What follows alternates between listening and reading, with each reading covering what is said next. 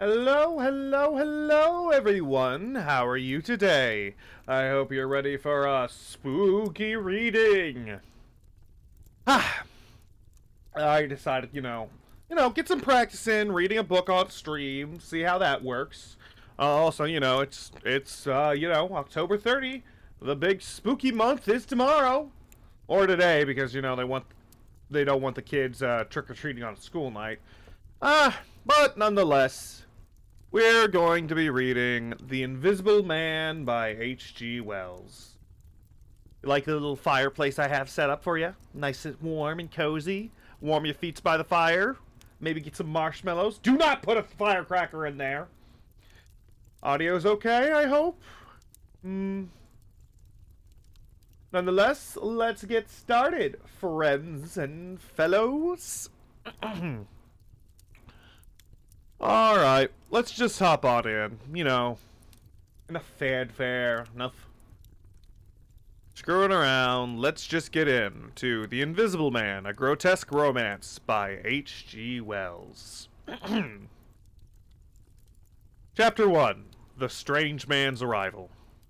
The stranger came early in February, one wintry day, through a biting wind and a driving snow, the last snowfall of the year, over the down, walking from the Bramblehurst railway station and carrying a little black portmanteau in his thickly gloved hand. He was wrapped up from head to foot, and the brim of his soft felt hat hid every inch of his face but the shiny tip of his nose. The snow had piled itself against his shoulders and chest and added a white crest to the burden he carried.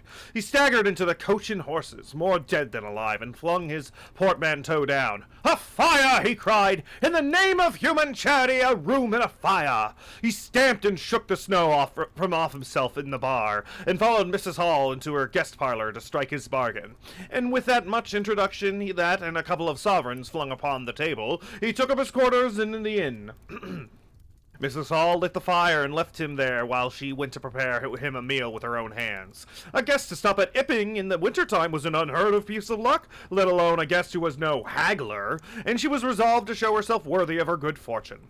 As soon as the bacon was well under way and Millie, her lymphatic maid, had been brisked up a bit by a few deftly chosen expressions of contempt, she carried the cloth, plates, and glasses into the parlor and began to lay them with utmost eclat.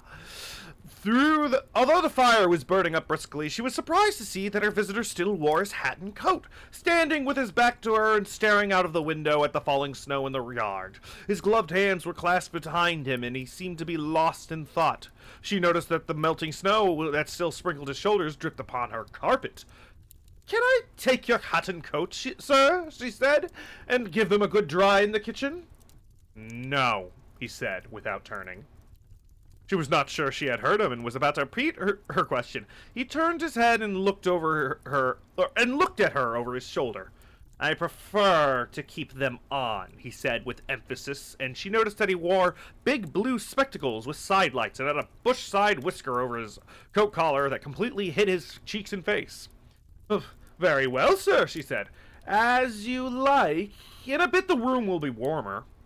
He made no answer and had turned his face away from her again, and Mrs. Hall, feeling that her conversational advances were ill-timed, laid the rest of the table things with a quick staccato and whisked out of the room. When she returned, he was sorry. I need some water. I'm gonna have some water.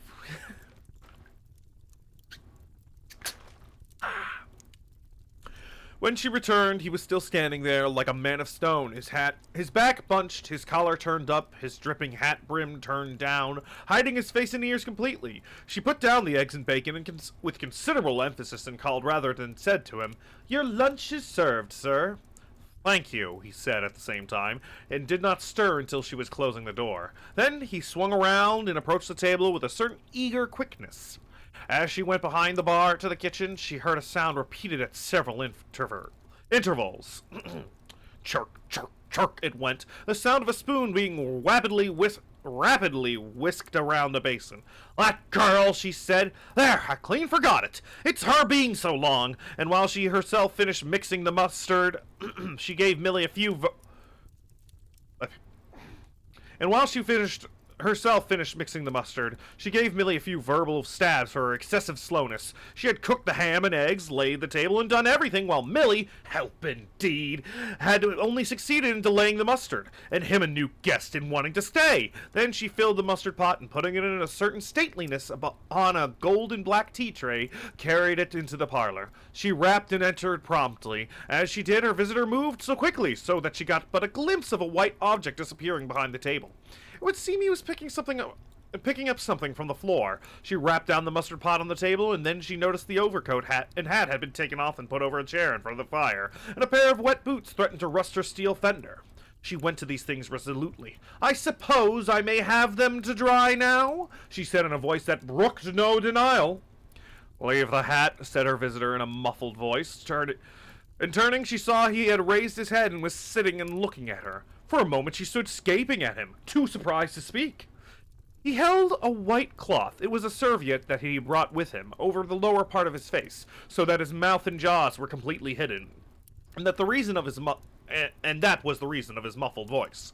But it was not that which startled Mrs. Hall. It was the fact that all his forehead above his blue glasses were covered by a white bandage, and that another covered his ears, leaving not a scrap of his face exposed excepting only his pink peaked nose. It was bright and sorry. It was bright, pink, and shiny, just as it had been at first. He wore a dark brown velvet jacket and a high black linen-lined collar turned up about his neck. The thick black hair, escaping as it could below and between the cross bandages, projected in curious tails and horns, giving him the strangest appearance conceivable. This muffled and bandaged head was so unlike what she had anticipated that for a moment she was rigid. He did not remove the serviette, but remained holding it, as she saw now, with a brown gloved hand, and regarding her with his inscrutable blue glasses. "Leave the hat," he said, speaking very distinctly through the white cloth. Her nerves began to recover from the shock they had received. She placed the hat on the chair again by the fire. I didn't know, sir," she began, "that—" and then she stopped, embarrassed. "Thank you," he said dryly, glancing from her to the door, then at her again. I'll have them nicely dried, sir. At once," he said, and carried his clothes out of the room. She glanced at his white swathed head and blue goggles again as she was going out of the door, but his napkin was still in front of his face. She shivered a little as she closed the door behind her, and her face was eloquent of her surprise and perplexity. "I never!" she whispered. "There!" She went quite softly to the kitchen, and was too preoccupied to ask Millie what she was messing about with now, when she got there. The visitor sat and listened to her retreating feet. He glanced inquiringly at the window before he removed his serviette and resumed his meal. He took a mouthful, glanced suspiciously at the window, took another mouthful, then rose, taking the serviette in his hand, walked across the room and pulled the blind down to the top of the white muslin that obscured the lower panes. This left the room in a twilight. This done, he returned with an easier air to the table and his meal. "The poor soul's had an accident or an operation or something," said Mrs. Hall. "What a turn them bandages did give me, to be sure." She put on some more coal, unfolded the clothes horse, and extended the traveler's coat upon them. And they goggles! Why, he looked more like a diving helmet than a human man! She hung his muffler on a corner of the horse, and holding that handkerchief over his mouth all the time, talking through it. Perhaps his mouth was hurt, too. Maybe. She turned around as one who suddenly remembers. "Bless my soul alive," she said, going off on a tangent. "Ain't you done with them taters yet, Millie?" When Mrs. Hall went to clear away the stranger's lunch, her idea that his mouth must have also been cut or disfigured in the accident she supposed him to have suffered was confirmed, for he was smoking a pipe, and all the time that she was in the room he never loosened the silk muffler he had wrapped around the lower part of his face to put the mouthpiece to his lips. Yet it was not for guiltfulness, for she saw that he...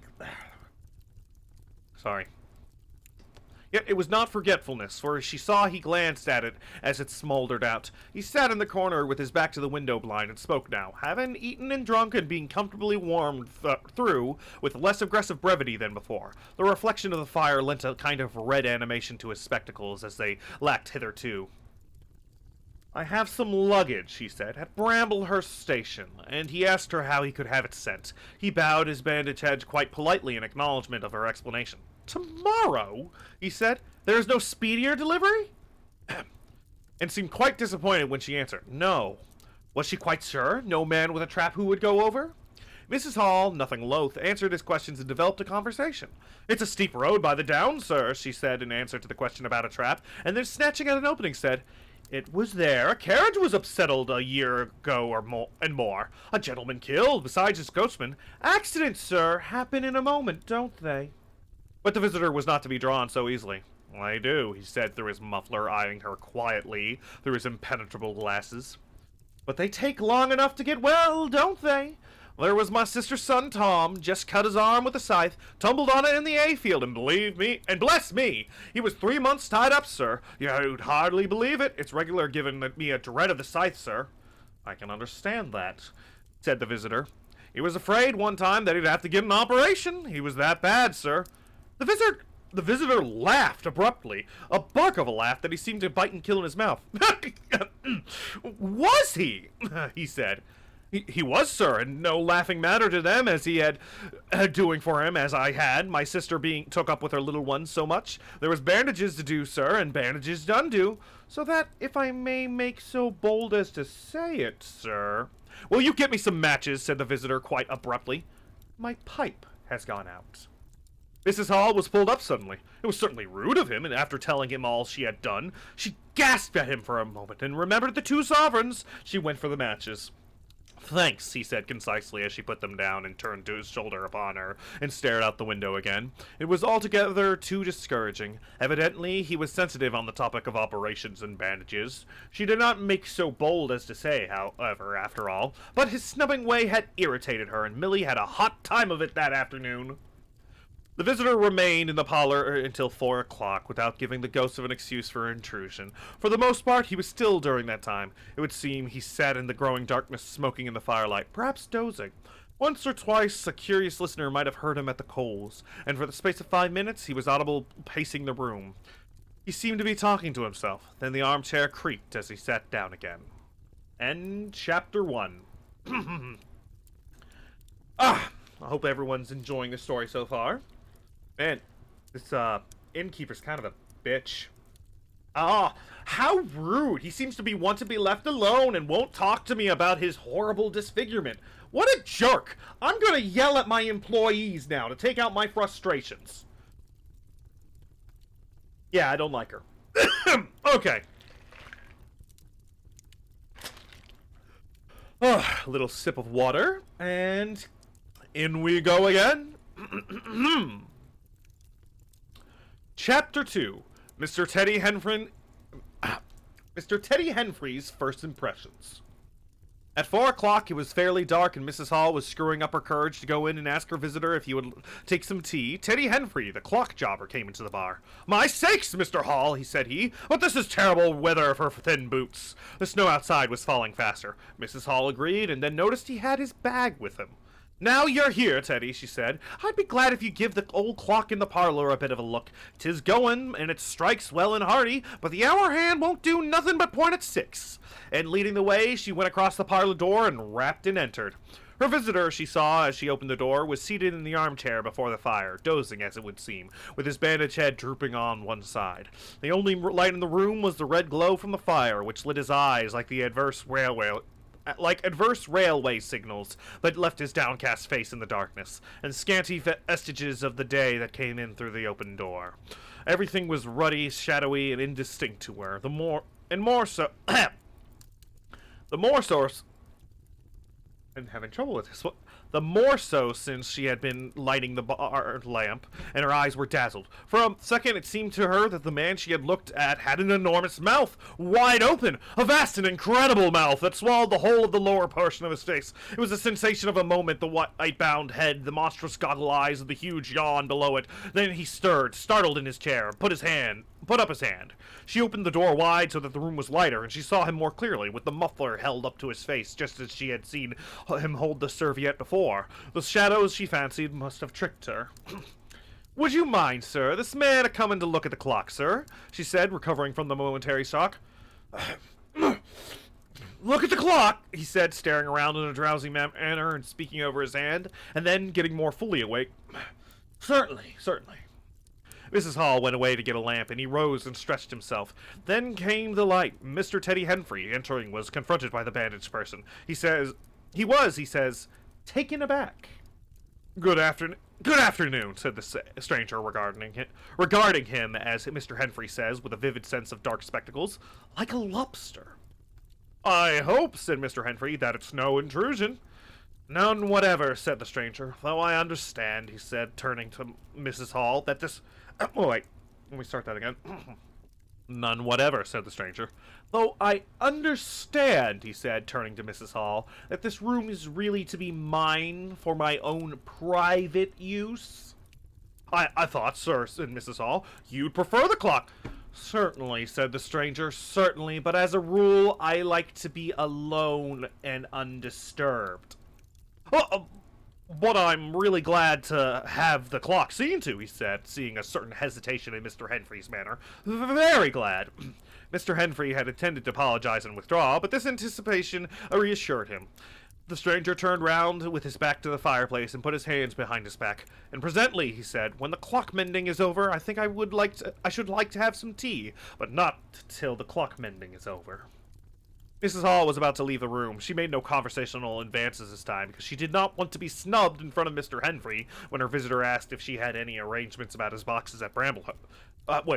When her visitor asked her if she had made any arrangements about his boxes at Bramblehurst, she told him she had mentioned the matter to the postman and that the carrier could bring them over on the morrow.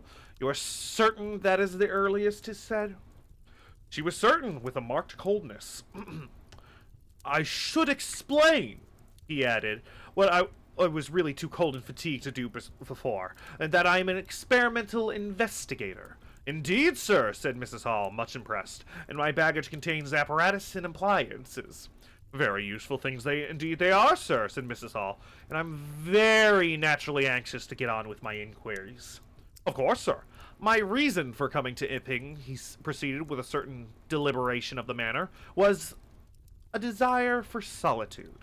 I do not wish to be disturbed in my work. In addition to my work, an accident, I thought as much, said Mrs. Hall to herself, necessitates a certain retirement. My eyes are sometimes so weak and painful that I have to shut myself up in the dark for hours together, lock myself up sometimes now and then. Not at present, certainly. At such times, the slightest disturbance, the entry of a stranger to a room, is a source of excruciating annoyance to me. It is well these things should be understood. Hint, hint, take the fucking hint and leave me the hell alone. Certainly, sir, said Mrs. Hall, knowing she would totally ignore this and burst in on him any time she desired. And if I make so bold to ask that I think is all, said the stranger, with the quietly irresistible air of finality he could assume at will. Mrs. Hall reserved her question in sympathy for a better occasion. After Mrs. Hall had left the room, he remained standing in front of the fire, glaring, so Mr. Henfrey puts it, at the clock mending. Mr. Henfrey not only took off the hands of the clock in the face, but extracted the works, and he tried to work in as slow and quiet and unassuming a manner as possible. He worked with the lamp close to him, and the green shade threw a brilliant light around his hands and upon the frame of the wheels, and left the rest of the room shadowy. When he looked up, colored patches swam in his eyes. Being constitutionally of a curious nature, he had removed the works, a quite unnecessary proceeding, with the idea of delaying his departure and perhaps falling into conversation with the stranger. But the stranger stood there, perfectly silent and still, so still it got on Henfrey's nerves. He felt so alone in the room and looked up, and there, gray and dim, was the bandaged head and the huge blue lenses staring fixedly, with a mist of green spots drifting in front of them. It was so uncanny to Henfrey that for a minute they remained staring blankly at one another. Then Henfrey looked down again, very uncomfortable position. One would like to say something should he remark that the weather was very cold for this time of year. I mean, when in doubt, always ask about the weather, right? He looked up as if to take aim with that introductory shot. The weather, he began. Why don't you finish and go, said the rigid figure, evidently in a state of painfully suppressed rage. All you've got to do is fix the hour hand on its axle. You're simply humbugging. Certainly, sir. 1 minute more. I overlooked, said Mr. Henfrey finished and went. But he went feeling excessively annoyed. Damn it, said Mr. Henfrey to himself, trudging down to the village through the thawing snow. A man must do a clock at times, surely. And again, can't a man look at you? Ugly. And yet again, seemingly not. If the police was wanting you, you couldn't be more roped and bandaged. Jerk. I just wanted to spy on you. How dare you call me out on that shit? Huh. At least I'm not ugly enough to have to hide my face under bandages. What a polite fellow, isn't he? At Gleason's corner, he saw Hall, who had recently married the stranger's hostess at the Coach and Horses, and who now drove the Ipping conveyance, with occasional people who required it, to Sidderbridge Junction, coming towards him on his return from that place. Hall had evidently been stopping a bit at Sidderbridge, to judge by his driving. "How do, Teddy?" he said, passing. "You got a running up home," said Eddie. Hall very sociably pulled up. "What's that?" he asked. "Rum-looking customer stopping at the Coach and Horses," said Teddy. "My sakes!" And he proceeded to give Hall a vivid description of his grotesque guest. "Looks a bit like a disguise, don't it? I'd like to see a man's face if I had him stopping in my place," said Henfrey. "But women are that trustful. Where strangers are concerned. He took your rooms and he ain't even given a name, Hall." "You don't say so," said Hall, who was a man of sluggish apprehension. "Yes," said Teddy. "By the week, whatever he is, you can't get rid of him under the week, and he's got a lot of luggage coming tomorrow, so he says. Let's hope it won't be stones in those boxes, Hall." He told Hall about his aunt at Hastings and had been swindled by a stranger with an empty portmanteau. Altogether, he left Hall vaguely suspicious. "Get up, Gold Girl," said Hall. "I suppose I must see about this." Teddy trudged on wait, he was talking to his horse. Whoops. "Get up, Gold Girl," said Hall. "I suppose I must see about this." Teddy trudged on his way, with his mind considerably relieved. Instead of seeing about it, however, Hall, on his return, was severely rated by his wife on the length of time he had spent in Sidderbridge, and his mild inquiries were answered snappishly and in a manner not to the point. But the seed of suspicion Teddy had sown germinated in the mind of Mr. Hall in spite of these discouragements. You whim don't know anything," said Mr. Hall, resolved to ascertain more about the personality of his guest at the earliest possibility.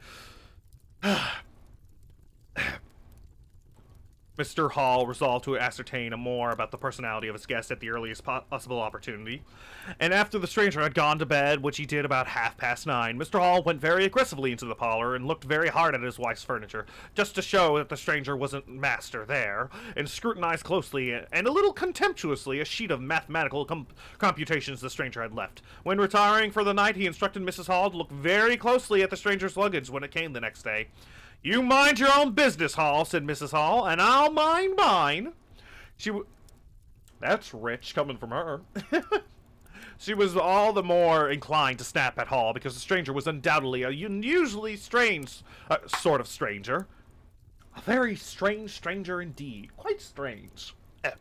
And she was by no means assured about him in her own mind. In the middle of the night, she woke up dreaming of white heads like turnips that came trailing after her at the end of interminable necks and with vast black eyes. But, being a sensible woman, she subdued her terrors and turned over and went to sleep again. And chapter... Hope you're still enjoying this. Back in. Chapter 3. The 1,001 Bottles.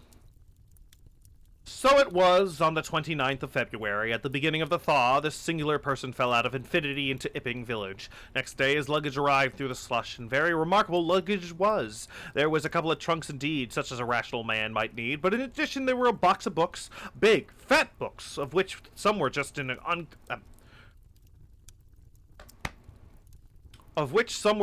incomprehensible handwriting. And a dozen or so more crates, boxes, and cases, containing objects packed in straw, as it seemed to Hall, tugging with a casual curiosity at the straw, glass bottles. The stranger, muffled in hat, coats, and wrapper, came out to impatiently meet the Fearenside's cart, while Hall was having a word with or so of gossip preparatory to helping bring them in. Out he came, not noticing Fearenside's dog, who was sniffing in a dilettante manner at Hall's legs. "Come along with those boxes," he said. "I've been waiting long enough." And he came down the steps towards the tail of the cart, as if to lay hands on the smaller crate. No sooner had Fearenside's dog caught sight of him, however, than it began to bristle and growl savagely, and when he rushed down the steps, it gave an undecided hop and sprang straight at his hand. "Whoop! cried Hall, jumping back, for he was no hero with dogs, and Fearinside howled, "Lie down!" and snatched his whip. They saw the dog's teeth had slipped the hand, heard a kick, saw the dog execute a flanking jump to get home on the stranger's leg, and heard the rip of his trousering.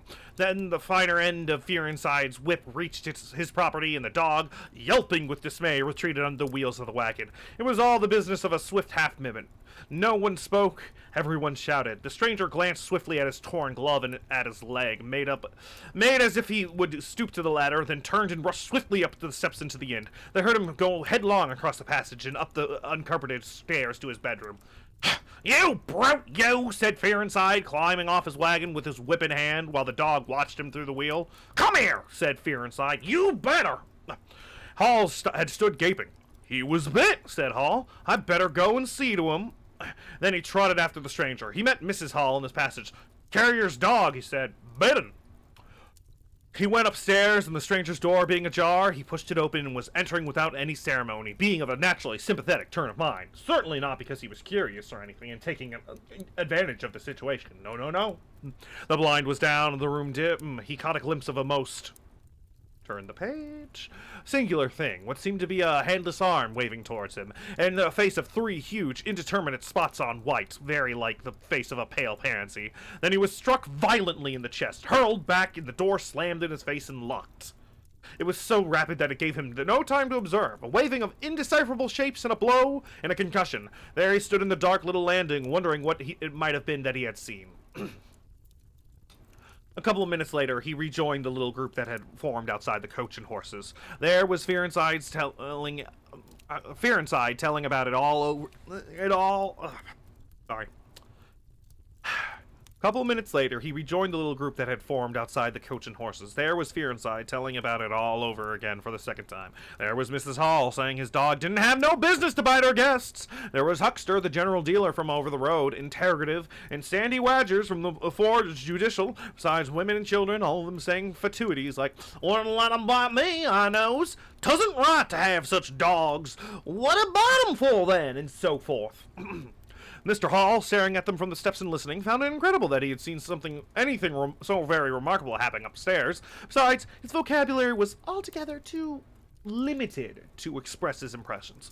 "He didn't want no help, he said in answer to his wife's inquiry. We better be taking his luggage in."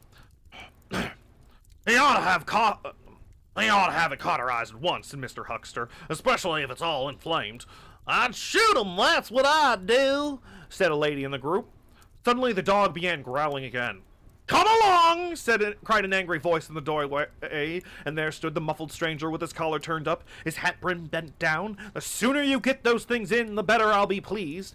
It is stated by an anonymous bystander that his trousers and gloves had been changed. "Was you hurt, sir?" said Fearinside. I'm real sorry, the dog..." "Not a bit," said the stranger. "Never broke the skin. Hurry up with those things." He then swore to himself, so Mr. Hall asserts.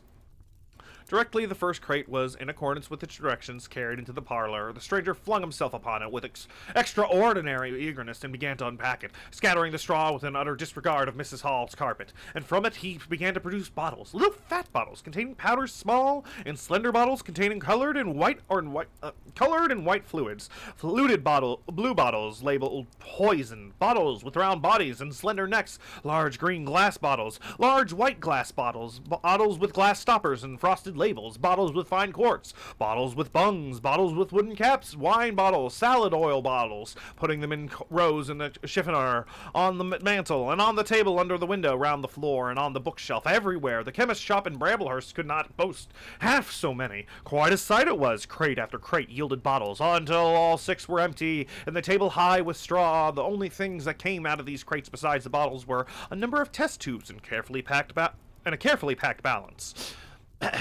And directly the crates were unpacked, the stranger went to the window and set to work, not troubling in the least about the litter of the straw. The fire which had gone out, the box of books outside, nor for the trunks and the other luggage that had gone upstairs. When Mrs. Hall took his dinner to him, he was already so absorbed in his work, pouring little drops out of the bottles into test tubes, that he did not hear her until she had swept away the bulk of the straw and put the tray on the table, with some little emphasis, perhaps, seeing the state that the floor was in. Then he half turned his head and immediately turned it away again. She saw that he had removed his glasses, but they were beside him on the table. And it seemed to her that his eye sockets were extraordinarily hollow. He put on his spectacles again, and he turned and faced her. She was about to complain of the straw on the floor when he anticipated her. Let me just clean my glasses real quick. Sorry, the mention of glasses reminded me mine were filthy. You can go so long without cleaning your glasses sometimes, don't you? Of course, when you first get glasses, you're just like, oh, it's all smudged, I can't possibly see like this. And then years later, people can barely see your eyes behind all those smudges, and you're just like, yeah, I can see just fine. Let me turn on the air conditioner. Get a little hot in the head. Glasses cleaned. Let's continue. She was about to complain of the straw on the floor when he anticipated her. I wish you wouldn't come in without knocking, he said in the tone of an abnormal exasperation that seemed so characteristic of him. What a jerk, valuing his privacy. Like, it's my house. I can come in anytime I want. What, you're a guest? I don't fucking care. I knocked, but seemingly... Perhaps you did, but in my investigations, my really very urgent and necessary investigations, the slightest disturbance, the jar of a door, I must ask you. Certainly, sir. You can turn the lock if you like that, you know, any time. A very good idea, said the stranger. The straw, sir, if I might make so bold as to remark, don't. If the straw makes trouble, put it down in the bill, and he mumbled at her, or suspiciously like curses.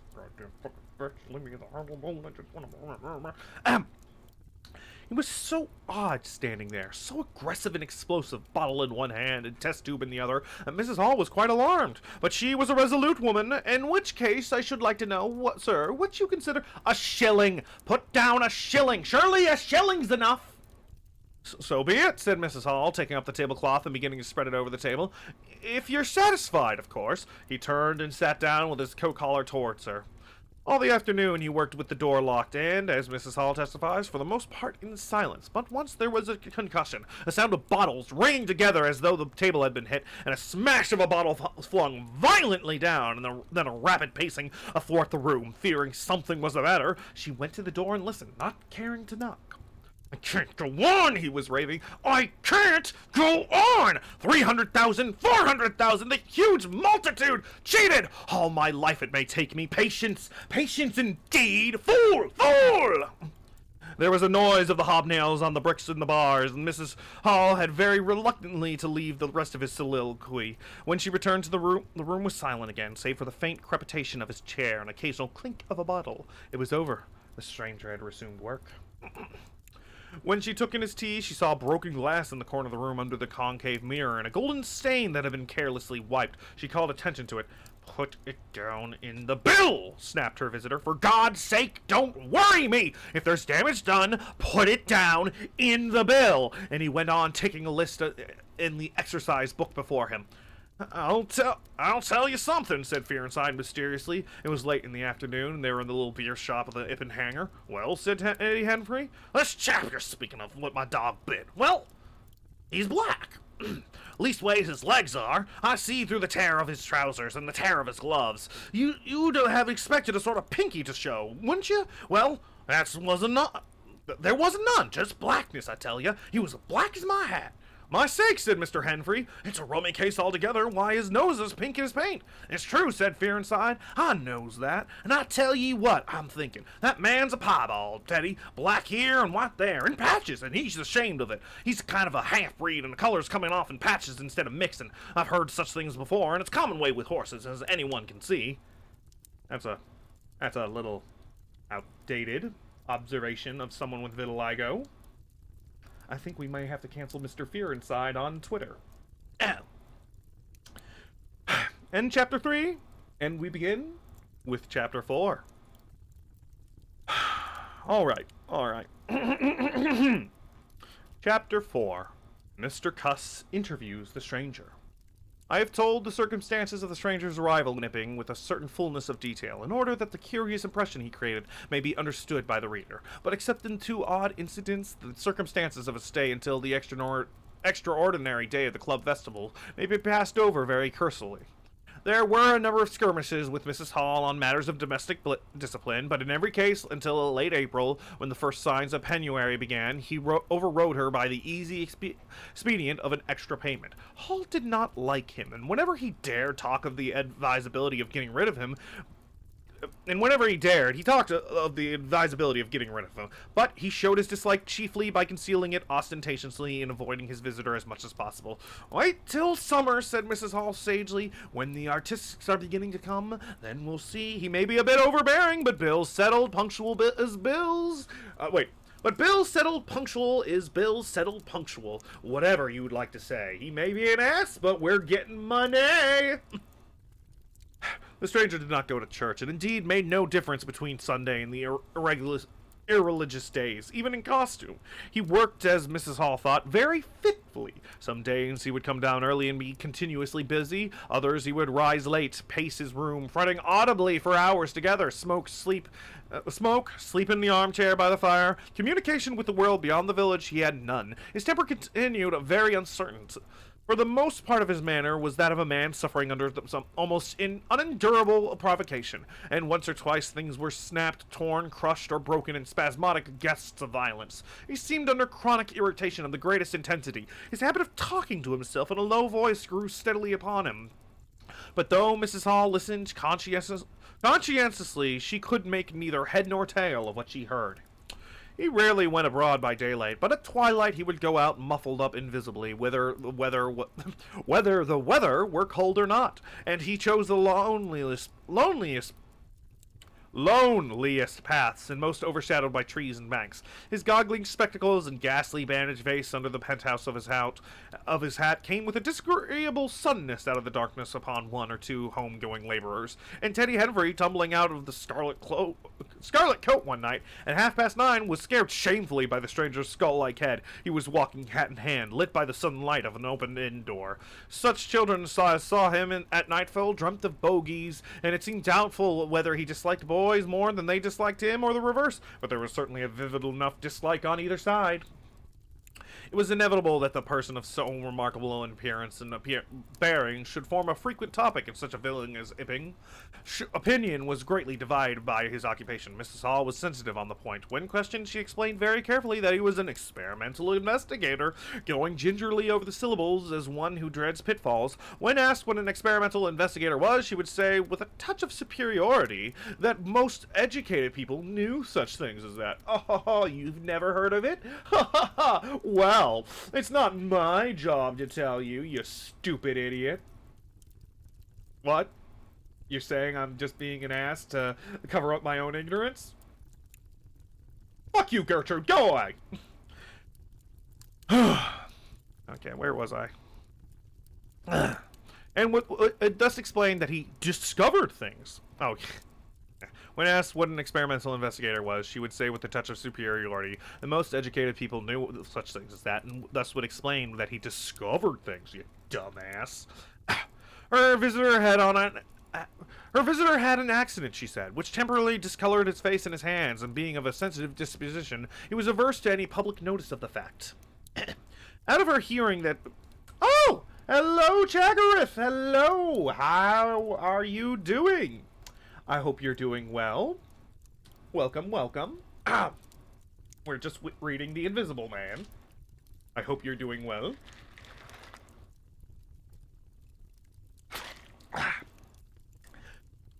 Yo, yo, yo. I am doing very well. I'm gonna need some help after the read. Okay, okay. Sure thing, sure thing. Oh, God. You got the Necronomicon, huh? Good read, that one. I don't like the cover, though. I like to get... Every time I get a copy, I like to get it replaced. Human skin doesn't make the best book binding. Alright. Alright, let's get back in. Let's get back in. Out of her hearing, there was a view largely entertained that he was a criminal trying to escape from justice by wrapping himself up so as to conceal himself altogether from the eye of police. This idea sprang from the brain of Mr. Tenny Henry. No crime was of any magnitude dating from the middle or end of February was known to have occurred. Elaborated in the imagination of Mr. Gold, the probationary assistant in the National School, this theory took the form that the stranger was an anarchist in disguise, preparing explosives, and he resolved to undertake such detective operations as time permitted. These consisted for the most part in looking very hard at the stranger whenever they met, or in asking people who had never seen the stranger leading questions about him, but he detected nothing. We need to summon a few things. Oh no. Party animals.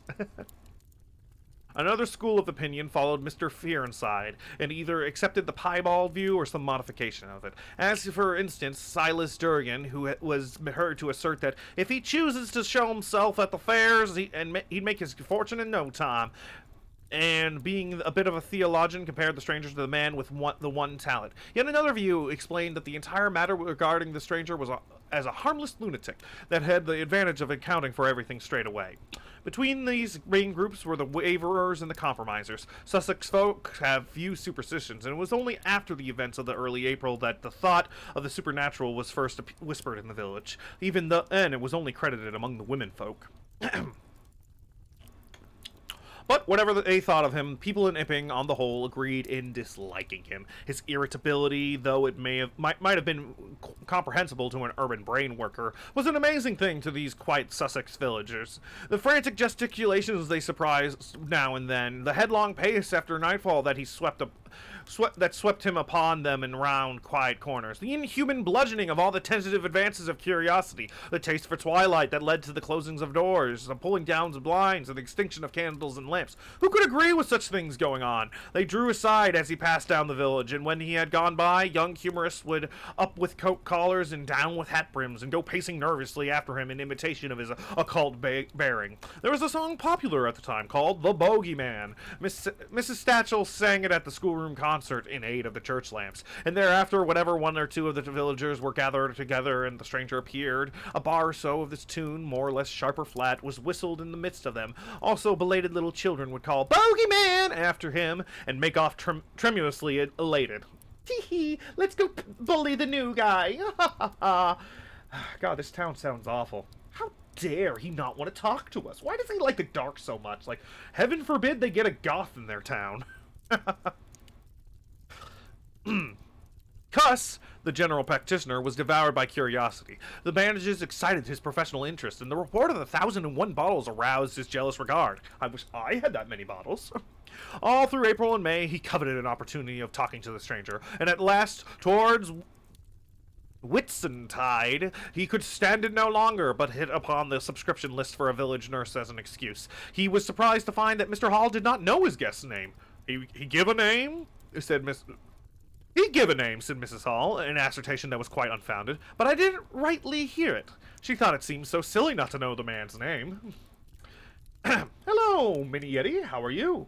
Power is out and watching stream on the phone? Oh, that sucks. How am I doing today? I'm doing pretty good. I stayed up a little too late last night. Someone needs to confiscate Monster Rancher from me. But, yeah, reading's going pretty well so far, if I do say so myself. Because at the end of the day, I'm having fun.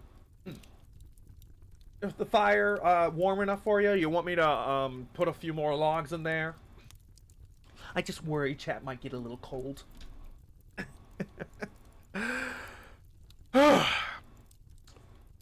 Okay, back in. Cuss rapped at the parlor door and entered. There was a fairly audible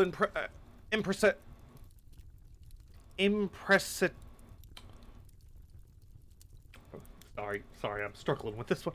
There was a fairly audible impressation from within. Pardon my intrusion, said Mr. Cuss, and then the door closed and cut Mrs. Hall from the rest of the conversation. She could hear the murmur of voices for the next 10 minutes, then a cry of surprise, a stirring of feet, a chair flung aside, a bark of laughter, quick steps to the door, and Cuss appeared, his face white, his eyes staring over his shoulder. He left the door open behind them, and without looking at her, strode across the hall and went down the steps when she heard his feet hurrying on the road. He carried his hat hat in his hand. She stood behind the door, looking at the open door of the parlor. Then she heard the stranger laughing quietly. Then his footsteps came across the room. She could not see his face where she stood. The parlor door slammed, and the place was silent again. Cuss went straight up the village to Bunting the vicar.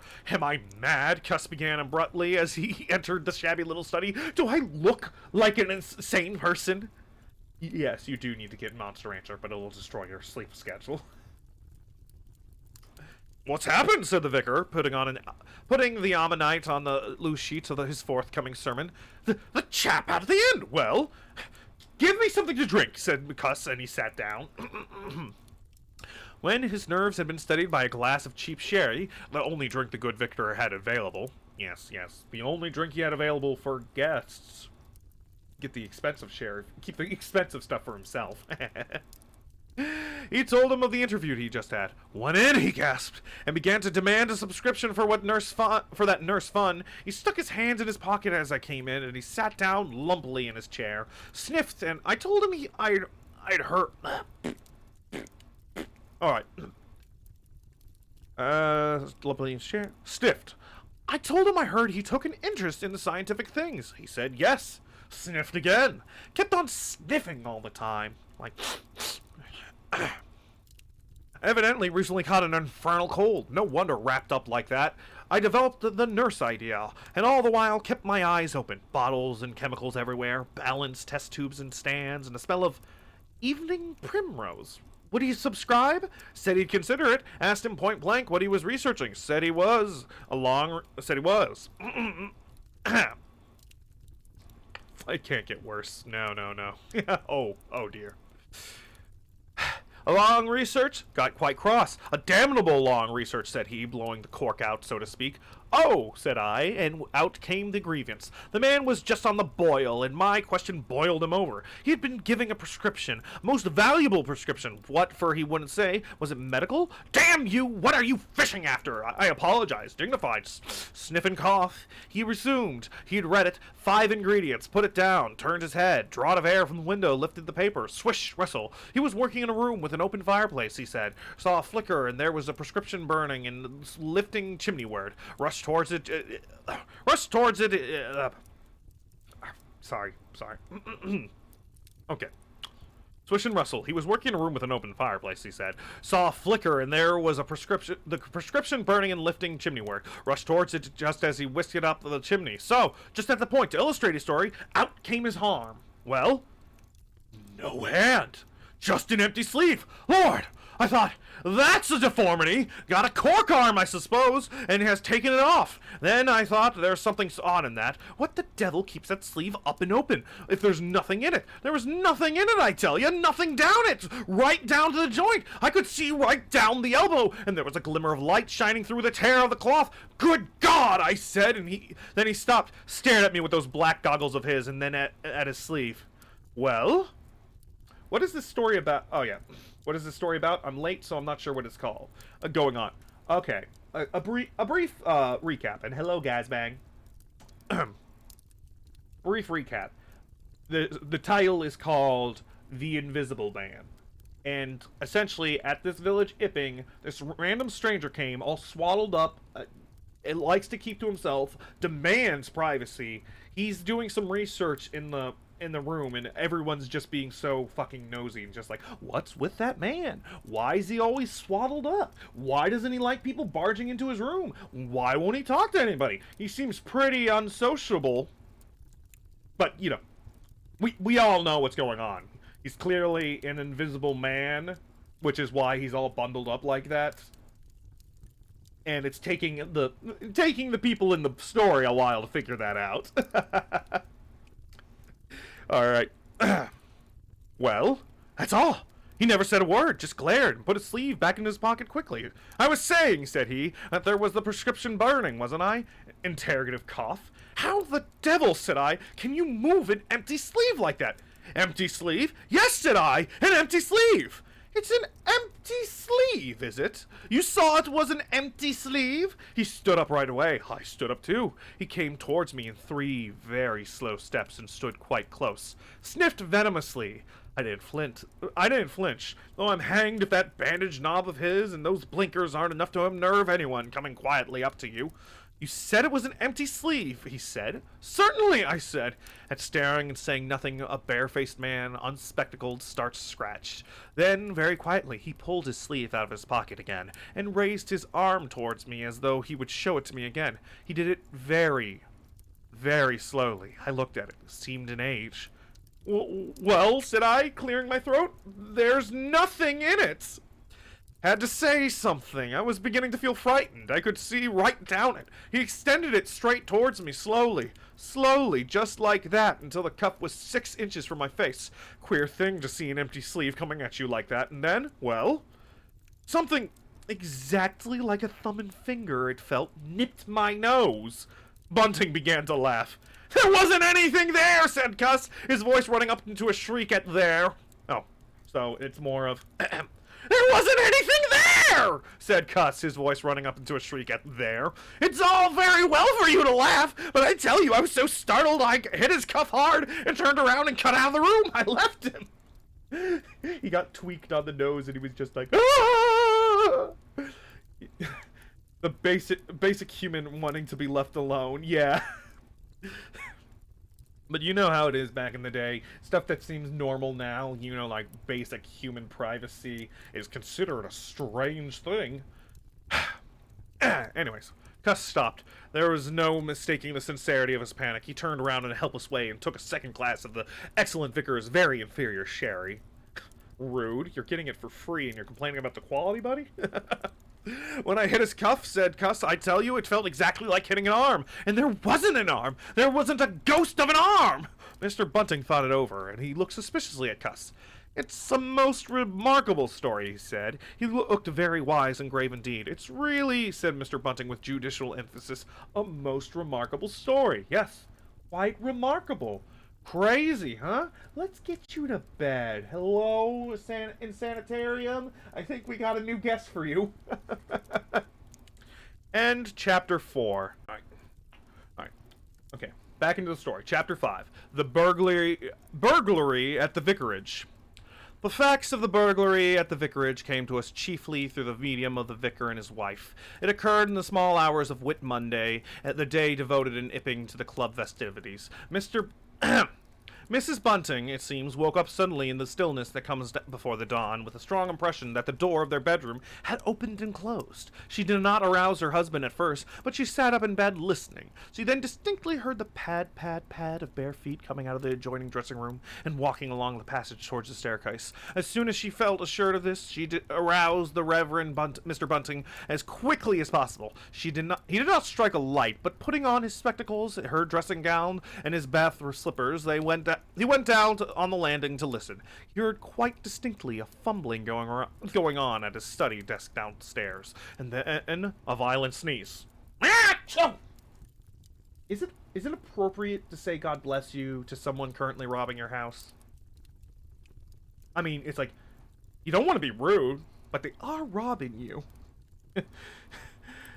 Oh, thank you. Yes. I'm glad some can find my voice calming. Alright, back in.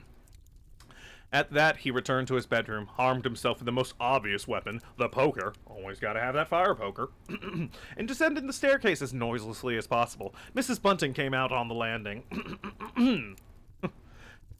The hour was about 4, and the ultimate darkness of night was past. There was a faint shimmer in the light of the hall, but the study doorway yawned impenetrably black. Everything was still except the faint creaking of the stairs under Mr. Bunting's tread, and the slight movements in his study. Then something snapped. The drawer was open, and there was a rustle of papers. Then came an imprecation, and the match was struck, and the study was flooded with yellow light. Mr. Bunting was now in the hall, and through the crack of the door he could see the desk in the open drawer, and a candle burning out on the desk. But the robber he could not see. He stood there in the hall and decided what to do, and Mrs. Bunting, her face white and intent, crept slowly downstairs after him. One thing kept Mr. Bunting's courage, the persuasion that this burglar was a resident in the village. They heard the chink of money and realized that the robber had found the housekeeping reserve of gold. £2, tens, and half sovereigns altogether. At the sound, Mr. Bunting was nerved to abrupt action. Like, God, this is spooky and all, but dear God, he's found my wallets! Gripping the poker firmly, he rushed into the room, closely followed by Mrs. Bunting. Surrender! He cried Mr. Bunting fiercely, and then stooped amazed. Apparently, the room was perfectly empty. Yet their conviction that they had at that very moment heard somebody moving in the room had amounted to a certainty. For half a minute, perhaps, they stood gaping. Then Mrs. Bunting went across the room and looked behind the screen, while Mr. Bunting, by a kindred impulse, peered under the desk. Then Mrs. Bunting turned back the window curtains, and Mr. Bunting looked up the chimney and probed it with the poker. Then Mrs. Bunting scrutinized the waste paper basket. Clearly, he's hiding underneath the wadded-up trash. And Mr. Bunting opened the lid of the coal scuttle. Then they came to a stop and stood with their eyes interrogating each other. I could have sworn, said Mr. Bunting. The candle, said Mr. Bunting. Who lit the candle? The drawer, said Mrs. Bunting. And the money's gone. She went hastily to the doorway. Of all the strange occurrences... There was a violent sneeze in the passage. Oh, God bless you. I bit my tongue. That's what I get for blessing someone robbing me. Ah. So I guess we found the answer. Don't say God bless you to whoever's robbing you. You'll bite your tongue if you do. They rushed out, and as they did, so did the kitchen door. So the kitchen's door slammed. Bring the candle, said Mr. Bunting, and he led the way. They both heard the sound of bolts being hastily shot back. As he opened the kitchen door, he saw through the scullery that the back door was just opening, and the faint light of early dawn displayed the dark masses of the garden beyond. He is certain that nothing went out of the door. It opened, stood open for a moment, then closed with a slam. As it did so, the candles Mrs. Bunting was carrying from the study flickered and flared. It was a minute or more before they entered the kitchen. The place was empty. They refastened the back door, examined the kitchen, pantry, and scullery thoroughly, and at last went down into the cellar. There was not a soul to be found in the house, search as they would. Daylight found the vicar and his wife, a quaintly costumed little couple, still marveling about their own ground floor by the unnecessary light of a guttering candle. End chapter 5. Chapter 6. The furniture that went... mad. Ooh, upholstery. Now it happened that in the early hours of Whit Monday, before Millie was hunted out for the day, Mr. and Mrs. Hall both rose and went noiselessly down into the cellar. Their business there was of a private nature and had something to do with a specific page turn. Yes, telling someone blessing you as they're robbing you is a power move to show they don't frighten you. Okay. Power's back. Hell yeah! Hell yeah! Dance party! Dance party! Dancing for the power. Alright, yeah. Okay. Their business there was of a private nature and had something to do with the specific gravity of their beer. They had hardly entered the cellar when Mrs. Hall found she had forgotten to bring down a bottle of sarsaparilla from their joint room. As she was expert and principal operator in this affair, Hall very properly went upstairs for it. On the landing, he was surprised to see that the stranger's door was ajar. He went on into his own room and found the bottle as he had been directed. But returning with the bottle, he noticed that the bolts of the front door had been shot back, and that the door was in fact simply on the latch. And with a flash of inspiration, he decided to go fucking snooping, the dick. He connected this with the stranger's rooms upstairs and the suggestions of Mr. Teddy Henfrey. He distinctly remembered holding the candle while Mrs. Hall shot these bolts overnight, and at the sight he stopped gaping, then, with the bottle still in his hand, went upstairs again. He rapped at the stranger's door. There was no answer. He rapped again, then pushed the door wide open and entered. It was as he expected. The bed, the room also, was empty. And what was stranger, even to his heavy intelligence, on the bedroom chair and along the rail of the bed were scattered the garments, the only garments so far as he knew, and the bandages of their guest. His big slouch hat was even cocked jauntily over the bedpost. Apparently he's gone streaking. That's kind of problematic. We can't have a nudist running around our town. No, no, no. As Hall stood there, he heard his wife's wife's voice coming out of the depth of the cellar, with that rapid telescoping of the syllables, interrogative cocking up of the final words to a high note, by which the West Sussex villager is wont to indicate a brisk impatience. "George, you gart wad a wand?" You gart wad a wand. Huh. What the fuck does that mean? I'll even post it in chat so you can see what's typed here. You gart what a wand? What does it mean? At that, he turned and hurried down to her. "Janny," he said over the rail of the cellar steps, "'tas the truth that Henfrey says. He's not in his room, he ain't, and the front door's been unbolted." At first, Mrs. Hall did not understand, and as soon as she did, she resolved to see the empty room for herself. Hall, still holding the bottle, went first. "If he ain't there," he said, "he is close to..." Wait, sorry. "If he ain't there," he said, "his clothes are, and what's he doing without his clothes on, then? 'Tas a most curious business." As they came up with the cellar steps, it was afterwards ascertained, fancied they heard the front door open and shut, but seeing it closed and nothing there, neither said a word to the other about it at the time. Mrs. Hall passed her husband in the passage and ran on the first upstairs. Someone sneezed on the staircase.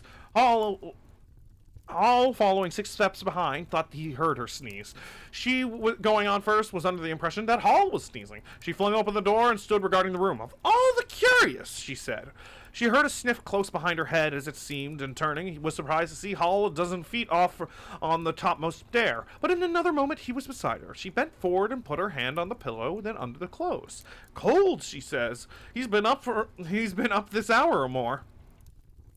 As she did so, a most extraordinary thing happened. The bedclothes gathered themselves together, leapt up suddenly into a sort of peak, and then jumped headlong over the bottom rail. It was exactly as if a hand had clutched them in the center and flung them aside. Immediately after, the stranger's hat hopped off the bedpost and described in a whirling flight in the air through the better part of the circle, and then dashed straight at Mrs. Hall's face. Then, as swiftly came the sponge from the washstand, and then the chair, flinging the stranger's coat and trousers carelessly aside, and laughing dryly in a voice singularly like the stranger's, turned itself up with its 4 legs at Mrs. Hall, seeming to take aim at her for a moment, and charged at her. She screamed and turned, and then the chair legs came gently but firmly against her back and impelled her and Hall out of the room. The door slammed violently and was locked. The chair and bed seemed to be executing a dance of triumph for a moment, then abruptly everything was still. Mrs. Hall was left almost in a fainting condition, and Mr. Hall's arms on the landing. It was the greatest difficulty that Mr. Hall and Millie, who had been roused by her scream of alarm, succeeded in getting her downstairs, applying the restorative customary in such cases. "'Tis spirits," said Mrs. Hall. "I know 'tis spirits. I've read in papers of end tables of chairs leaping and dancing." "Take a drop more, Janny," said Hall. "'Twill steady ya." "Lock him out," said Mrs. Hall. "Don't let him come in again. I half guessed, I might have known, with them goggling eyes and bandaged head and never going to church on a Sunday. And all them bottles more'n it's right for anyone to have. He was putting the spirits into the furniture, my good old furniture. 'Twas in that very chair my poor dear mother used to sit when I was a little girl. To think it should rise up against me now." "Just a drop more, Jenny," said Hall. "Your nerves is all upset." They sent Millie across the street through the golden 5 o'clock sunshine to rouse up Mr. Sandy Wadgers, the blacksmith. Mr. Hall's compliments in the furniture upstairs was behaving most extraordinary. Would Mr. Wadgers come around? He was a knowing man, was Mr. Wadgers, and very resourceful. He took up quite the grave view of the case. "I'm damned if that ain't witchcraft," was the view of Mr. Sandy Wadgers. "You weren't horseshoes for such gentry as he." He came round greatly concerned. They wanted him to lead the way upstairs to the room, but he didn't seem to be in any hurry. He preferred to talk in the passage. Over the way, Huckster's apprentice came out and began taking down the shutters of the tobacco window. He was called over to join in the discussion. Mr. Huckster naturally followed over in the course of a few minutes. The Anglo-Saxon genius for the parliamentary government asserted itself. There was a great deal of talk and no decisive action. "Let's have the facts first," insisted Mr. Sandy Wadgers. "Let's be sure we'd be acting perfectly right and busting that there door open. A door unbust is always open to busting, yet you can't unbust a door once you've busted in." and suddenly and most wonderfully, the door of the room upstairs opened of its own accord, and as they looked up in amazement, they saw descending the stairs the muffled figure of the stranger, staring more blackly and blankly than ever with those unreasonably large blue glass eyes of his. He came down stiffly and slowly, staring all the time. He walked across the passage, staring, then stopped. "Look here," he said, and their eyes following in the direction of his gloved finger, and saw a bottle of sarsaparilla hard by the cellar door. Then he entered the parlor and suddenly, swiftly, viciously slammed the door in their faces. Not a word was spoken until the last echoes of the slam had died away. They stared at one another. "Well, if that don't lick everything," said Mr. Wadgers, and left the alternative unsaid. "I'd go in and ask him about it," said Wadgers to Mr. Hall. "I demand an explanation." Took some time to bring the landlady's husband up to that pitch. At last he rapped, opened the door, and got as far as, "Excuse me." "Go to the devil," said the stranger in a tremendous voice, "and shut that door after you," so that the brief interview terminated. Ha! Well, it's getting quite interesting. Spookies are having. And one more chapter, seeing as those two were pretty short, before we do our quick, ad break and stretch session. All right. Chapter 7. The Unveiling of the Stranger. Ooh, someone's getting unveiled today. The stranger went into the little parlor of the Coach and Horses about 5:30 in the morning, and there he remained until near midday, the blinds down, the doors shut, and none, after Hall's repulse, venturing near him. All that time he must have fasted. Thrice he rang his bell, the third time furiously and continuously, but no one answered him. Don't you just fucking hate that? You keep asking for privacy and for people to leave you alone, but when you actually need them, they're just like, "Oh, I thought you wanted us to leave you alone. Oh, yeah. Oh, what? You want food? You want to be served? You're paying for services and you're mad that we're ignoring you?" I demand a refund. Twice he rang the bell, the third time furiously and continuously, but no one answered him. "Him and his go to devil indeed," said Mrs. Hall. Presently came an imperfect rumor of a burglary at the vicarage, and two were put together. Hall, assisted by wow, how old is this story? Is the original Invisible Man story? Yeah, this is the original Invisible Man by H.G. Wells, and it's old enough to be in the public domain, so... Oh, we can actually look out the publication date if you want. Invisible Man. Then publication dates. April 14th, 1952. Huh. That is quite a ways back.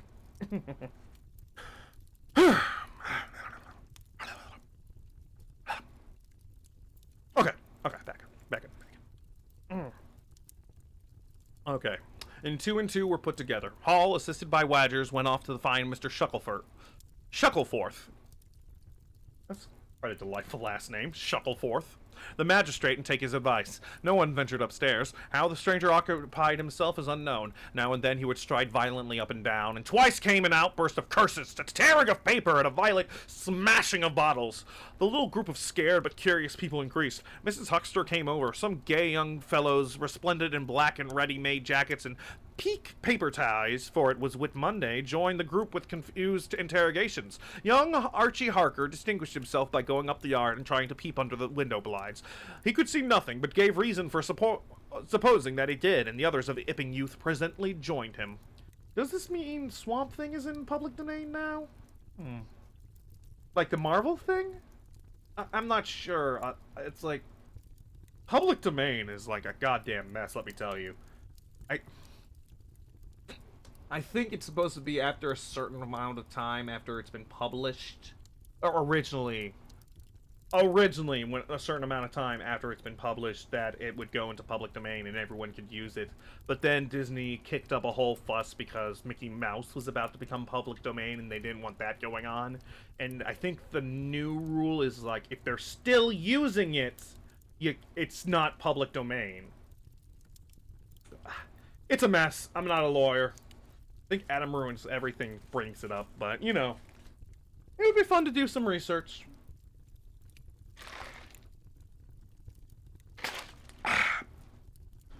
I know Winnie the Pooh recently became public domain. Not the Disney version of Winnie the Pooh, but people can make Winnie the Pooh stories. Alright. It was the finest of all possible Whit Mondays, and down the village street stood a row of nearly a dozen booths, a shooting gallery, and on the grass by the forge there were 3 yellow and chocolate wagons, some picturesque strangers of both sexes putting up the coconut shy. The gentlemen wore blue jerseys, the ladies white aprons, and quite fashionable hats with heavy plumes. Wodgers of the Purple Fawn, and Mr. Jaggers, the cobbler, who also sold old second-hand ordinary bicycles, were stretching a string of Union Jacks and Royal Ensigns, which had originally celebrated the first Victorian Jubilee across the road. And inside, in the artificial darkness of the parlor, into which only one thin jet of sunlight penetrated, the stranger, hungry we must suppose, and fearful hidden in his uncomfortable hot wrappings, poured through his dark glasses upon his paper, or chinked his dirty little bottles, and occasionally swore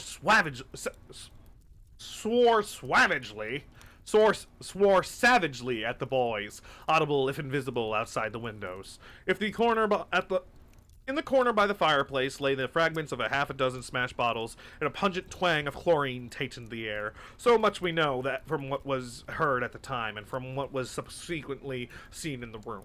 About noon, he suddenly opened his parlor door and stood glaring fixedly at the 3 or 4 people in the bar. "Mrs. Hall!" he said. Somebody went sheepishly and called for Mrs. Hall. Mrs. Hall appeared after an interval, a little short of breath, but all the fiercer for it. Hall was still out. She had deliberated over the seat, and she came holding a little tray with an unsettled bill upon it. "Is it your bill you're wanting, sir?" she said.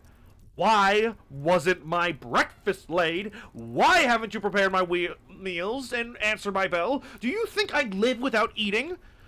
Why isn't my bill paid?"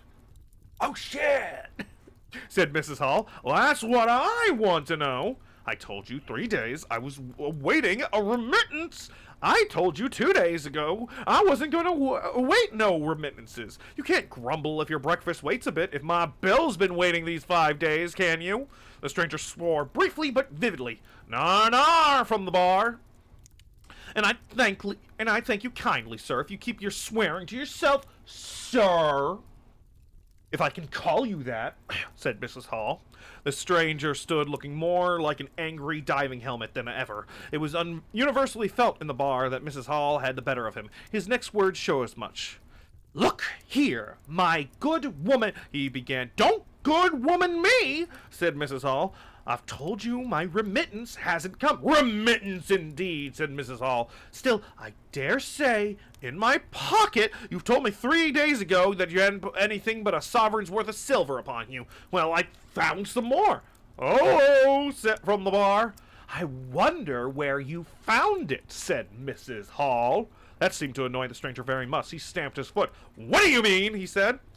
"That I wonder where you found it," said Mrs. Hall. "And before I take any bills or get any breakfasts, or do any such things whatsoever, you gotta tell me 1 or 2 things that I don't understand, and what nobody don't understand, and what everybody is very anxious to understand. I want to know what you been doing to my chair upstairs, and I want to know how 'tis your room was empty, and how you got in it again. Them as stops in this house comes in by the doors, and that's the rules of the house, and that you didn't do, and what I want to know is how you did come in. And I want to know—" Suddenly the stranger raised his gloved hands, clenched, stamped his foot, and said, "Stop!" with such extraordinary violence that he silenced her instantly. "You don't understand," he said, "who or what I am. I'll show you, by heaven! I'll show you!" Then he put his open palm over his face and withdrew it. The center of his face became a black cavity. "Here," he said. He stepped forward and handed Mrs. Hall something which she, staring at his metamorphosed face, accepted automatically. Then, when she saw what it was, she screamed loudly and dropped it and staggered back. The nose! It was the stranger's nose! Pink and shining! Rolled on the floor! Rude, you're just gonna drop someone's nose like that? So, hey, if I handed you my nose, I would expect you to keep good care of it. Some people. Am I right? Am I right? Then He removed his spectacles, and everyone in the bar gasped. He took off his hat and with a violent gesture tore at his whiskers and bandages. For a moment they resisted him. A flash of horrible anticipation passed through the bar. "Oh my God," said someone, then off they came.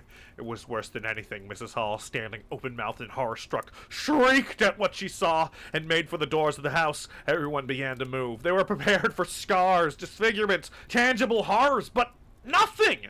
The bandages and false hair flew across the passage into the bar, making a hobbled hoy jump to avoid them. Everyone tumbled on everyone else down the steps, for the man who stood there shouting some incoherent explanation was a solid gesticulating figure up to the coat collar of him, and then nothingness. No visible thing at all. And as Minietti puts it, dun dun dun! Who would have thought that this man was invisible? People down the village heard shouts and shrieks, and looking up at the street saw the coach and horses violently firing out its humanity. They saw Mrs. Hall fall down, and Mr. Teddy Henfrey jump to avoid tumbling over her. Then they heard the frightful screams of Millie, who emerging suddenly from the kitchen at the noise of the tumult, had come across the headless stranger from behind. These increased suddenly. Forthwith, everyone all down the street, the sweet stuff seller, coconut shy proprietor and his assistant, the swing man, little boys and girls, rustic dandies, smart wenches, smocked elders, and apron gypsies began running towards the inn, and in a... Oh, shit. Shouldn't say that. And in a miraculously short space of time, a crowd of perhaps 40 people in rapidly increases swayed and hooted at the inquired, and exclaimed and suggested in the front of Mrs. Hall's establishment. Everyone seemed eager to talk at once, and the result was babble. A small group supported Mrs. Hall, who was picked up in a state of collapse. There was a conference and incredible evidence of the... Sorry, I get a little too excited there. Let me just... Okay, bit of water. There was a conference and incredible evidence of vociferous eyewitness. "Oh, Bogey, what's he been doing, Len? Ain't hurt the girl, has he? Run at him with a knife, I believe." "No, No, I tell you. I don't mean no manner of speaking. I mean marn without it." Wait. Oh, let me get this. I just realized his annoyance comes from the fact of how long it took them to figure it out. Yeah, there's quite a lot of that. "Ain't hurt the girl, has he? Run out of him with a knife, I believe." "No, Ed, I tell you, I don't mean no manner of speaking. I mean man without an Ed." "Nonsense, some conjuring trick. Fetched off his rapping, he did." In the struggles to see in through the open door, the crowd formed itself into the straggling wedge, and with a more adventurous apex nearest the inn, he stood for a moment. I heard the girl scream, and turned. I saw her skirts worse. Whisking, he went after her. Didn't take 10 seconds. Back he comes with a knife in his hand, and a loaf stood just as if he was staring. Not a moment ago, went in there that door. I tell you, he ain't got no head at all. You just missed him. So, he took off his wrapping, scared the shit out of everyone, grabbed a knife, but then immediately grabbed a loaf of bread because he hasn't eaten in like 3 days. Like, oh my God, he's got a knife! Oh my God, he's got a loaf of bread! Oh my God, he's cutting the... Oh, wait, he's eating lunch. Okay.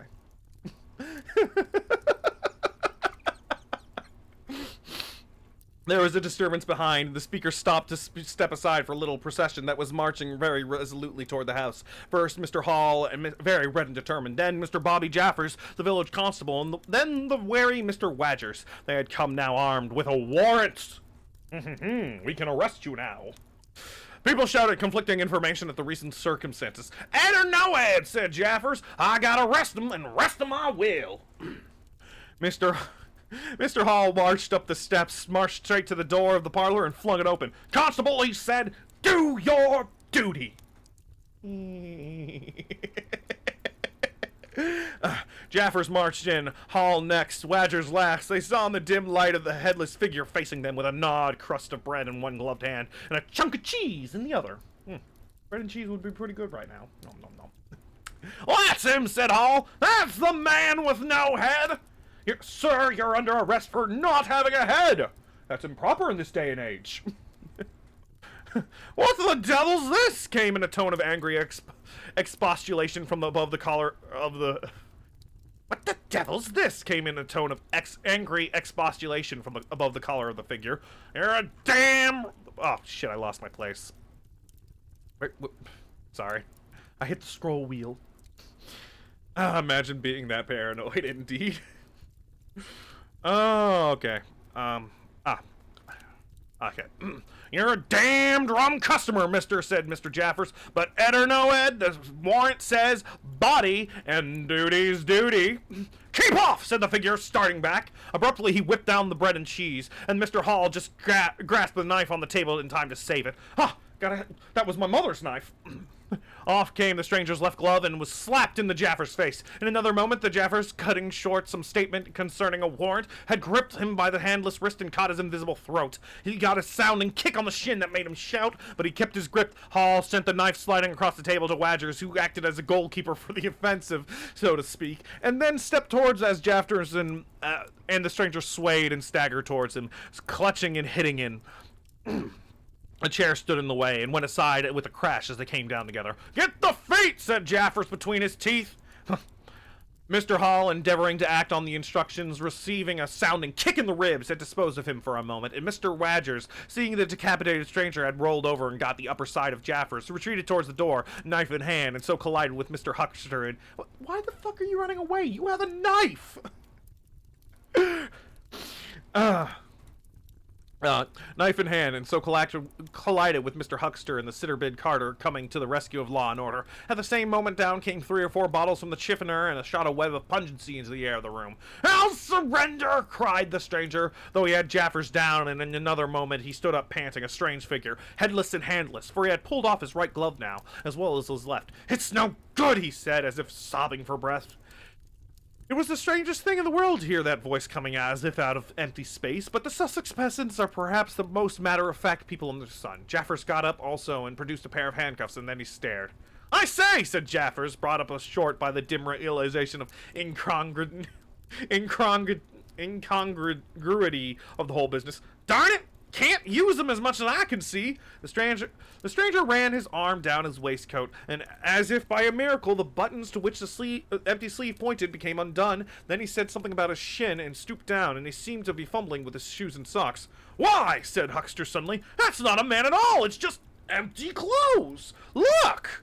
You can see down his collar and the linings of his clothes. I could put my arm... He extended his hand as if to meet something, and it seemed to meet something in midair, and he drew back in with a sharp exclamation. I wish you'd keep your fingers out of my eye, said the aerial voice in a tone of savage expostulation. The fact is, I'm all here, head, hands, legs, and all the rest of it. But it happens I'm invisible. It's a confounded nuisance, but I am. There's no reason why I should be poked to pieces by every stupid bumpkin in Ipping, is it? A lot of the invisible man's aggression is because every time someone sees he's invisible, he generally has to explain he's invisible, and is constantly getting stupid questions like, are you a ghost? Is there nothing there? If I poke my hand... Ow! Get that out of my eye! Poor guy. The suit of clothes, now all unbuttoned and hanging loosely upon its unseen supports, stood up arms akimbo. Several other of the men folks had entered the room, so that it was closely crowded. Invisible, said Huckster, ignoring the stranger's abuse. Who ever heard the likes of that? It's strange, perhaps, but it's not a crime. Why am I assaulted by a policeman in this fashion? Ipping? Oh, Ipping. That's the name of the town. Let's do a quick Google search. Ipping. Ipping is a village and parish in the Chichester district of West Sussex, England. It lies within blah blah blah. Yeah. It's a village. That's the name of the village. Ipping.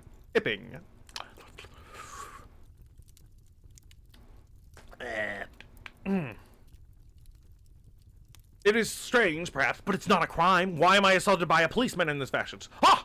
That's a different matter, said Jaffers. No doubt you are a bit difficult to see in this light, but I got a warrant and it's all correct. What I'm after ain't no invisibility, it's burglary. There's a house been broke into and money took. Well, and circumstances certainly point... Stuff and nonsense, said the invisible man. I hope so, sir, but I've got my instructions. Well, said the stranger, I'll come, but no handcuffs. It's the regular thing, said Jaffers. No handcuffs, stipulated the stranger. Pardon me, said Jaffers. Abruptly, the figure sat down, and before anyone could realize what was being done, the slippers, socks, and trousers had been kicked off under the table. Then he sprang up again and flung off his coat. Here! Here, stop that, said Jaffers. Just because you're invisible doesn't mean I'm uncomfortable. I'm not uncomfortable at the fact that you're naked. It's rude. Can't see anything, but just knowing someone's naked near me. Yeah. Suddenly realizing what was happening, he gripped at the waistcoat. It struggled, and the shirt slipped out of it and left it limp and empty in his hand. Hold him, said Jaffers loudly. Once he gets the things off, hold him, cried everyone, and there was a rush at the fluttering white shirt, which was now all that was visible of the stranger. The shirt sleeve planted a shrewd blow in the Hall's face, and that stopped his open-armed advance and sent him backwards into Old Toothsome, the sexton. And in another moment, the garment was lifted up and became convulsed and vacantly flapping about the arms, even as a shirt that is being thrust over a man's head. Jaffers clutched at it and only helped pull it off. He was struck in the mouth out of the air and incontinently threw his truncheon and smote Teddy Henfrey savagely upon the crown of his head. Ooh, poor Teddy. Look out, said everybody, fencing at the random and hitting at nothing. Hold him! Shut the door! Don't let him loose! I got something! Here he is! A perfect babble of noises they made. Everybody, it seemed, was being hit all at once, and Andy Wadgers, knowing as ever as his wits sharpened by a frightful blow in the nose, reopened the door and led the rout. The others, following incontinently, were jammed for a moment in the corner by the doorway. The hitting continued. Phipps the Unitarian had a front tooth broken, and Henfrey was injured in the cartilage of his ear. Jaffers was struck under the jaw and turning caught at something that intervened between him and Huckster in the melee, and prevented their coming together. He felt a muscular chest, and in another moment the whole mass of struggling, excited men shot out into the crowded hall. I got him! Shouted Jaffers, choking and reeling through them all, and wrestling with the purple face and swelling veins against his unseen enemy. I didn't realize smoked was used back then. Yeah. Smoke. Yeah, smoke. Then staggered right and left as the extraordinary conflict swayed swiftly towards the house door, and went spinning down the half-dozen steps of the inns. This must be quite a sight. Bunch of people punching each other, and one guy's, like, hanging on nothing. Jaffers cried in a strangled voice, holding tight nevertheless, and making play with his knees, spun around and fell heavily undermost with his head on the gravel. Only then did his fingers relax. There was excited cries of, "Hold him! Invisible!" and so forth, and a young fellow, a stranger caught in the place whose name did not come to light, rushed in at once, caught something, missed his hold, and fell over the constable's prostrate body. Halfway across the road, a woman screamed as something pushed by her. A dog, kicked apparently, yelped and ran howling into the huckster's yard. Rude. And with the transit of the invisible man was accomplished, for a space of people stood amazed and gesticulating, and then came panic and scattered them abroad through the village as the gust scatters dead leaves. But Jaffers lay quite still, face upward, knees bent at the foot of the steps of the inn. Benny Hill theme ensues. Well, that was quite wacky. Hijinks. Chapter 8, In Transit. The 8th chapter is exceedingly brief and relates that Gibbons, the amateur naturalist of the district, while laying out on the spacious open downs with a soul within a couple of miles, let me start that over again. Gibbons, the amateur naturalist of the district, while laying out on the spacious open downs without a soul within a couple of miles of him, as he thought, almost dozing, heard close to him the sound as if a man caught... Well, thank you, welcome back, indeed. Without a soul in a couple of miles of him, as he thought, and almost dozing, heard close to him the sound as of a man coughing, sneezing, and then swearing savagely to himself, and looking, beheld nothing, yet the voice was indisputable. It continued to swear with that breadth and variety that distinguishes the swearing of a cultivated man. It grew to a climax, diminished again, and died away in the distance, as going as it seemed to him in the direction of Aberdeen. It lifted to a spasmodic sneeze and ended.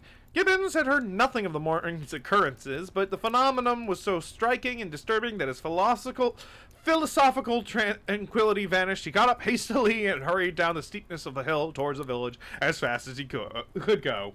End chapter 8. Like the book said, this was a brief one. Chapter 9. Mr. Thomas Marvel. Ooh. You must picture Mr. Thomas Marvel as a person of copious, flexible Oh, thank you, Spruce. Hello. Thank you for the posture check. Oh, and Purifier's here. Thank you for the hydrate as well. How are you two doing? Check your posture or else I'll remove your knees. I checked it. It's poor, okay? But yeah, we're just reading The Invisible Man. Spoilers. I think this man might be invisible. Perfect. Oh, thank you for the stretch, too. We're actually on chapter 9. A brief summary is basically a guy showed up, everyone thought he was fucking weird, and turned out he was invisible. And he seems very angry because it took them that long to figure out he was invisible. I'm doing good. Good. Okay. And, of course, Mini Yeti has redeemed Taco Time. So, fun. You must picture Mr. Thomas Marvel as a person of copious, flexible visage, and a nose of cylindrical protrusion, a liquorish, ample, fluctuating mouth, and a beard of bristling eccentricity, Taco. His figure inclined to the ebon point, his short limbs accentuated this inclination, Taco. He wore a furry silk hat, and the frequent substitution of twine and shoelaces for buttons, apparent at the critical points of his costume, marked a man essentially bachelor, Taco. He's a bum, Taco. Alright, lurk as much as you want, Taco. Brucey got their mic, Taco. Alright. Mr. Thomas Marvel was sitting with his feet in a ditch by the roadside over the down towards Adderdean, about 1.5 miles out of Ipping, Taco. His feet, save for socks of irregular open work, were bare, his big toes were broad, his prickled-like ears of a watchful dog, Taco. In a leisurely manner, he did everything in a leisurely manner. He was contemplating trying on a pair of boots, Taco. There were the soundest boots he had come across for the long time, but they were too large for him, whereas the ones he had were, in dry weather, a very comfortable fit, but too thin-soled for the damp, Taco. Mr. Thomas Marvel hated roomy shoes, but then he hated damp, Taco. He had never properly thought out which he hated most. It was a pleasant day, and there was nothing better to do, Taco. So I put the 4 shoes in a graceful group on the turf and looked at them, Taco. And seeing them there among the grass and the springing agrimony, it suddenly occurred to him that both pairs were exceedingly ugly to see, Taco. He was not at all startled by a voice behind him, Taco. They're boots anyhow, Taco, said the voice, Taco. I are charity boots, Taco, said Mr. Thomas Marvel, with his head on one side regarding them distastefully. And which is the ugliest pair in the whole blessed universe? I'm darned if I know, Taco. Taco, said the voice, Taco. I've worn worse, Taco. In fact, I've worn none, Taco. But none so audaciously ugly, if you allow the expression, Taco. I've been cadging boots in particular for days, Taco, because I was sick of them, Taco. They're sound enough, of course, Taco, but a gentleman on tramp sees such a thundering lot of his boots, Taco. And if you believe me, I've raised nothing in the whole blessed country, try as I would, but them, Taco. Look at 'em, Taco. And a good country for boots, too, in a general way, Taco. But it's just my promiscuous luck, Taco. I've got boots in this country 10 years or more, Taco, and then they treat you like this, Taco. It's a beast of a country, Taco, said the voice, Taco. And pigs for people, Taco. Ain't it, Taco? Said Mr. Thomas Marvel, Taco. Lord, Taco. But them boots, Taco, it beats it, Taco. He turned his head over his shoulder to the right to look at the boots of his interlocutor with a view to comparisons, and lo, Taco, where the boots of his interlocutor should have been, there were neither legs nor boots, Taco. He was irradiated by the dawn of a great amazement, Taco.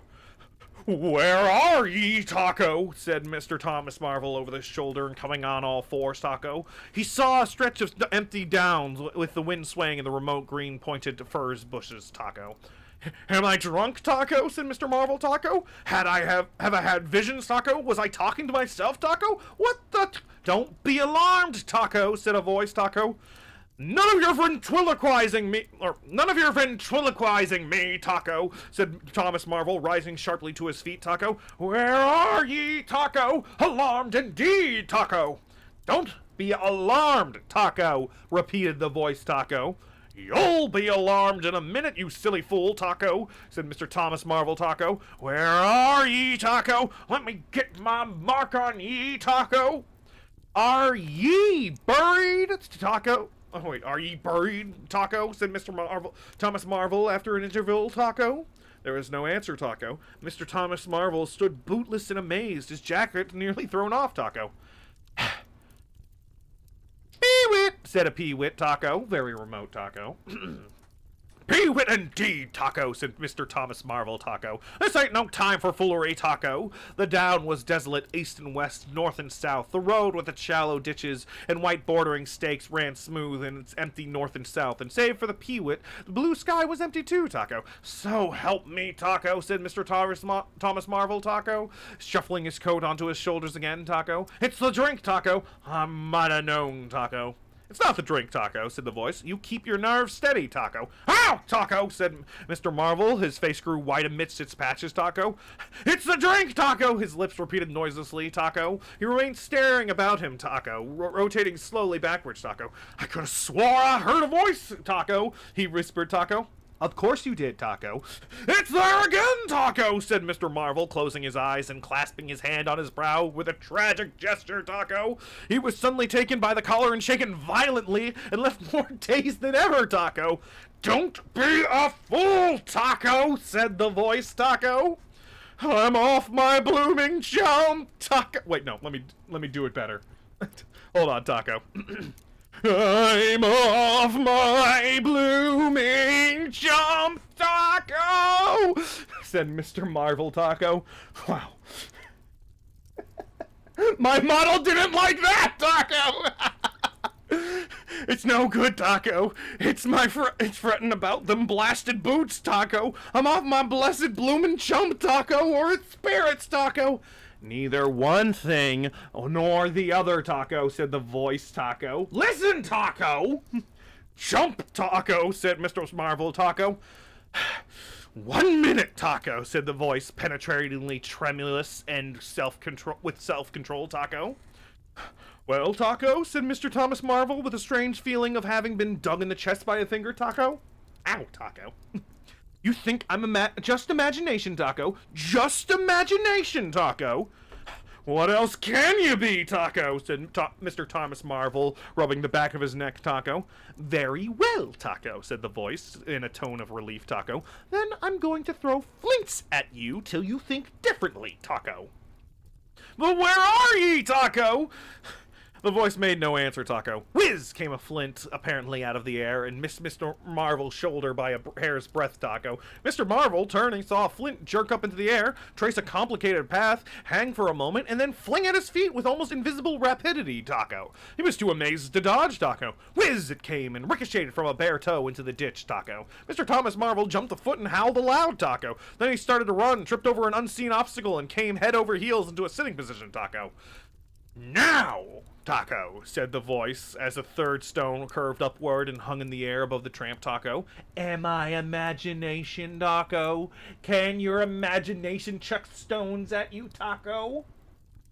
Mr. Marvel, by way of a reply, struggled to his feet and was immediately rolled over again, Taco. He lay quiet for a moment, Taco. If you struggle me any more, Taco, said the voice, I shall throw the flint at your head, Taco. It's a fair do, Taco, said Mr. Thomas Marvel, sitting up, taking his wounded toe in hand and fixating his eye on the third missile, Taco. I don't understand it, Taco. Stones flinging themselves, Taco. Stones talking, Taco. Put yourself down, Taco. Run away, Taco. I'm done, Taco. He is very reasonably annoyed, Taco. The third flint fell, Taco. It's very simple, Taco, said the voice, Taco. I'm an invisible man, Taco. Tell us something I don't know, Taco, said Mr. Marvel, gasping in pain, Taco. Where you've hid, how you do it, I don't know, Taco. I'm beat, Taco. That's all, Taco, said the voice. I'm invisible, Taco. That's what I want you to understand, Taco. Do I need to say it slower, Taco? Anyone could see that, Taco. There's no need for you to be so confounded impatient, Mr. Taco. What an asshole, Taco. Now then, Taco, give us a notion, Taco. How are you hid, Taco?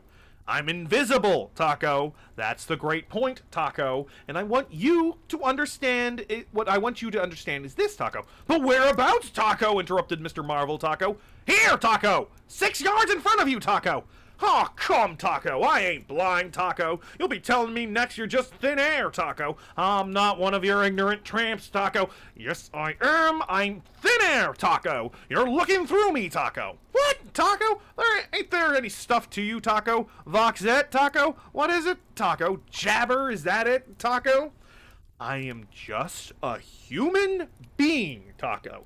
Solid, needing food and drink, needing covering too, Taco, but I'm invisible, Taco. You see, Taco? Invisible, Taco. See, simple idea, Taco. Invisible, Taco. He's so confusing. He's so confused how he hasn't figured it out, Taco. It's like, yeah, I'm invisible. Yeah, I can see that I can't see you, but where are you, Taco? Taco. What? Real life, Taco? Yes, real, Taco. Let's have a hand of you, Taco, said Marvel, Taco. If you are real, Taco, it won't hang so darn out of the way like then.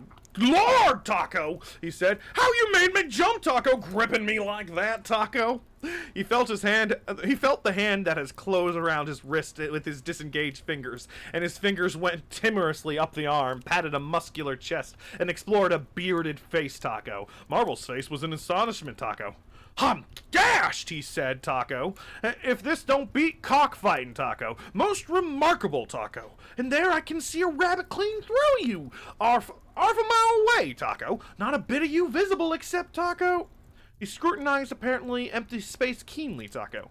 You haven't been eating bread and cheese, Taco, he asked, holding the invisible arm, Taco. You're quite right, and it's not quite assimilated into the system, Taco. Ah, Taco, said Mr. Marvel, Taco. Sort of ghostly, though, Taco. Of course, all this isn't half so wonderful as you think, Taco. It's quite wonderful enough for my modest wants, Taco, said Mr. Thomas Marvel, Taco. How'd you manage it, Taco? How the deuce is it done, Taco? I want to be invisible, Taco. It's too long a story, Taco, and besides, Taco, I tell you, the whole business fairly beats me, Taco, said Mr. Marvel, Taco. What I want to say at present is this, Taco. I need help, Taco. I've come to that, Taco. I came upon you suddenly, Taco. I was wandering, mad with rage, naked, impotent, Taco. I could have murdered, Taco, and I saw you, Taco. Lord, Taco, said Mr. Marvel, Taco. I came up behind you, hesitated, went on, Taco. Mr. Marvel's expression was elegant, Taco. Then stopped, Taco. Here, Taco, I said, Taco, is an outcast like myself, Taco. This is the man for me, Taco. So I turned back and came to you, Taco. And, Lord, Taco, said Mr. Marvel, but I'm all in a tizzy, Taco. May I ask, how is it, Taco? And what you may be requiring in my way of help, Taco? Invisible, Taco. I want you to help me get clothes and shelter, and then, with the other things, Taco, I've left them long enough, Taco. If you won't, well, Taco, but you must, Taco.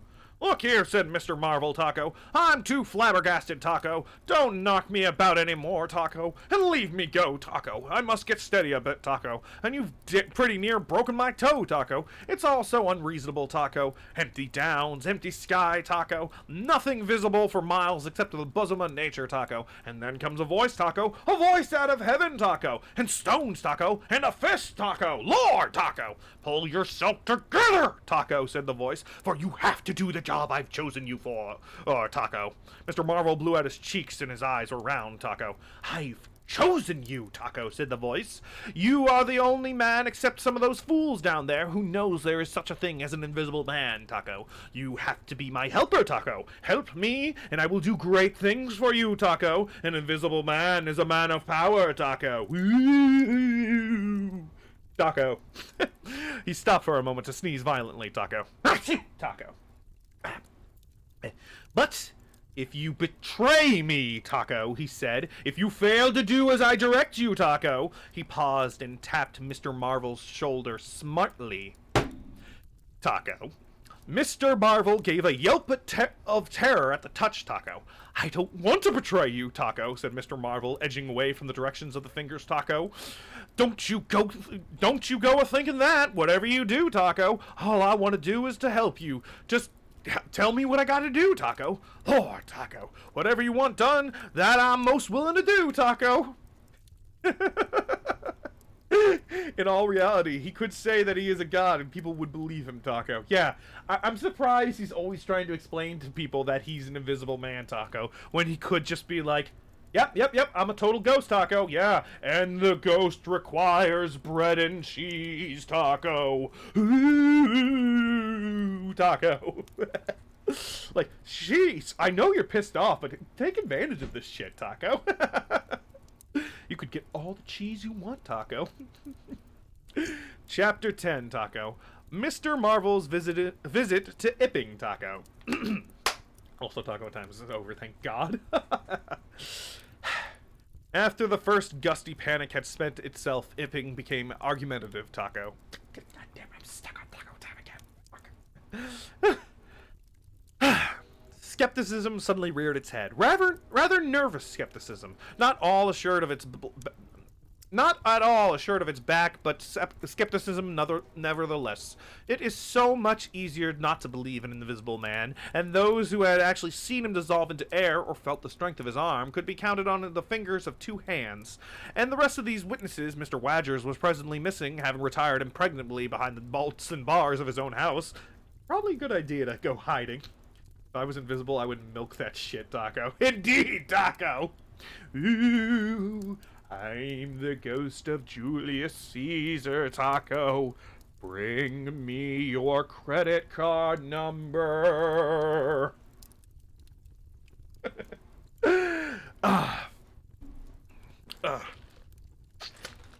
Sip of water. Fire still hot enough for you to chat? Okay. Jaffer, let's see. Okay. Wadgers is hiding behind the bolts of the bars of his own house. Smart idea. And Jaffers was lying stunned in the parlor of the coach and horses. Great and strange ideas transcending experience often have less effect upon men and women than smaller, more tangible considerations. Ipping was gay with bunting, and everybody was in gala dress. Whit Monday had been looked forward to for a month or more. By the afternoon, even those who believed the unseen were beginning to resume their little amusements in tentative fashion, on the supposition that he had quite gone away. And with the skeptics, he was already a jest. But people, skeptics and believers alike, were remarkably sociable that day. Amen's meadow was gay with a tent, in which Mrs. Bunting and the other ladies were preparing tea, while without the Sunday school children ran races and played games under the noisy guidance of the curate and the Mrs. Cuss and Sackbutt. No doubt there was a slight uneasiness in the air, but people for the most part had the sense to conceal whatever imaginative qualms they experienced. On the village green, an inclined strong rope, down which clinging the while to pulley swung handle, one could be hurled violently against the sack at the other end, came in for considerable favor among the adolescents, as also did the swings and coconut shies. There was also promenading, and steam organ attached to a small roundabout filled the air, with the pungent flavor of the oil and equally pungent music.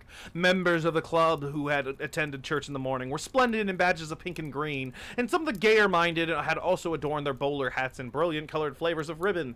Old Fletcher, whose conceptions of holiday-making were severe, was visible through the jasmine through his window and through the open door, whichever way you choose to look, poised delicately on a plank supported on 2 chairs, and whitewashing the ceiling in his front room. I wonder if you'd still be seen by face recognition because you technically still reflect light. Huh. Yeah. Like this book will later point out, being invisible isn't all it's cracked up to be, mainly because it's nearly impossible to stay invisible. It's the little things, like, if it's raining, they're gonna see your silhouette of the water bouncing off of you.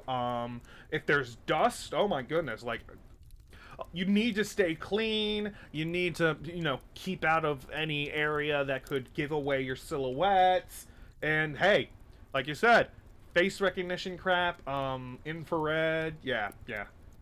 You'd be surprised how invisible people can be.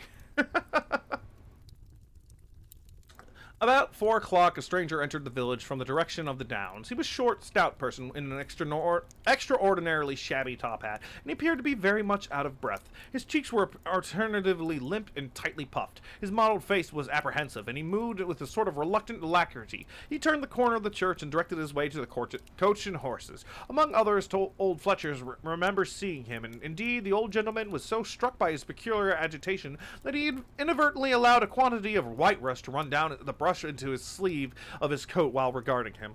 Whoops.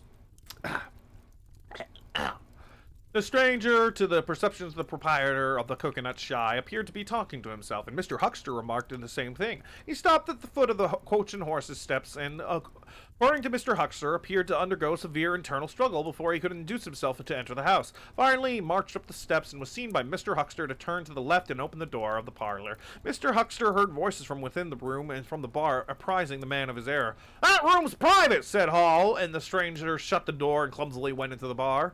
In the course of a few minutes, he reappeared, wiping his lips with the back of his hand in an air of quiet satisfaction that somehow impressed Mr. Huckster, as assumed. He stood looking about him for some moments, and then Mr. Huckster saw him walk in an oddly furtive manner towards the gate of the yard, upon which the parlor window opened. The stranger, after some hesitation, leant against one of the gate posts, produced a short clay pipe, and prepared to fill it. His fingers trembled while doing so. He lit it clumsily and, folding his arms, began to smoke in a languid attitude, an attitude from which his occasional glances up the yard altogether belied.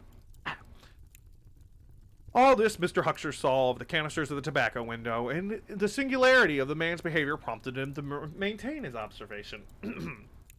Presently, the stranger stood up abruptly, put his pipe in his pocket, then vanished into the yard. Forthwith, Mr. Huckster, conceiving he was witness of some petty larceny, left around his counter and ran out into the road to intercept the thief. As he did so, Mr. Marvel reappeared, his hat askew, a big bundle in a blue tablecloth in one hand, and 3 books tied together, as it proved afterwards with the vicar's braces in the other. Directly he saw Huckster, he gave a sort of gasp, and turning sharply to the left, began to run. "Stop, thief!" cried Huckster, and set off after him. Mr. Huckster's sensations were vivid but brief. He saw the man just before him, and spurting briskly for the church counter in the hill road. He saw the village flags and festivities beyond, and a face or so turned towards him. He bawled, "Stop!" again. He had hardly gone 10 strides before his shin was caught in some mysterious fashion. And he was no longer running, but flying and with inconceivable rapidity through the air. He saw the ground suddenly close to his face. The world seemed to splash into a million whirling specks of light, and subsequent proceedings interested him no more. Almost like some invisible guy tripped him. Alright, end of chapter. And one more before the break. Let me get a quick stretch in. Yeah, stretching. All right. Chapter 11. In the Coach and Horses. Now, in order to clearly understand what had happened in the end, it is necessary to go back to the moment when Mr. Marvel first came into the view of Mr. Huckster's window. At that precise moment, Mr. Cuss and Mr. Bunting were in the parlor.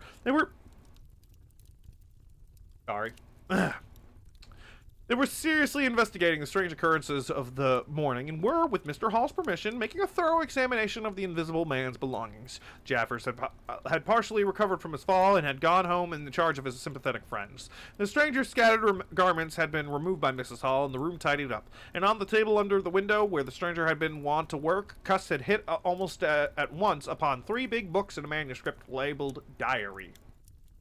"Diary," said Cuss, putting the 3 books on the table. "Now, at any rate, we shall learn something." The vicar stood with his hands on the table. "Diary," repeated Cuss, sitting down, putting 2 volumes to support the third, and opening it. No name on the flyleaf. Bother. Cipher and figures." The vicar came round to look over his shoulder. Cuss turned the pages over with a face suddenly disappointed. "Dear me, it's all cipher, Bunting." "There are no diagrams?" asked Mr. Bunting. "No illustrations throwing light?" "See for yourself," said Mr. Cuss. "Some of it's mathematical, and some of it's Russian, or some such language, to judge by the letters, and some of it's Greek. Now, the Greek, I thought you..." Of course, said Mr. Bunting, taking out and wiping his spectacles and feeling suddenly very uncomfortable, for he had no Greek left in his mind worth talking about. Yes, a Greek, of course, may furnish a clue. I'll find you a place. I'd rather glance through the volumes first, said Mr. Bunting, still wiping. A general impression first, Cuss, and then we can go looking for clues. He coughed, put on his glasses, arranged them fastidiously enough, coughed again, and wished something would happen to avert this seemingly inevitable exposure. Then he took the volume Cuss had handed him in a leisurely manner. Then something did happen. The door opened suddenly. Both gentlemen started violently looking around, and they were relieved to see a sporadically rosy face beneath a furry silk hat. Tap asked the face, and stood staring. No, said both gentlemen at once. Over there! Over the other side, my man, said Mr. Bunting, and please shut that door, said Mr. Cuss irritably. All right, said the intruder, as it seemed in a low voice, curiously different from the huskiness of the first inquiry. Right you are, said the intruder in the former voice. Stand clear! And he vanished and closed the door. A sailor, I should judge, said Mr. Bunting. Amusing fellows they are. Stand clear, indeed. A nautical term, referring to his getting back out of the room, I suppose. I dare say so. Ah, said Mr. Cuss. My nerves are all loose today. It is, loose today. It quite made me jump, the door opening like that. Yeah, not so much fun when you're on the receiving side, huh? Huh? Mr. Bunting smiled as if he had not jumped. And now, he said with a sigh, these books. Someone sniffed as he did so. One thing is indisputable, said Bunting, drawing up a chair next to that of Cuss. There certainly have been very strange things happening in Ipping during the last few days. Very strange. I cannot, of course, believe in this observed invisibility story. It's incredible, said Cuss. Incredible. But the fact remains that I certainly saw right down his sleeve. But did you? Are you sure? Suppose a mirror, for instance. Hallucinations are so easily produced. I don't know if you have ever really seen a good conjurer. I won't argue again, said Cuss. We've thrashed that out, Bunting. And just now there's these books. Ah, here's some of what I take to be Greek. Greek letters, certainly. He pointed to the middle of the page. Mr. Bunting flushed slightly and brought his face nearer, apparently finding some difficulty with his glasses. Suddenly, he became aware of a strange feeling at the nape of his neck. He tried to raise his head and encountered an unmovable resistance. That feeling was a curious pressure, the grip of a heavy, firm hand, and it bore his chin irresistibly to the table. Don't move, little men, whispered a voice, or I'll brain you both! He looked into the face of Cuss close to his own, and each saw a horrified reflection in his own sickly astonishment. I'm sorry to handle you so roughly, said the voice, but it's unavoidable. Since when did you learn to pry into an investigator's private Since when did you learn to pry into an investigator's private memoranda, said the voice, and two chins struck the table simultaneously. Two sets of teeth rattled. Okay, I couldn't do it simultaneously, but just imagine. Alright, Since when did you learn to invade the private rooms of a man in misfortune? The concussion was repeated. Where have they put my clothes? Listen, said the voice. Very nice simultaneousness. Listen, said the voice. The windows are fastened, and I've taken the key out of the door. I'm a fairly strong man, and I have the poker handy, besides being invisible. I work out. I mean, nobody can see it, but I still work out. Bong bong simultaneous. There's not the slightest doubt that I could kill you both and get away quite easily if I wanted to. Do you understand? Very well. If I let you go, will you promise not to try any nonsense and do what I tell you? The vicar and doctor looked at one another, and the doctor pulled a face. Yes, said Mr. Bunting, and the doctor repeated it. Then the pressure on the necks relaxed, and the doctor and the vicar sat up, both very red in the face, wriggling their heads. Please keep sitting where you are, said the invisible man. Here's the poker, you see. Ooh, it's floating. How is it doing that? You know, I would totally do that if I was invisible. Just doing basic tasks. I'd be like, ooh, look, what's making this fly in the air? Rana, you're invisible. We know it's you. I know, but it's still kind of freaky. For maybe a week, but now it's gotten kind of old. People are no fun. When I came into this room, continued the invisible man, after presenting the poker to the tip of the nose of each of his visitors, poke, I did not expect to find it occupied, and I expected to find, in addition to my books of memoranda, an outfit of clothing. Where is it? No, don't rise. I can see it's gone, now, just at the present, though the days are quite warm enough for an invisible man to run about stark. The evenings are quite chilly. I want clothing and other accommodation. I must also have those 3 books. And back. Okay. All right. I would sneak up on people and say the dumbest shit, just like saying horseradish, nothing else, just horseradish. Did you say that? What? Did you say horseradish? No, I didn't say shit. I could have swore someone said horseradish. You okay there, Mike? Obviously not. Yeah, that would be fun. All fun and games until they find out you're a naked man in their house. It's like, oh my god, there's invisible men in our house. Wait, when do you need to be naked to be invisible? Oh my god, there's a nudist in here! We can't say nothing, but the fact that we know he's naked just makes it more uncomfortable. Chapter 12. The Invisible Man loses his temper. Oh. He still has his temper? I thought he lost it a while ago. It is unavoidable that at this point in the narrative should break off again for a certainly very painful reason that presently be apparent. While these things were going on in the parlor, and while Mr. Huckster was watching Mr. Marvel smoking his pipe against the gate, not a dozen yards away were Mr. Hall and Mr. Teddy Henfrey discussing the state of cloudy puzzlement, the one ipping topic. Suddenly there came a violent thud against the door of the parlor, a sharp cry, and then silence. "Hello?" said Teddy Henfrey. "Hello!" from the tap. Mr. Hall took things in slowly but surely. "That ain't right," he said, came around from behind the bar towards the parlor door. He and Teddy approached the door together, and with intent faces, their eyes considered. "Something wrong?" said Hall, and Henfrey nodded agreement. Whiffs of unpleasant chemical odor met them, and there was a muffled sound of conversation, very rapid and subdued. "You all right there?" asked Hall, rapping. The muttered conversation ceased abruptly for a moment. Silence. Then the conversation was resumed, in hissing whispers. Then a sharp cry of, "No! No, you don't!" There was a sudden emotion and the oversetting of a chair, a brief struggle. Silence again. "What the deuce?" exclaimed Henfrey, sotto voce. Oh, wait, no. "What the deuce?" exclaimed Henfrey, sotto voce. "You all right there?" asked Mr. Hall, sharply again. The vicar's voice answered in a curious jerking intonation. "Quite right! Please don't interrupt!" "Hard," said Mr. Henfrey. "Hard," said Mr. Hall. "Says don't interrupt," said Mr. Henfrey. "I heard him," said Hall. "And a sniff," said Henfrey. They remained listened. The conversation was rapid and subdued. "I can't," said Mr. Bunting, his voice rising. "I tell you, sir, I will not!" "What was that?" asked Henfrey. "Says he will not," says Mr. Hall. "Weren't speaking to us, was he?" "Disgraceful," said Mr. Bunting within. "Disgraceful," said Mr. Henfrey. "I heard it. Distinct." "Who's that speaking now?" asked Mr. Henfrey. "Mr. Cuss, I suppose," said Hall. "Can you hear anything?" Silence. The sounds within, indistinct and perplexing. Turn the page. Okay, back in. "Sounds like throwing the tablecloth about," said Mr. Hall. Mrs. Hall appeared behind the bar. Hall made gestures of silence and invitation. This aroused Mrs. Hall's wifely opposition. "What you listen there for, Hall?" she asked. "Ain't you nothing better to do busy day like this?"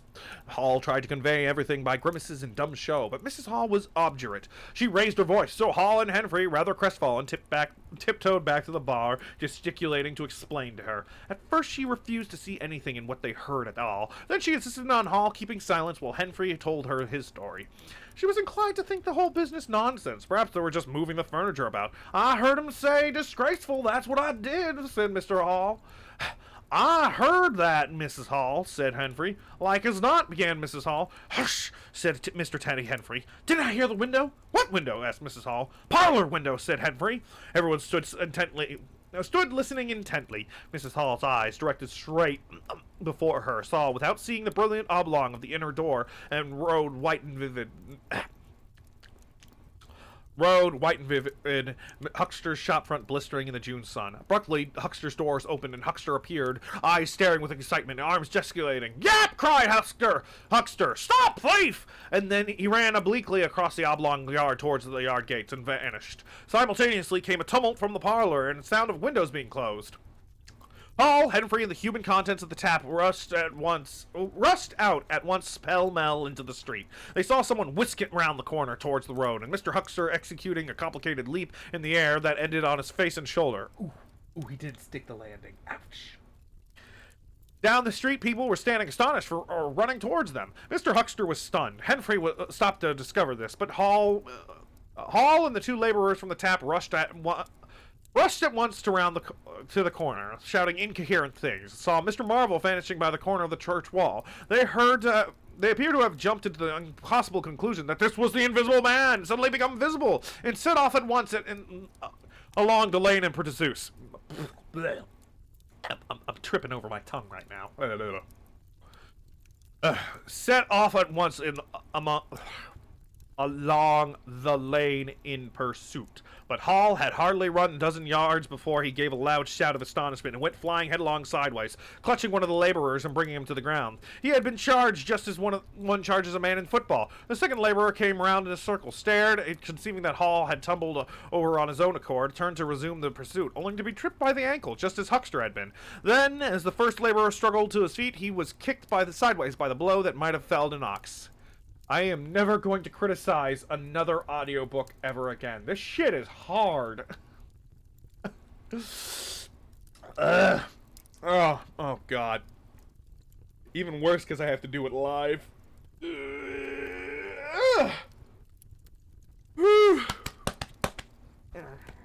As he went down, the rush from the direction of the village green came around the corner, and the first to appear was the proprietor of the Coconut Shy, a burly man in a blue jersey. He was astonished to see that the lane empty, save for the three men sprawled absurdly on the ground, and then something happened to his rearmost foot, and he went headlong and rolled sideways just in time to graze the feet of his brother and partner, following headlong. The two of them were kicked, knelt on, fallen over, and cursed by quite a number of over hasty people.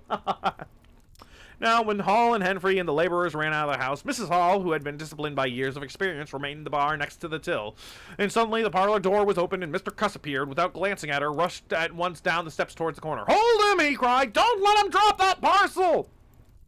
He knew nothing of the existence of Marvel, for the Invisible Man had handed over the books and the bundle in the yard. The face of Mr. Cuss was angry and resolute, but his costume was defective. A sort of limp white kilt that could have passed him muster and grease. The Invisible Man stole his clothes. A limp white kilt that could have only passed mustard and grease. "Hold him!" he bawled. "He's got my trousers and every stitch of the vicar's clothes!" He stole his pants! "Tend to him in a minute!" he cried to Henry as he passed the prostrate Huckster, and coming around the corner to join the tumult was promptly knocked off his feet into an indecorous sprawl. Somebody in full flight trod heavily on his finger. He yelled, struggled to regain his feet, and was knocked against and thrown on all fours again, and became aware that he was involved not in a capture but a rout. Again. Cue the Benny Hill music.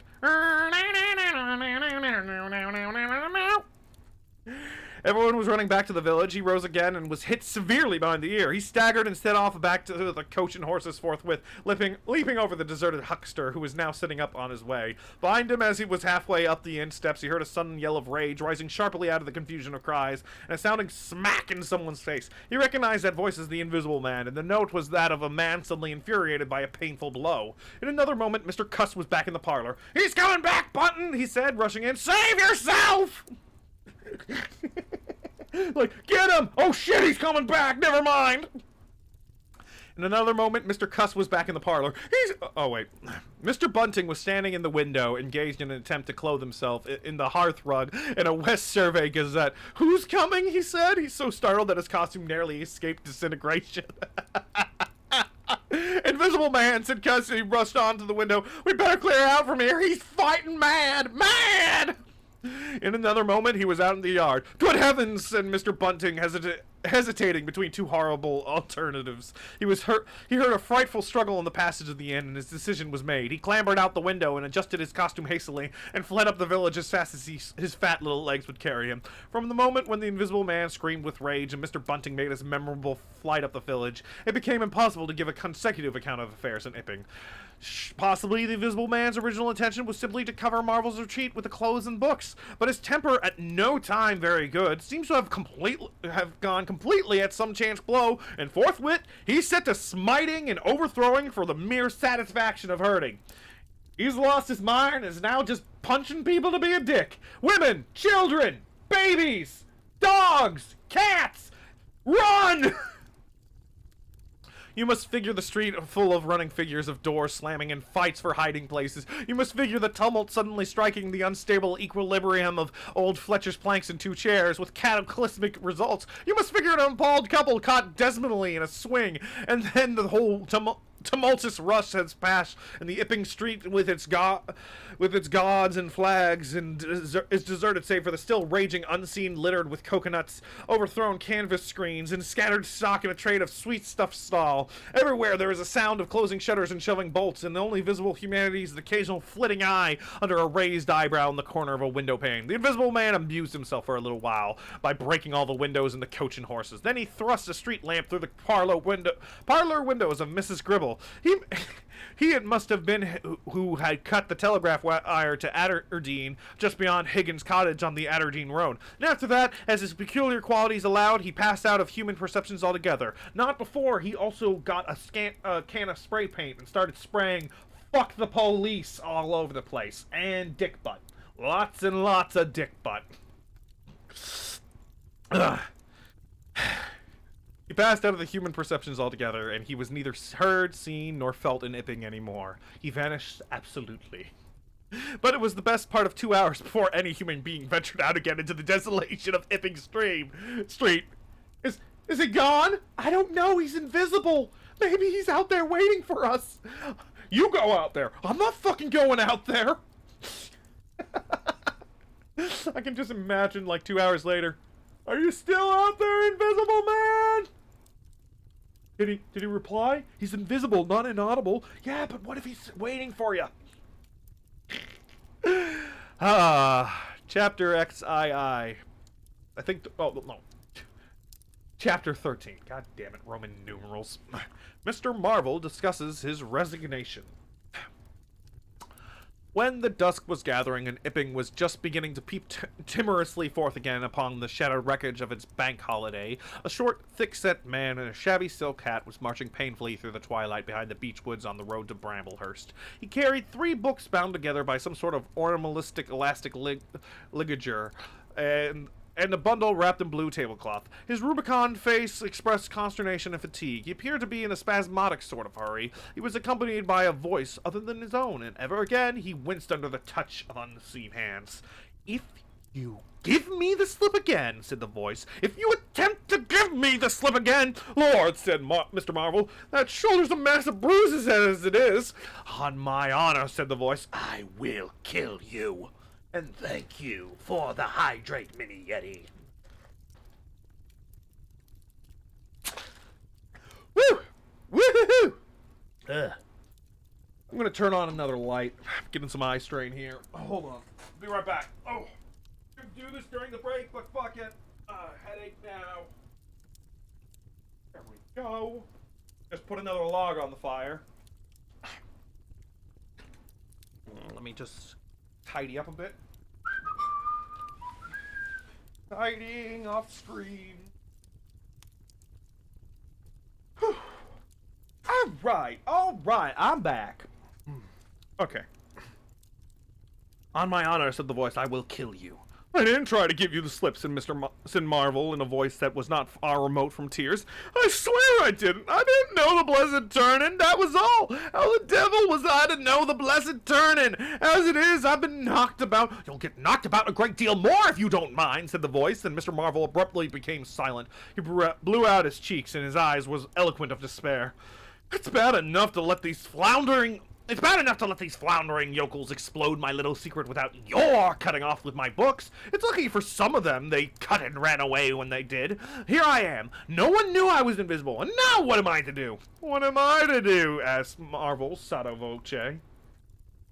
"It's all about. It'll be in the papers. Everybody will be looking for me. Everyone on their guard." The voice broke off into vivid curses and ceased. "Huh? Lord, you kissed your mother with that mouth?" The despair of Mr. Marvel's face deepened and his pace slackened. "Go on!" said the voice. Mr. Marvel's face assumed a grayish tint between the ruddier patches. "Don't drop those books, stupid!" said the voice, sharply overtaking him. The fact is," said the voice, "I shall have to make use of you. You're a poor tool, but I must." "I'm a miserable tool," said Marvel. "You are," said the voice. "I'm the worst possible tool you could have," said Marvel. I'm not strong," he said after a discouraging silence. "I'm not overstrong," he repeated. "No." "And my heart's weak. That little business, I pulled it through, of course, but bless you, I could have dropped." "Well?" "I haven't the nerve and the strength for the sort of thing you want." "I'll stimulate you." "I wish you wouldn't. I wouldn't like to mess up your plans, you know, but I might out of sheer funk and misery." "You'd better not," said the voice with quiet emphasis. "I wish I were dead," said Marvel. "It ain't justice," he said. "You must admit." "Oh, wait. Oh. Sorry, it's not doing the so-and-so said things. Let me get this back.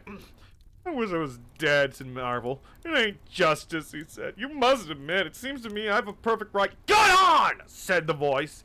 Mr. Marvel mended his pace for a time. They went in silence again. "It's devilish hard," said Mr. Marvel. That was quite ineffectual. He tried another attack.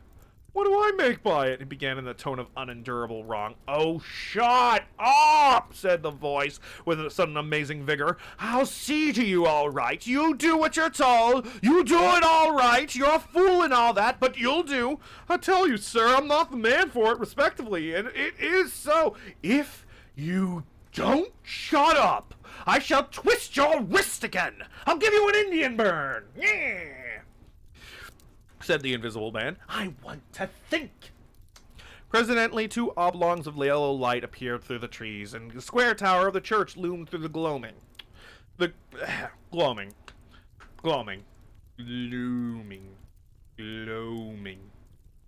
That's a weird word. "I shall keep my hand on your shoulder," said the voice, "all through the village. Go straight through and try no foolery. It will be the worst for you if you do." "I know that," sighed Mr. Marvel. "I know all of that." The unhappy-looking figure in the obsolete silk hat passed up the street of Little Village with his burdens and vanished into the gathering darkness beyond the lights of the windows. Ooh. All right, next chapter. Chapter 14, at Port Stowe. 10 o'clock the next morning found Mr. Marvel, unshaven, dirty, and travel-stained, sitting with the books beside him and his hands deep in his pockets, looking very weary, nervous, and uncomfortable, and inflating his cheek at infrequent intervals on the beach outside of a little inn in the skirts of Port Stowe. Beside him were the books, but now they were tied with string. The bundle had been abandoned in the pine woods beyond Bramblehurst in accordance with a change in the plans of the Invisible Man. I'm good. All right. Hang on. Hang on. No, I'm good. All right. I don't know. I just got kind of a headache. Oh. Okay. All right. Change of the plans of the Invisible Man. Mr. Marvel sat on the bench, and although no one took the slightest notice of him, his agitation remained at a fever heat. His hands would go ever and again to his various pockets with curious, nervous fumbling. Sorry. When he had been sitting for the best part of an hour, however, an elderly mariner carrying a newspaper came out of the inn and sat down beside him. "Pleasant day," said the mariner. Mr. Marvel glanced about him with something very like terror. "Very," he said. Hold on. Let me just take care of something real quick. Okay. I think I'm going to get some coffee. I'm going to get some coffee after this chapter. That's what I will do. I will get some coffee. It will be delicious. It'll be grape flavored. "Very," he said. Just seasonable weather for the time of year, said the mariner, taking no denial. Quite, said Mr. Marvel. The mariner produced a toothpick, and, saving his regard, was engrossed thereby for some minutes. His eyes, meanwhile, were at the liberty to examine Mr. Marvel's dusty figure, and the books beside him. As he approached Mr. Marvel, he had heard a sound like the dropping of coins into a pocket. He was struck by the contrast of Mr. Marvel's appearance with the suggestion of opulence. Thence his mind wandered back again to the topic that was taking a curiously firm hold of his imagination. Books, he said, suddenly noisily finishing with the toothpick. Is he eating it? I was just assuming you put it in his mouth to chew on. He's a termite. There. That's the explanation. This isn't a mariner, it's a termite. Mr. Marvel started and looked at them. Oh, yes, he said. Yes, they're books. There's some extraordinary things in books, said the mariner. I believe you, said Mr. Marvel. And some extraordinary things out of them, said the mariner. True likewise, said Mr. Marvel. He eyed his interlocutor. It's such a weird word. And then glanced about him. There's some extraordinary things in newspapers, for example, said the mariner. There are. In this newspaper, said the mariner. Ah, said Mr. Marvel. There's a story, said the mariner, fixing Mr. Marvel with an eye that was firm and deliberate. There's a story about an invisible man, for instance. What's up, Rana? What chapter are we on? Chapter 14. Invisible man had his little rampage in the village. How are you doing, Kaiju Noir? I gotta pick up your book. I saw your little ad for it. Oh, shit.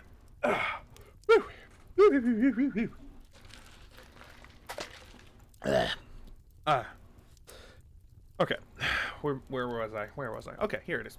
There's a story, said the mariner, fixing Mr. Marvel with an eye that was firm and deliberate. There's a story about an invisible man, for instance. Mr. Marvel pulled his mouth askew and scratched his cheek and felt his ears glowing.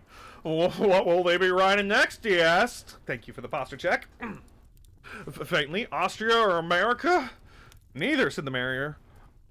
Here. Lord, said Mr. Marvel, starting. When I say here, said the mariner, to Mr. Marvel's intense relief, I don't, of course, mean in this place. I mean hereabouts. An invisible man, said Mr. Marvel.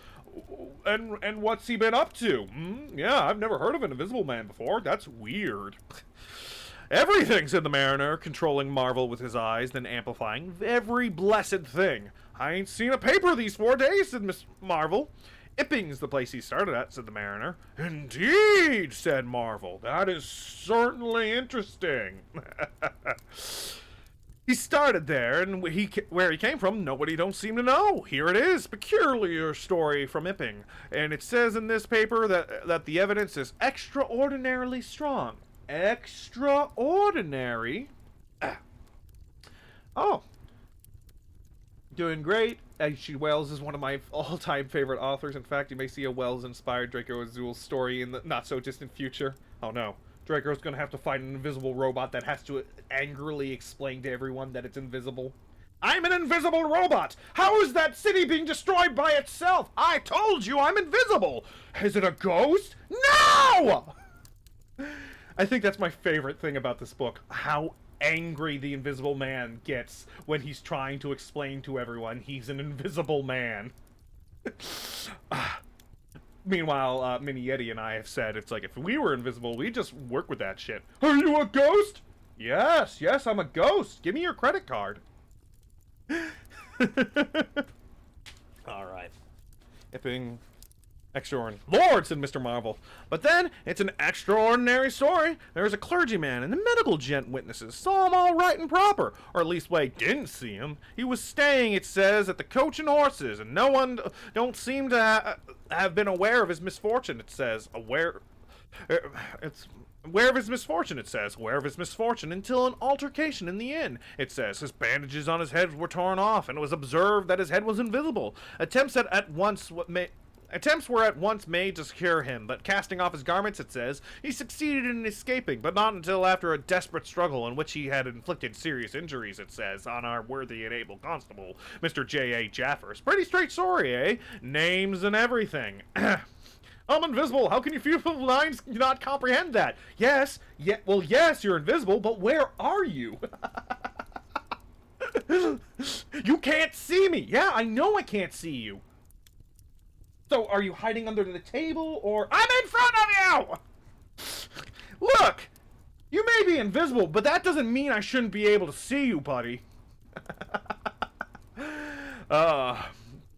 Lord, said Mr. Marvel, looking nervously about him, trying to count the money in his pockets by his unaided sense of touch and full of a strange novel idea. Sounds most astonishing. Don't it? Extraordinary, I call it. Never heard tale of an invisible man before. I haven't, but nowadays one hears such a lots of extraordinary things that... That's all he did? Asked Marvel, trying to see me at ease. It's enough, ain't it? Said the mariner. Didn't go back by any chance? Asked Marvel. Just escaped and that's all, eh? All, said the mariner. Why, ain't it enough? Quite enough, said Marvel. I should think it was enough, said the mariner. I should think it was enough. He didn't have any pals. It don't say he had any pals, does it? Asked Mr. Marvel, anxious. Ain't one of us sword enough for you? Asked the mariner. No, thank heaven, as one might say, he didn't. He nodded his head slowly. It makes me regular uncomfortable that the bear thought of that chap running about the country. He is at present at large, and from certain evidence it is supposed that he has taken took, I suppose they mean, the road to Port Stowe. You see, we're right in it. None of your American wonders this time. And just think of the things he might do. Where'd you be if he took a drop over and above and had a fancy to go for you? Suppose he wants to rob. Who can prevent him? He can trespass. He can burgle. He can walk through the cordon of policemen as easy as me or you could give the slip to a blind man. Easier, for these here blind chaps here are uncommon sharp, I'm told. And wherever there was liquor, he fancied, he's got a tremendous advantage, certainly, said Marvel. And, well, you're right, said the mariner. He has. All this time, Mr. Marvel had been glancing about him intently, listening for faint footfalls, trying to detect imperceptible movements. He seemed on the point of some great resolution, and he coughed behind his hand. He looked about him again, listened, bent forward to the mariner, and lowered his voice.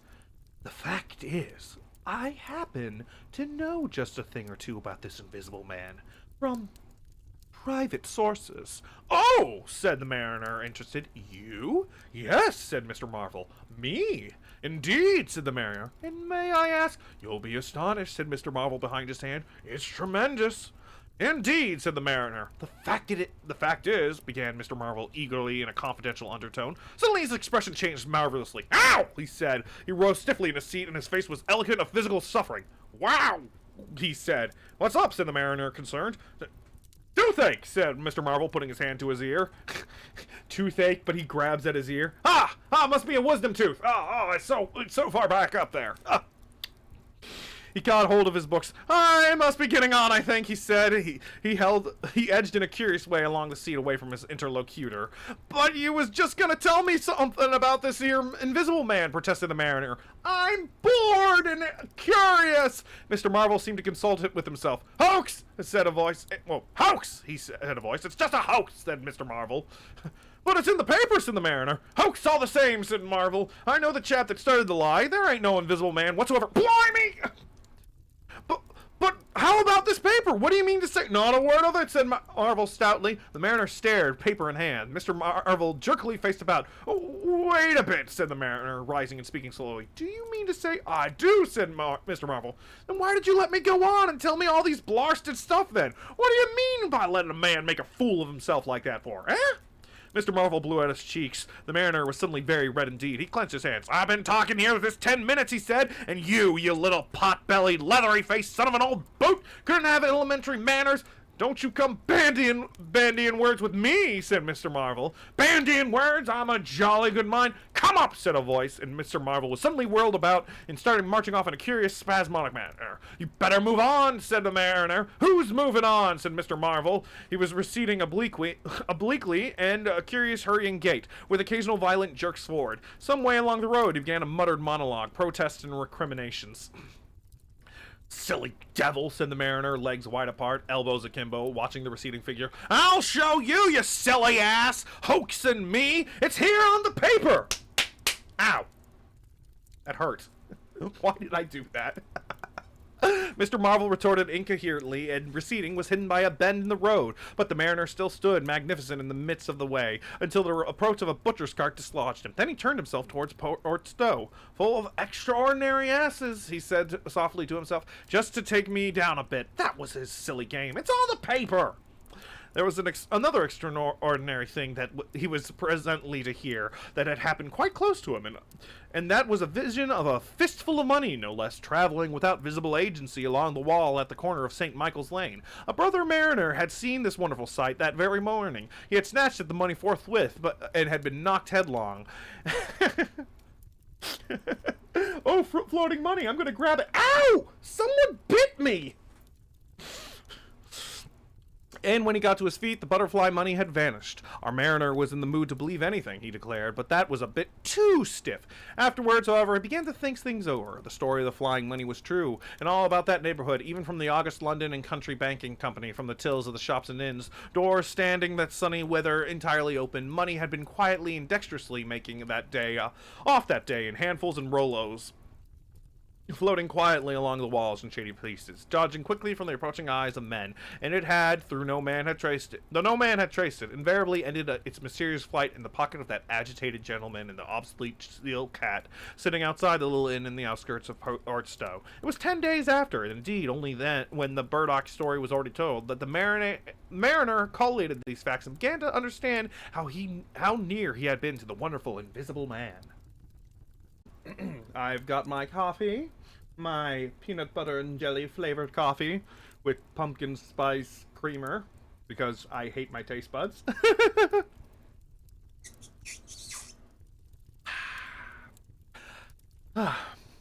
Don't that feel delicious? Feel delicious. Whatever. Okay. So without further ado, chapter 15. The Man Who Was Running. In the early evening time, Dr. Kemp was sitting in his study in the Belvedere on the hill overlooking Burdock. It was a pleasant little room with 3 windows, north, west, and south, and bookshelves covered with books and scientific publications, and a broad writing table, and, under the north window, a microscope, a glass slips, minute... Bookshelves covered with books, scientific publications, and a broad wiring table, and under the north window, microscope, glass slips, minute instruments, some cultures, and scattered bottles of reagents. Dr. Kemp's solar lamp was lit, albeit the sky was still bright with the sunset light, and his blinds were up because there were no offensive peering outsiders to require them pulled down. Dr. Kemp was a tall, slender young man with flaxen hair and a mustache almost white, and the work he was upon would earn him, he hoped, the fellowship of the Royal Society, so highly did he think of it. And his eye, presently wandering from his work, caught the sunset blazing at the back of the hill that is over against his own. For a minute, perhaps, he sat, pen in mouth, admiring rich golden color above the crest. Then his attention was attracted by the little figure of a man, inky black, running over the hill brow towards him. He was the shortest little man, and he wore a high hat, and he was running so fast that his legs verily twinkled. "Another of those fools," said Dr. Kemp, "like that ass who ran into me this morning round a corner, with the Visible Man coming, sir. I can't imagine what possesses people. One might think we are in the 13th century. Ha! Ha! Ha! Scoff! Scoff, I say!" He got up and went to the window and stared at the dusky hillside and the dark little figure tearing down it. "He seemed in a confounded hurry," said Dr. Kemp, "but he doesn't seem to be getting on. If his pockets were full of lead, he couldn't run heavier." "Splendid, sir," said Dr. Splendid, sir. Oh. Sorry. "Splendid, sir," said Dr. Kemp. In another moment, the higher of the villas had clambered up the hill from the Burdock had halted the running figure. He was visible again for a moment, and again, and then again, 3 times at the 3 detached houses that came next, and the terrace that hit him. "Asses!" said Dr. Kemp, swinging around on his heel, walking back towards his writing table. But those who saw the furtive nearer and perceived the abject terror on the perspiring man's face, being themselves in an open roundway, did not share in the doctor's contempt. By the man pounded, and as he ran, he chinked like a well-filled purse that is tossed to and fro. He looked neither to the right nor the left, but as dilated, turned the page. Eyes stared downhill to where the lamps were being lit, and the people were crowded in the street. His ill-shaped mouth fell apart, and the hairy In the glary foam lay on his lips. His breath became hoarse and noisy. All he passed stopped, and he began staring up the road and down, interrogating one another with an inkling of discomfort for the reason of this haste. And then, presently, far up the hill, a dog played in the road, yelped, ran under a gate, and as they still wondered something, a wind, a pad, pad, pad, sound like panting breathing rushed by. Harumph! Harumph indeed, Kaiju Noir.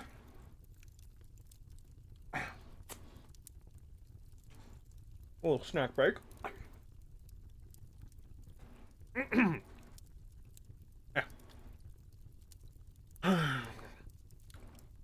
People screamed. People sprang off the pavement. It passed in shouts. It passed by the instinct on the hill. There was shouting in the streets before Marvel was halfway there. They were bolting into houses, slamming the doors behind them with the news. He heard it and made one last desperate spurt. Fear came striding by, rushed ahead of him, and the moments had seized this. Fear came striding by, rushed ahead of him, and in a moment had seized the town. The Invisible Man is coming! The Invisible Man! I don't see him! He must be lying! Chapter 16. In the Jolly Cricketers.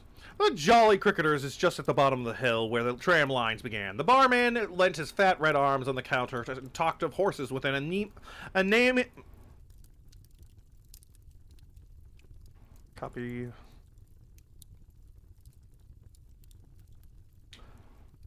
Anemic? Huh.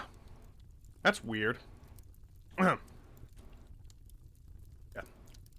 Fat red arms on the counter and talked of horses with an anemic cabman, while a black-bearded man in a gray snapped up biscuit and man in gray snapped up biscuit and cheese, drank Burton, and conversed in American with a conversed in American, isn't... So wouldn't it probably be a... It's English, but with a lot of swears. Conversed in American with a policeman off duty. "What's the shouting about?" said the anemic cabman, going off at a tangent, trying to see up over the hill, over the dirty yellow blind in the low window of the inn. Somebody ran outside. "Fire, perhaps," said the barman. Footsteps approached, running heavily. The door was pushed open violently, and Marvel, weeping and disheveled, his hat gone, the neck of his coat torn open, rushed in, made a convulsive turn, and attempted to shut the door. It was half held open by a strap. "Coming!" he bawled, his voice shrieking. "Coming!" he bawled, his voice shrieking in terror. "He's coming! The Visible Man for after me! For God's sake! Help! Help! Help!" "Shut the door!" said the policeman. "Who's coming? What's the row?" He went to the door, released the strap, and it slammed. The American closed the other door. "Let me go inside," said Miss Marvel, staggering and weeping, but still clutching the books. "Let me go inside, lock me in somewhere. I'll tell you, he's after me. I gave him the slip. He said he'd kill me, and he will." Here we go, gathering nuts in May. Here we go, gathering nuts in May. Nuts in May. Nuts in May. Here we go, gathering nuts in May on a cold and frosty morning. "You're safe," said the man with the black beard. "The door's shut. What's it all about?" "Let me go inside," said Marvel. He shrieked aloud as a blow suddenly made the fastened door shiver, and followed by a hurried rapping and a shouting outside. "Hello!" cried the policeman. "Who's there?" Mr. Marvel began to make frantic dives at the panel that looked like the doors. "He'll kill me! He's got a knife or something, for God's sake!" "Here you are," said the barman. "Come in here," and he held up the flap of the bar. Mr. Marvel rushed behind the bar as the summons outside was repeated. "Don't open the door!" he screamed. "Please don't open the door! Where shall I hide?" This Invisible Man, then," asked the man in the black beard with one hand behind him. "I guess it's about time we saw it." "Oh, you goddamn idiot. Yes, it's time we finally saw this Invisible Man." I can't see shit. The window of the inn was suddenly smashed in, and there was a screaming and running to and fro in the street. The policeman had been standing on the settee staring out, craning to see who was that at the door. He got down with raised eyebrows. "It's that," he said. The barman stood in front of the bar parlor door, which was now locked on Mr. Marvel, stared at the smashed window, and came around to the two other men. Everything was suddenly quiet. "I wish I had my truncheon," said the policeman, going irresolutely to the door. "Once we open and he comes, there's no stopping him." "Don't you be in too much hurry about that door," said the anemic cabman anxiously. "Draw the bolts," said the man with the black beard, "and if he comes," he showed a revolver in his hand, "I'll totally shoot the bastard if I can see him." "Yeah, don't shoot until you see the white of his eyes." "What if you can't see his eyes at all?" "Then I'll just shoot at anybody. I'm a cop. It's my job." That won't do, said the policeman. That's murder! Oh, wait, this isn't the policeman that was threatening to shoot him? Huh. Damn. Oh, yeah, this isn't America. Never mind. I know what country I am in, said the man with the beard. I'm gonna let off at his legs. Draw the How are you going to tell where his legs are, you goddamn idiot? Draw the bolts. Not with that blinking thing going off behind me, said the barman, craning over the blind. Very well, said the man with the black beard, stooping down, revolver ready. He drew himself. Barman, cabman, and policeman faced about. Come in, said the bearded man in an undertone, standing back, facing the unbolted doors with his pistol behind him. No one came in. The door remained closed. 5 minutes afterwards, when a second cabman pushed his head in cautiously. They were still waiting, and an anxious face peered out of the bar parlor and supplied information. Are all the doors in the house shut? Asked Marvel. He's going round, prowling around. He's as artful as the devil. Good Lord, said the burly barman. There's the back. Just watch them doors, I say. He looked about him helplessly. The bar parlor door slammed, and they heard the key turn. There's the yard door and the private door, the yard door. He rushed out of the bar. In a minute, he reappeared with a carving knife in his hand. The yard door was open, he said. His fat underlip dropped. He may be in the house now, said the first cabman. He's not in the kitchen, said the barman. There's 2 women there. I've stabbed every inch of it with this little beef slicer. They don't think he's come in. They haven't noticed. Have you fastened it? Asked the first cabman. I'm out of frocks! That's a weird thing to yell, said the barman. The man with the beard replaced his revolver, and even as he did so, the flap of a bar was shut down and the bolt clicked. And then, with a tremendous thud, the catch of the door snapped, and the bar parlor door burst open. They heard Marvel squeal like a caught leveret. What is a leveret? Let us use Google. Leveret clothing? Oh, young hair less than 1 year old. God, rabbits can squeal pretty loud. I'm a rabbit. And forthwith they were clambering over the bar to his rescue. The bearded man's revolver cracked into the looking glass at the back of the parlor starred and came smashing and tinkling down. As the barman entered the room, he saw Marvel, look curiously crumpled up and struggling against the door that led to the yard and the kitchen. The door flew open while the barman hesitated. Marvel was dragged into the kitchen. There was a scream and a clatter of pans. Marvel, head down and lugging back ostentatiously, was forced to the kitchen door, and the bolts were drawn. Then the policeman, who had been trying to pass the barman, rushed in, followed by one of the cabmen, gripped the wrist of the invisible hand that collared Marvel, was hit in the face and went reeling back. The door opened. Marvel made a frantic effort to obtain a lodgment behind it. The cabman collared something. I got him, said the cabman. The barman's red hands came clawing at the unseen. Here he is, said the barman. Mr. Marvel released and suddenly dropped to the ground and made an attempt to crawl between the legs of the fighting men. The struggle blundered around the edge of the door. The voice of the invisible man was heard for the first time, yelling out sharply as the policeman trod on his foot. Then he cried out passionately, and his fists flew around like flails. The cabman suddenly whooped and doubled up, kicked under the diaphragm. The door into the bar parlor from the kitchen slammed and covered Mr. Marvel's retreat. The men in the kitchen found themselves clutching at and struggling with empty air. Where's he gone? Cried the man with the beard. Out? This way, said the policeman, stepping into the yard and stopping. A piece of tile whizzed by his head and smashed among the crockery of the kitchen table. I'll show him, shouted the man with the black beard, and suddenly a steel barrel shone over the policeman's shoulder, and 5 bullets had followed one another into the twilight. You're firing all the shots now? God damn! 5 bullets had followed one another into the twilight whence the missile had come. As he fired, the man in the beard moved his hand in a horizontal curve so that his shots radiated out into the narrow yard like a spokes from a wheel. A silence followed. 5 cartridges, said the man with the black beard. That's the best of all. 4 aces and a joker. Get a lantern, someone, and come and feel about for his body. I don't think you hit him. Mainly because there's quite a few more pages in this book. Well, I earned this treat. Don't judge me. Alright. Oh, wait. Whoop. Scroll down on the wrong page. Yes, I'm sorry. I'm sorry you had to find out this way, but this is a YouTube video and not a real fire. I let you down, chat. I don't have the money to start a fire. Chapter 17. Dr. Kemp's Visitor. Dr. Kemp had continued writing in his study until the shocks aroused him. Crack! Crack! Crack! They came one after another. Hello, said Dr. Kemp, putting his pen to his mouth again and listening. Who's letting off revolvers in Burdock? What are the asses at now? You asses and your guns firing off willy-nilly. He went to the south window, threw it up, and leaned out, stared down. If I heard a bunch of gunshots, I think the last thing I'd want to do is stick my head out of the window. No, fired. I've been bamboozled. I'm sorry.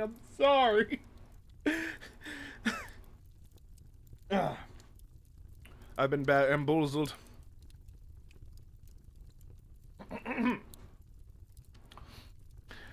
He went to the south window, threw it up, and leaned out, stared down the network of windows, beaded gas lamps and shops with its black interstices of roof and yard that made up the town at night. Looks like the crowd down the hill, he said, by the cricketers, and remained watching. Thence his eyes wandered over the town to far away, where the ship's lights shone and the pier glowed, a little illuminated, faceted pavilion like a gem of yellow light. The moon in its first quarter hung over the westward hill, and the stars were clear and almost tropically bright. After 5 minutes, during which his mind had traveled into the remote speculation of social conditions of the future, and lost itself at last over the time dimension, Dr. Kemp roused himself with a sigh, pulled the window down again, and returned to his writing desk. I guess I'm not gonna get to see anyone shot. Meh. Must have been about an hour after this that the front door bell rang. He had been writing slackly with the intervals of abstraction since the shots. He sat listening. He heard the servant answer the door and waited for her feet on the staircase, but she did not come. Wonder what that was, said Dr. Kemp. He tried to resume his work, failed, got up, went downstairs to his study to the landing, rang, called over the balustrade to the housemaid as she appeared in the hall below. Was that a letter, he asked. Only a runaway ring, sir, she answered. Frickin' ding-dong ditchers. I'm restless tonight, he said to himself. He went back to his study and this time attacked his work resolutely. In a little while he was hard at work again, and the only sounds of the room were the ticking of the clocks and the subdued shrillness of his quill. Hurrying in the very center of the table of light, his lampshade threw on his table. It was 2 o'clock before Dr. Kemp had finished his work for the night. He rose, yawned, and went downstairs to bed. He had already removed his coat and vest when he noticed that he was thirsty. He took a candle and went down to the dining room in search of a siphon and whiskey.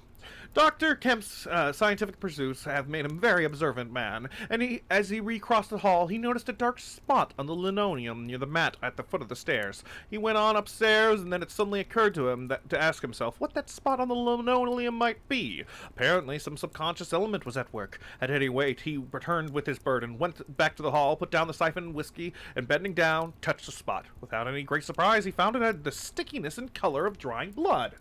Gross! Someone get a mop! He took up his burden again and returned upstairs. Looking about to him, he's trying to account for the blood spot. On the landing, he saw something that stopped astonished. The door handle of his own room was blood-stained. Rude. They bleed on my carpet and now, or linoleum floor, and now they've ruined my doorknob! He looked at his own hand. It was quite clean, and then he remembered that the door of his room had been opened when he came down from his study, and that, consequently, he had not touched the handle at all. He went straight into his room, his face quite calm, perhaps a trifle more resolute than usual. His glance, wandering inquisitively, fell on the bed. On the counterpane was a mess of blood, and the sheet had been torn. He had not noticed this before, because he had walked straight into the dressing table. On the further side of the bedclothes were depressed, as if someone had been recently sitting there. Then he had an odd impression, but he heard a low voice say, "Good heavens, Kemp!" But Dr. Kemp was no believer in voices. He stood staring at the tumbled sheet. Was that really a voice? He looked about again, but noticed nothing further than the disordered and blood-stained bed. Then he distinctly heard a movement across the room, near the wash-hand stand. All men, however highly educated, retain some superstitious inklings. The feeling that is called eerie came upon him. He closed the door of the room, came forward to the dressing table, and put down his burden. Suddenly, with a start, he perceived a coiled and blood-stained bandage of linen rag hanging in midair between him and the wash-hand stand. Sorry about that.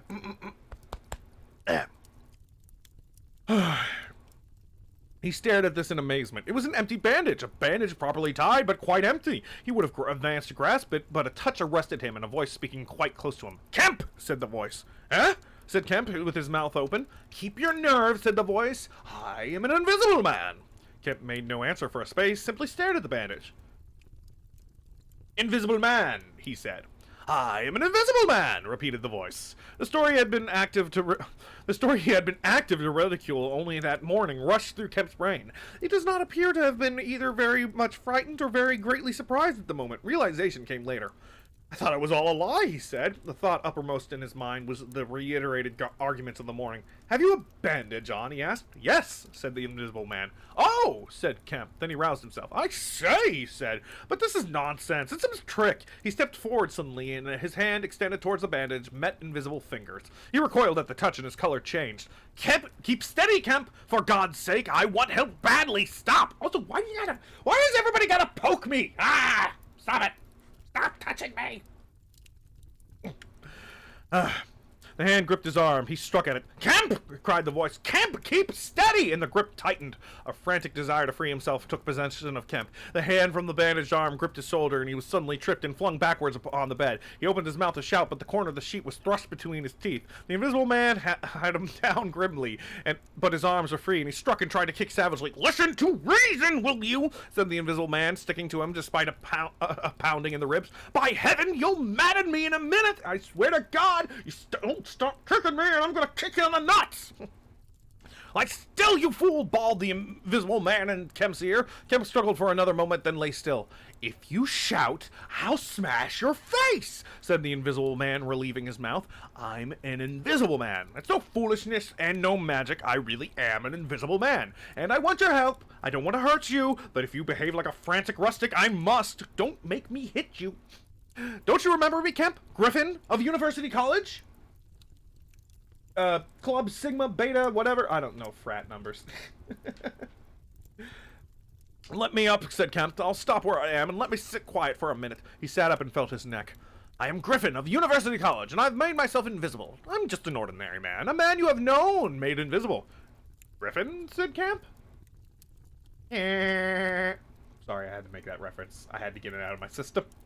Griffin, answered the voice, a younger student than you were, almost an albino, 6 feet high and broad, with a pink and white face and red eyes, who won the medal for chemistry. I am confused, said Kemp. My brain is rioting. What has this to do with Griffin? I am Griffin.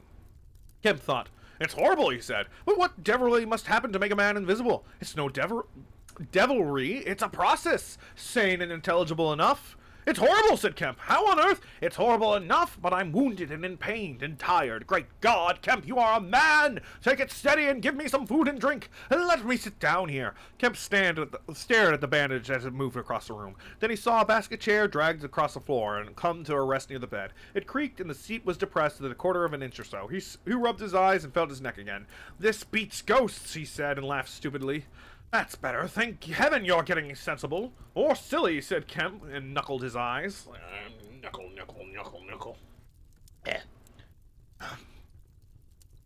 Give me some whiskey. I'm near dead. It didn't feel so. Where are you? If I get up, shall I run into you? There! All right. Whiskey. Here. Where shall I give it to you? The chair creaked, and Kemp felt the glass drawn away from him. He let go by an effort, and his instincts were all against it. It came to rest poised 20 inches above the front edge of the seat of the chair. He stared at it in infinite perplexity. This must be hypnotism. You have suggested you are invisible? Nonsense. You have suggested you are invisible. Nonsense, said the voice. It's frantic. Listen to me. I have demonstrated conclusively this morning, began Kemp, that invisibility... Never mind what you've demonstrated. I'm starving, said the voice. The night is chilly to a man without clothes. Yes, I'm in your room, and I'm naked. Give me some pants. Food, said Kemp. The tumbler of whiskey tilted itself. Yes, said the Invisible Man, wrapping it down. Have you a dressing gown? Kemp made some exclamation in an undertone. He walked into a wardrobe and produced a robe of dingy scarlet. This do? He asked. It was taken from him. It hung limp for a moment in midair, fluttered weirdly, stood full and decorous, buttoning itself, and sat down in its chair. Straws, socks, slippers would be a comfort, said the unseen curtly. And food. Anything. But this is the insanest thing I was ever in my life. He turned out his drawers for articles, then went downstairs to ransack his larder. He came back with some cold cutlets and bread, pulled up a light table, and placed them before his guests. Never mind knives, said his visitor, with a cutlet hung in midair with the sound of gnawing. Invisible, said Kemp, and sat down on the bedroom chair. I always like to get something about me before I eat, said the Invisible Man with a full mouth, eating greedily. Queer fancy. I suppose that wrist is all right, said Kemp. Trust me, said the Invisible Man. Of all the strange and wonderful... Exactly. But it's odd I should blunder into your house to get my bandaging. My first stroke of luck! Anyhow, I meant to sleep in this house tonight. You must stand that. It's a filthy nuisance, my blood showing, isn't it? Quite a clot over there. Gets visible as it coagulates, I see. It's the only thing... It's the only living tissue I've changed, and it's all... And only for as long as I'm alive. I've been in the house for 3 hours.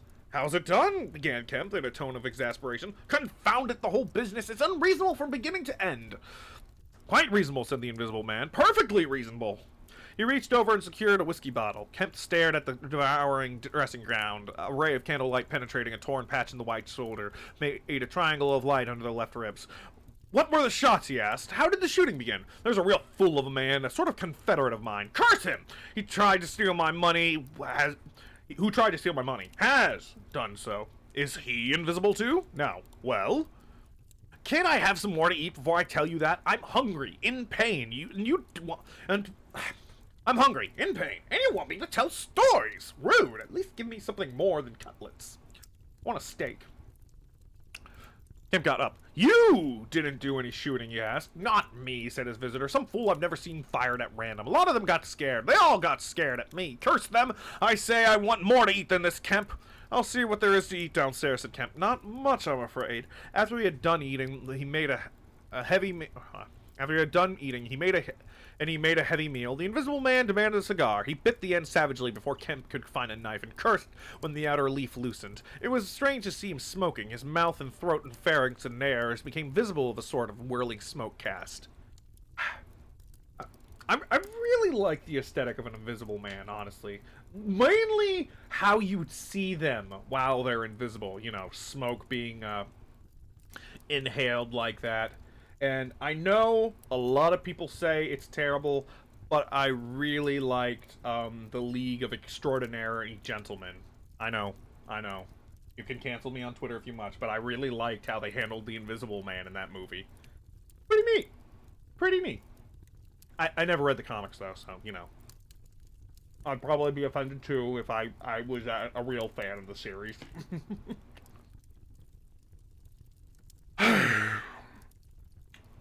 This blessed gift of smoking, he said, and puffed vigorously. I'm lucky to have fallen upon you, Kemp. You must help me. Fancy tumblings on you just now. I'm in a devilish scrape. I've been mad, I think. The things I've been through. But we will do things yet, let me tell you. He helped himself to some more whiskey and soda. Kemp got up, looked about him, and fetched a glass from his spare room. It's wild, but I suppose I may drink. You haven't changed much, Kemp, these dozen years, you fair men don't. Cool and methodical after the first collapse, I must tell you. We will work together. But how was it all done, said Kemp, and how did you get like this? For God's sake, let me smoke in peace for a little while, and then I will begin to tell you. But the story was not told that night. The Invisible Man's wrist was growing painful. He was feverish, exhausted, and his mind came round to brood upon the chase down the hill and the struggle about the inn. He spoke in fragments of marvel. He smoked faster, his voice grew angry. Kemp tried to gather what he could. The part of the book was always pretty interesting, especially when I read the Great Illustrated Classics version that had an illustration of visible digested food down his stomach. Yeah. I've been having the idea to make an invisible girl OC who, like, you know, would, like, wear makeup to make a fake face or something, and then wear contacts and cosplay stuff. I think it would be pretty neat. Of course, you know, heaven forbid your makeup start running. It's something I definitely want to explore. Honestly, I think they should do an Invisible Man or Invisible Girl VTuber. That would be cool. Like the baby from Diamond is Unbreakable. Yeah. Oh, I know. I'll be the first Invisible Man VTuber. You can't see me! Okay, no, that didn't work. The face tracking was all off. Alright. Where was I? Oh yeah, I was taking a sip of coffee. That's what I was doing. Oh god, I actually needed that. Oh, fuck. Okay. He was afraid of me. I could see that he was afraid of me, said the Invisible Man many times over. He meant to give me the slip. He was always casting about that fool. What a fool I was. Probably just be a set of floating clothes and nothing more. The car! I should have killed him! Where did you get the money? Asked Kemp abruptly. The Invisible Man was silent for a space. I can't tell you tonight, he said. He groaned suddenly and leant forward, supporting his invisible hand on his invisible head on invisible hands. Kemp, he said, I've had no sleep for near 3 days, except a couple of dozes an hour or so. I must sleep soon. Well, have my room. Have this room. But how can I sleep? If I sleep, he will get away. Ugh, what does it matter? What's the shot wound? Asked Kemp abruptly. Nothing. Scratch and blood. Oh, God, how I want sleep! What are you, me at work? Why not? The Invisible Man appeared to be regarding Kemp. Because I've had a particular objection to being caught by my fellow men, he said slowly. Kemp started. Fool that I am, said the Invisible Man, striking the table smartly. I put the idea into your head! You're gonna betray me too! Yeah. Alright. A bit of a stretch before I begin the next chapter.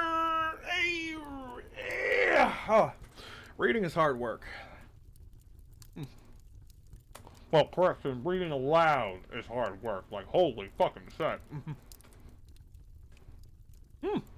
Chevy Chase Invisible Man also wear makeup and sunglasses. Yeah.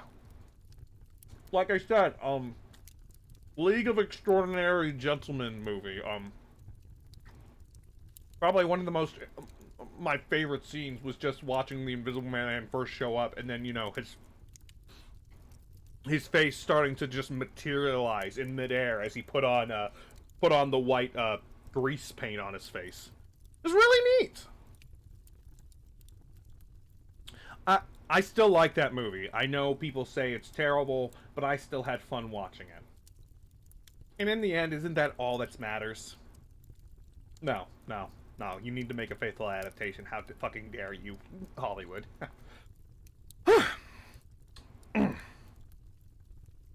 Alright. Chapter... Shit, which one is that? 18? Yeah, 18. Okay. Chapter 18. The Invisible Man sleeps. Look at him go. Amazing. Exhausted and wounded as the Invisible Man was, he refused to accept Kemp's word that his freedmen should be respected. He examined the 2 windows of his bedroom and drew up the blinds and opened the sashes to confirm Kemp's statement that a retreat by them would be possible. Outside, the night was very quiet and still, and the new moon was setting over the down. Then he examined the keys of the bedroom and the 2 dressing room doors to satisfy himself that these also could be made assurance to freedom. Finally, he expressed himself satisfied. He stood on the hearth rug, and Kemp heard the sound of a yawn. I'm sorry, said the Invisible Man.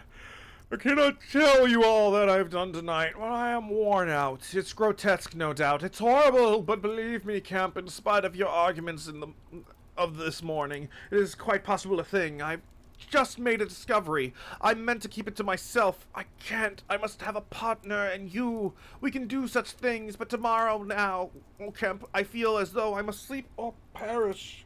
And what did I spill on myself? Oh, okay. I'm with you. The League of Extraordinary Gentlemen is bad. I have fun with that in Hellsing. Oh, Van Helsing. Ah, that one was a fun one. Nothing sexier than Hugh Jackman as that werewolf, am I right?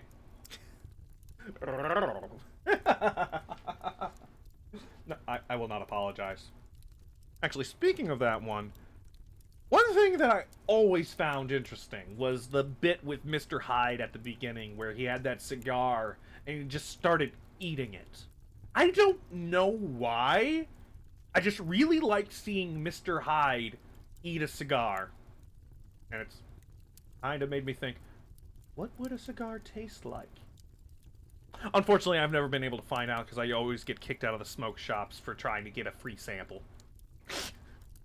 Those are Cubans, you goddamn idiot! What are you doing?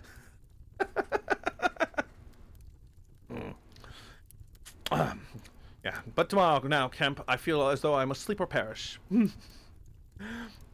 I'm sure a million furries were born that day, and for Mr. Hyde, yeah, I agree his scene was great. Yeah. Kemp stood in the middle of the room, staring at the headless garment. I suppose I must leave you, he said. It's incredible. 3 things happening like this. Overturning all my preconceptions would make me insane, but it's real. Is there anything more I can get you? Only bid me good night, said Griffin. Good night, said Kemp, and shook an invisible hand. He walked sideways to the door. Suddenly, the dressing gown walked quickly towards him. Understand me, said the dressing gown. No attempts to hamper me or capture me or... Kemp's face changed a little. I thought I gave you my word, he said. Kemp closed the door softly behind him, and the key was turned upon him forthwith. Then, as he stood with an expression of passive amazement on his face, the rapid feet came to the door of the dressing room, and that too was locked. Kemp slapped his brow with his hand. Am I dreaming? Has the world gone mad? Or have I? He laughed and put his hand to the locked door. Barred out of my own bedroom by a flagrant absurdity, he said, then walked to the head of the staircase, turned, and stared at the locked doors. It's fact, he said. He put his fingertips to his... Turn the page... to his slightly bruised neck. Undeniable fact, but... He shook his head hopelessly, turned, and went downstairs. He lit the dining room lamp, got out a cigar, and began pacing the room, ejaculating. Whoa, whoa, whoa there, buddy! Jesus! Oh, it probably means he's talking to himself. Now and then he would argue with himself. Invisible, he said! Is there such a thing as an invisible animal? In the sea, yes, thousands, millions! All the little larvae, the little napoli and the tonarias, all the microscopic things, the jellyfish in the sea. There are more things invisible than visible. I never thought of that before. And in the ponds, too! All those little pond-life things, specks of colorless, translucent jelly. But in air, no! It can't be. But after all, why not? If a man was made of glass, he would still be visible. His meditation became profound. The bulk of his 3 cigars passed into the invisible, or diffused of what? Damn it, Spruce. I've been shoved in the pot. LOL, said the bird. Lamau. Ah, Spruce never change.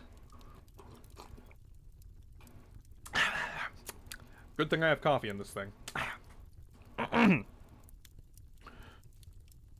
His meditation became profound. The bulk of 3 cigars had passed into the invisible or diffused as a white ash over the carpet before he spoke again. Then it was merely an exclamation. He turned aside, walked out of the room, and went into his little consulting room and lit the gas there. It was a little room because Dr. Kemp did not live by practice, and in it there were the day's newspapers.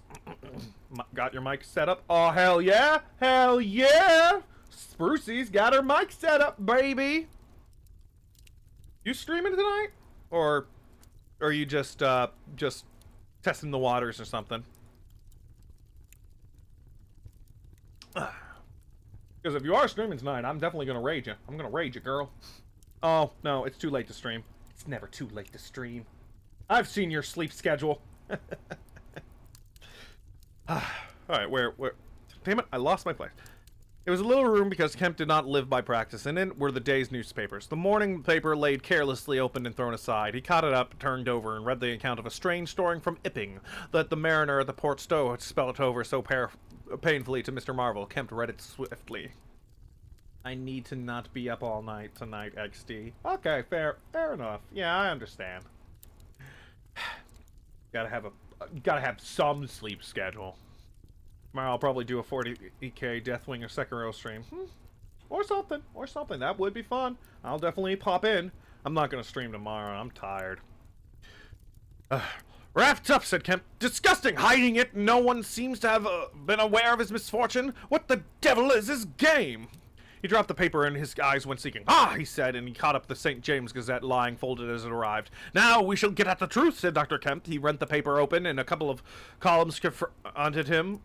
A couple of columns confronted him. An entire village in Sussex goes mad, was the heading. Good heavens, said Kemp, reading eagerly an incredulous account of the events in Ippings of the previous afternoon that have already been described. Over the leaf, the report in the morning paper had been reprinted. He reread it, ran through the streets, striking right and left. Jaffers, insensible. Mr. Huxter in great pain, still unable to describe what he saw, because it was invisible, duh.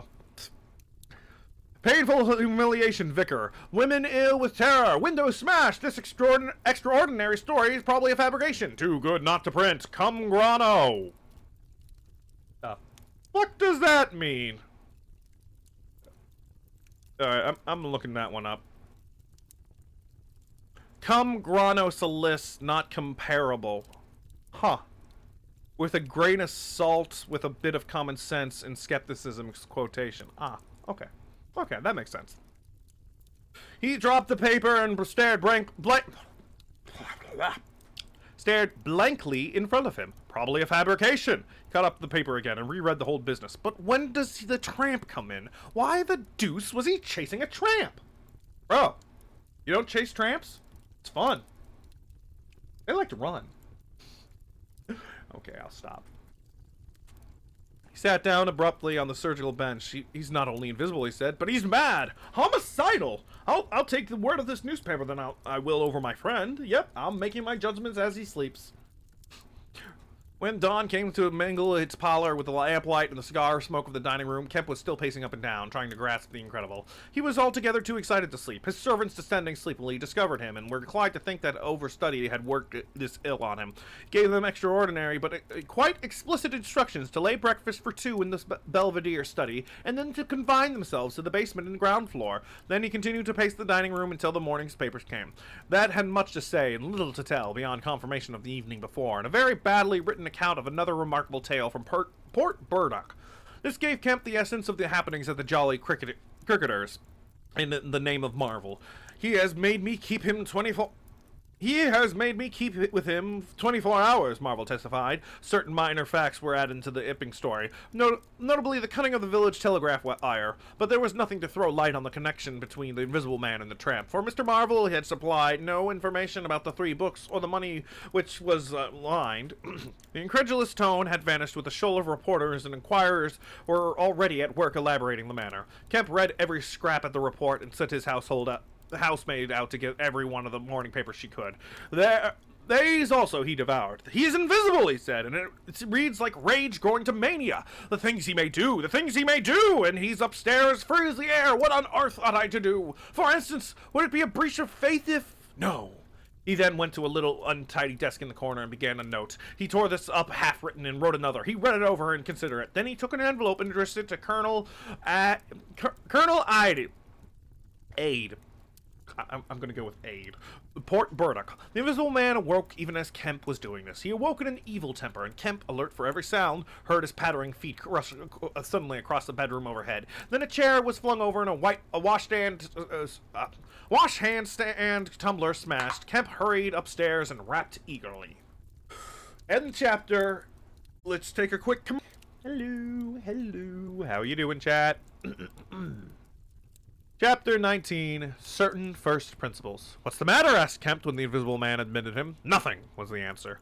But confound it, the smash! God damn it, Spruce. Fit of temper, said the Invisible Man. Forgot this arm, and it's sore. You're rather liable to that sort of thing. I am. Kemp walked across the room and picked up the fragments of broken glass. All the facts are about you, said Kemp, standing up with a glass in hand. All that happened in Ipping and down the hill. The world has come aware of this invisible citizen, but no one knows you are here. The Invisible Man swore. The secret's out. I gather it was a secret, or I don't know what your plans are, but of course, I'm anxious to help you. The Invisible Man sat down on the bed. There's breakfast upstairs, said Kemp, speaking as easily as possible, and he was delighted to find his strange guest rose willingly. Kemp led the way to the narrow staircase to the Belvedere. Before we do anything else, said Kemp, I must understand a little more about this invisibility of yours. He had sat down after one nervous glance out the window, with the air of a man who has talking to do.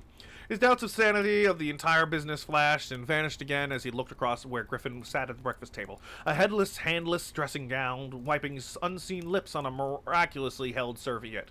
It's simple enough and incredible enough, said Griffin, putting the serviette aside and leaning the invisible head on an invisible hand. No doubt to you, but Kent laughed. Well, yes, to me it seemed wonderful at first, but now, great God, but we will do great things yet. I came on the stuff first at Chiselstowe?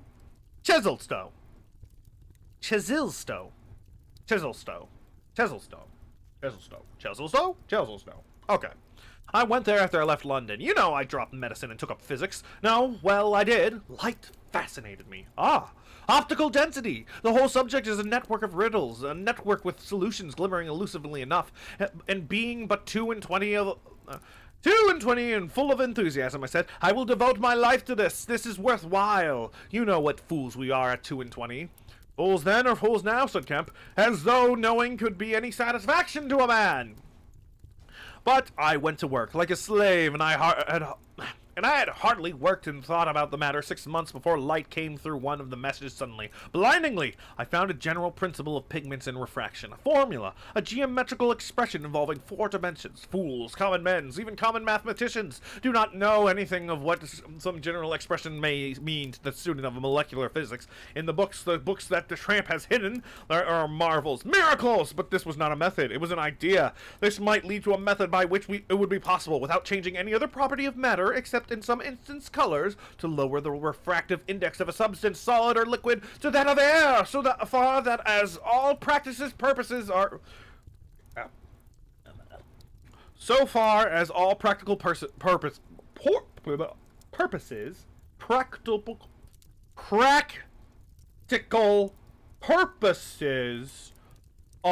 concerned. God, I could not get that out of my mouth. Phew, said Kemp. That's odd. But I still don't see quite. I can understand. I still don't see quite.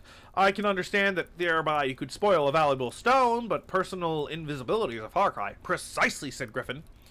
But consider visibility depends on the actions of the visible bodies of light. Either a body absorbs light, or it reflects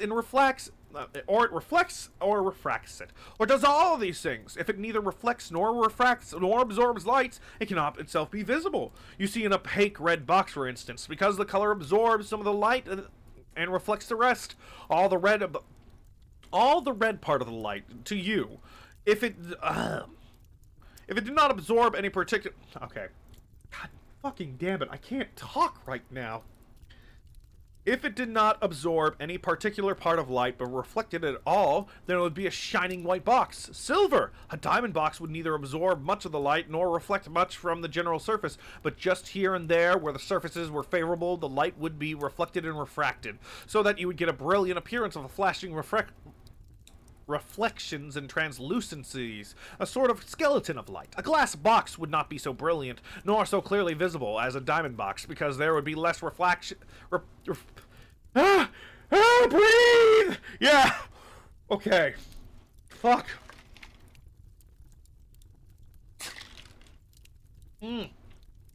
Yeah, okay. If it did not absorb any part. Okay. Diamond box would neither absorb much of the light nor reflect much from the general surface, but just here and there where the surfaces were favorable, the light would be reflected and refracted, so that you would get a brilliant appearance of flashing reflections and translucencies, a sort of skeleton of light. A glass box would not be so brilliant nor so clearly visible as a diamond box, because there would be less refraction and reflection. God! Too many R's and L's. I'm starting to trip. See that? From certain points of view, you would see quite clearly through it. Some kinds of glass would be more visible than others. A box of flint glass would be brighter than a box of ordinary window glass. A box of very thin common glass would be hard to see in bad light, because it would absorb hardly any light and refract and reflect very little.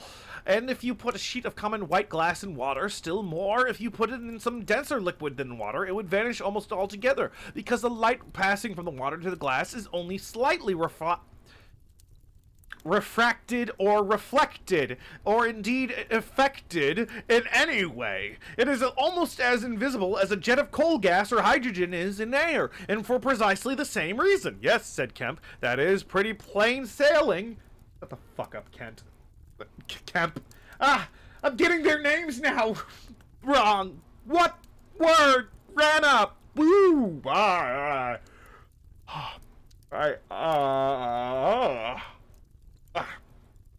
just gotta stretch my jaw a bit.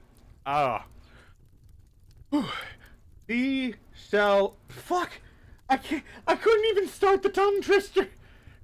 What is words?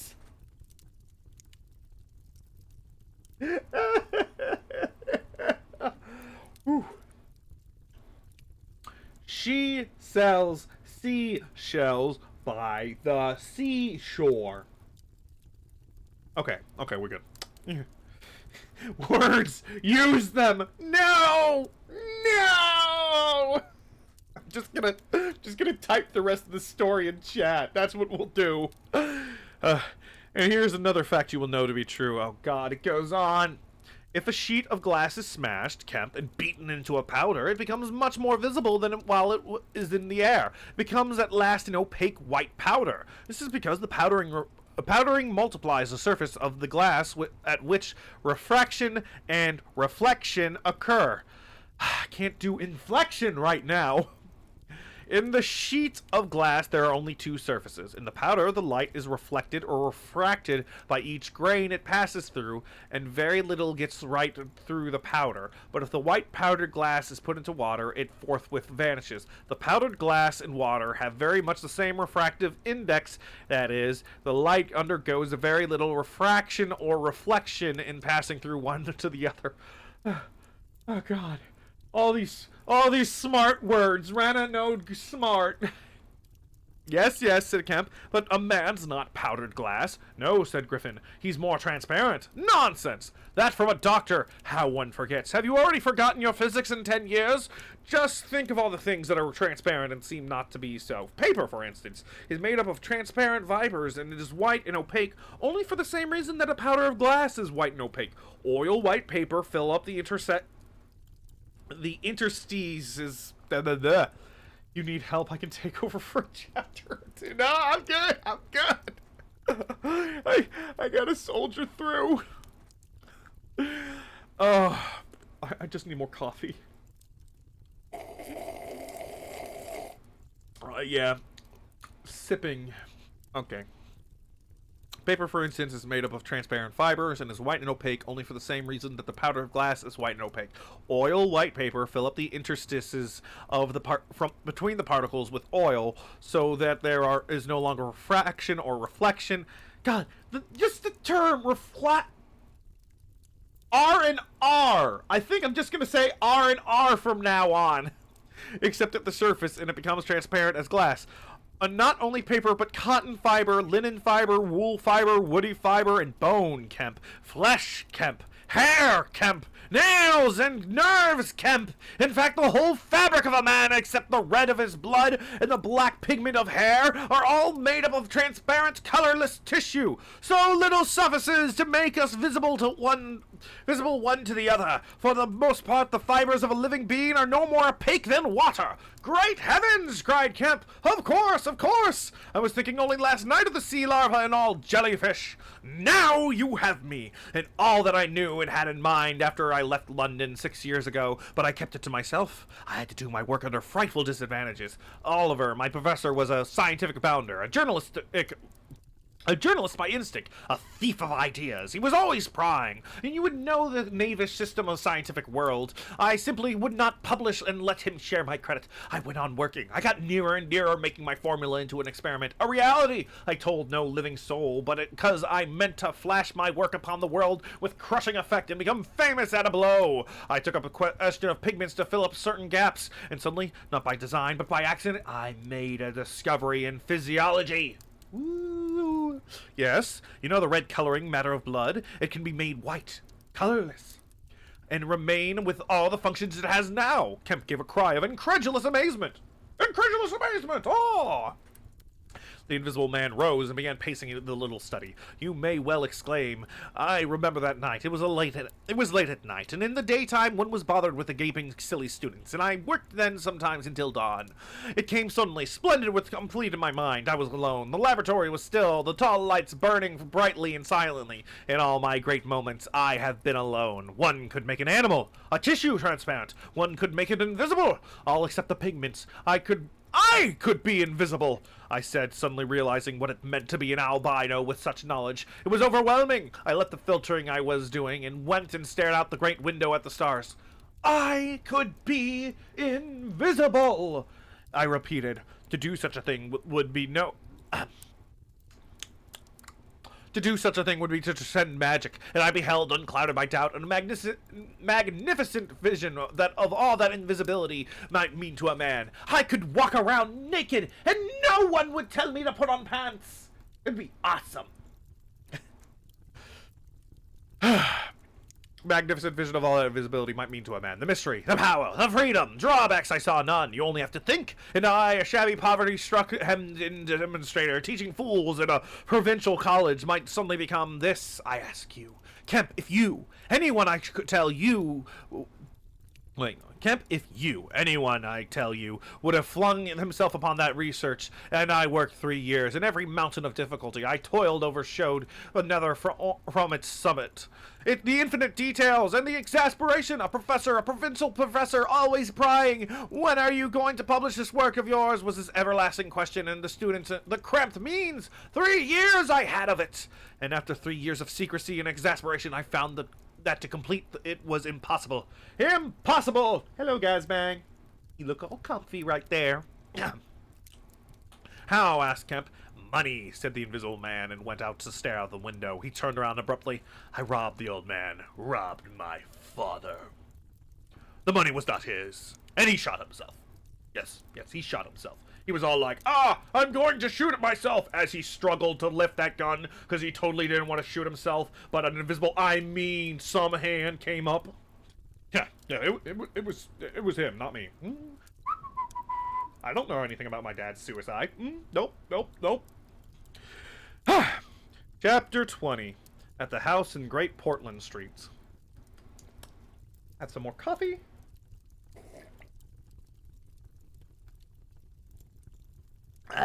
Nah. Woo! Let's do this! There we go.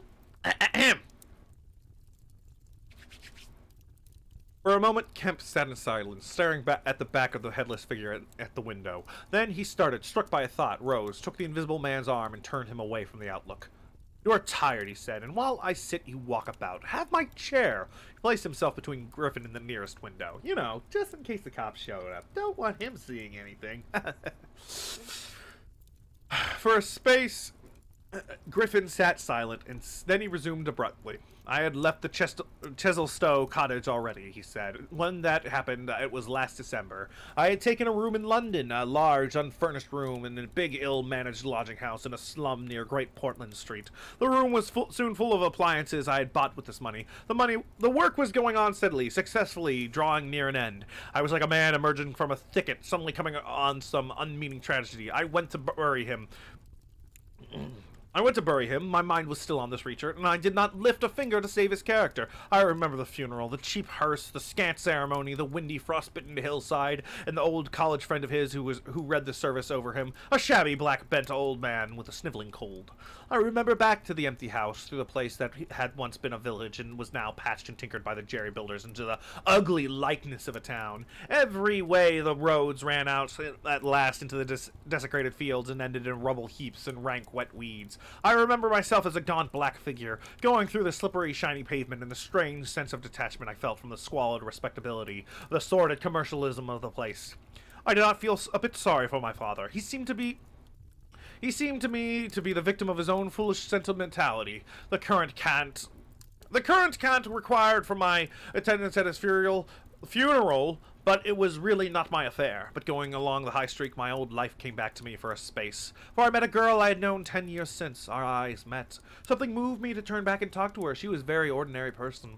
It was all like a dream, that visit to the old places. I did not feel then that I was lonely, that I had come out from the world into a desolate place. I appreciate my loss of sympathy, but I put it down to the generally inanity of things. Re-entering my room seemed like the recovery of reality. There were things I knew and loved. There stood the apparatus, the experiments arranged and waiting, and now there was scarcely a difficulty left beyond the planning of details.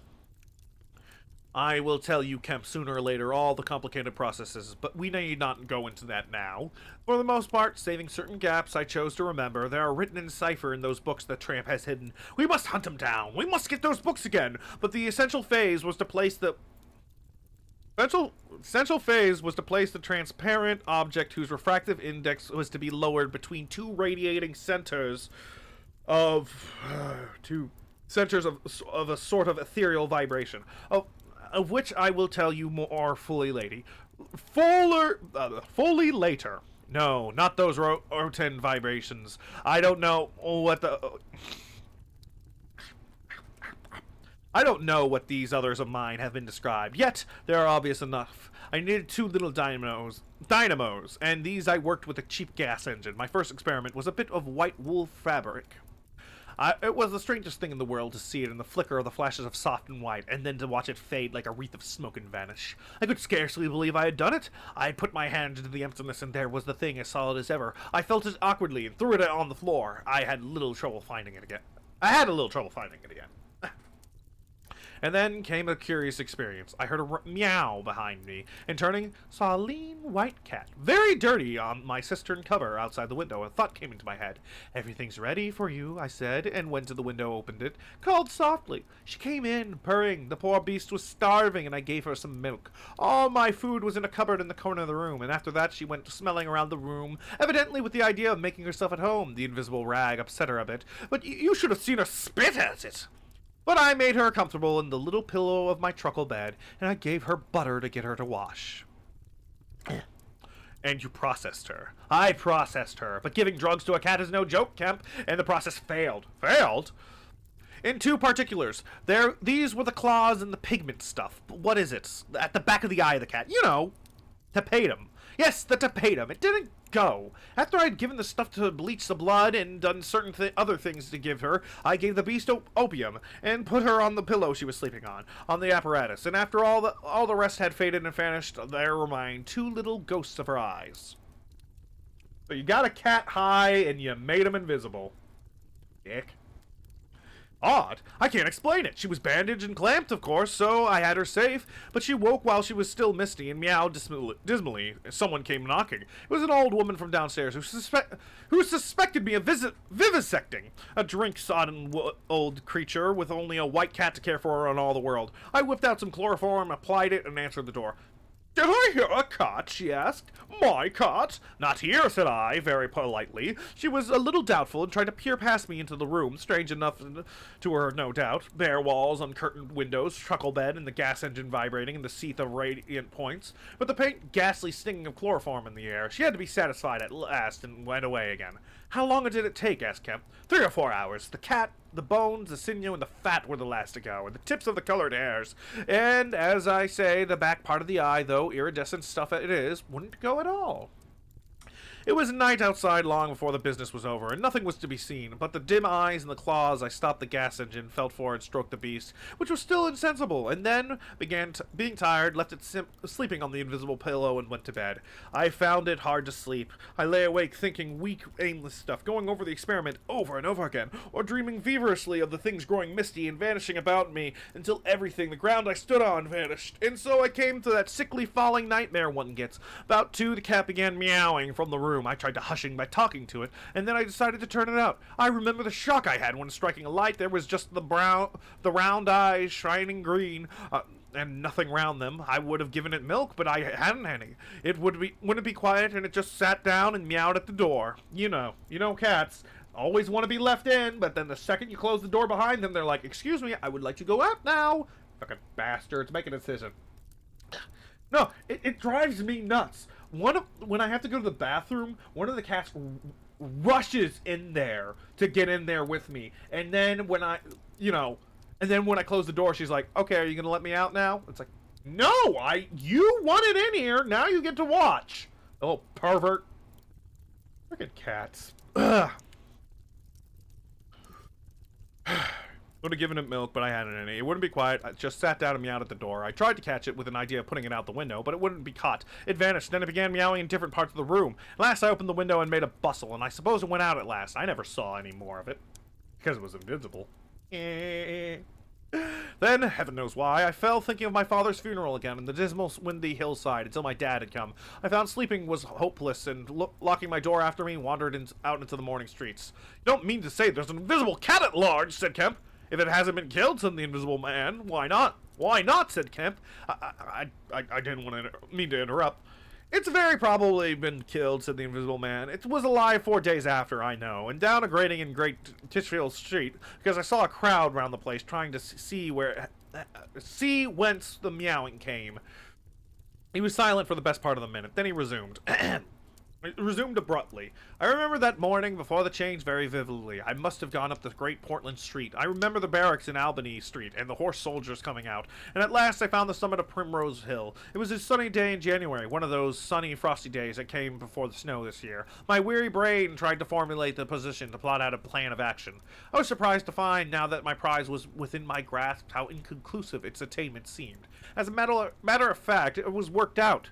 The intense stress of nearly 4 years' continuous work left me incapable of any strength of feeling. I was apathetic, and I tried in vain to recover the enthusiasm of my first inquiries, the passion of discovery that had enabled me to compass even the downfall of my father's gray hairs. Nothing seemed to matter. I saw pretty clearly it was either a transient mood due to overwork and want of sleep, and that little tongue-tied. I saw pretty clearly this was a transient mood, due to overwork and want of sleep, and that either by drugs or rest would it be possible to recover my energies. All I really needed was some booger sugar. That's all I needed.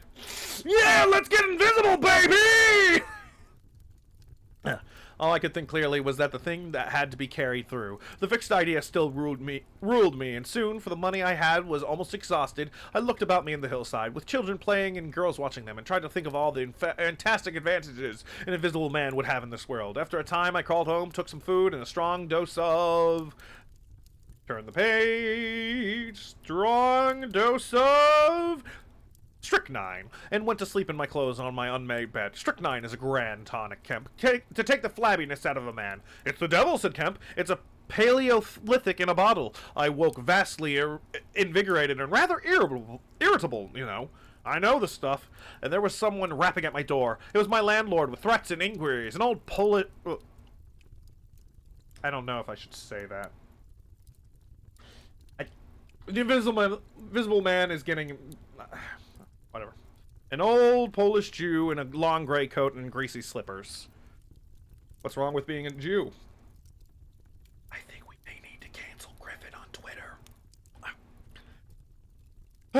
I'd been tormenting a cat in the night, he was sure. The old woman's tongue had been busy. He insisted on knowing all about it. The laws in this country against vivisection were very severe. He might be liable. I denied the cat. Then the vibration of the little gas engine could be felt all over the house, he said. That was true, certainly. He edged around me into the room, peering about over his German silver spectacles, and a sudden dread came into my mind that he might carry away something of my secret. I tried to keep between him and the concentrating apparatus I had arranged, and that only made him more curious. What was I doing? Why was I always alone and secretive? Was it legal? Was it dangerous? I paid nothing but the usual rent.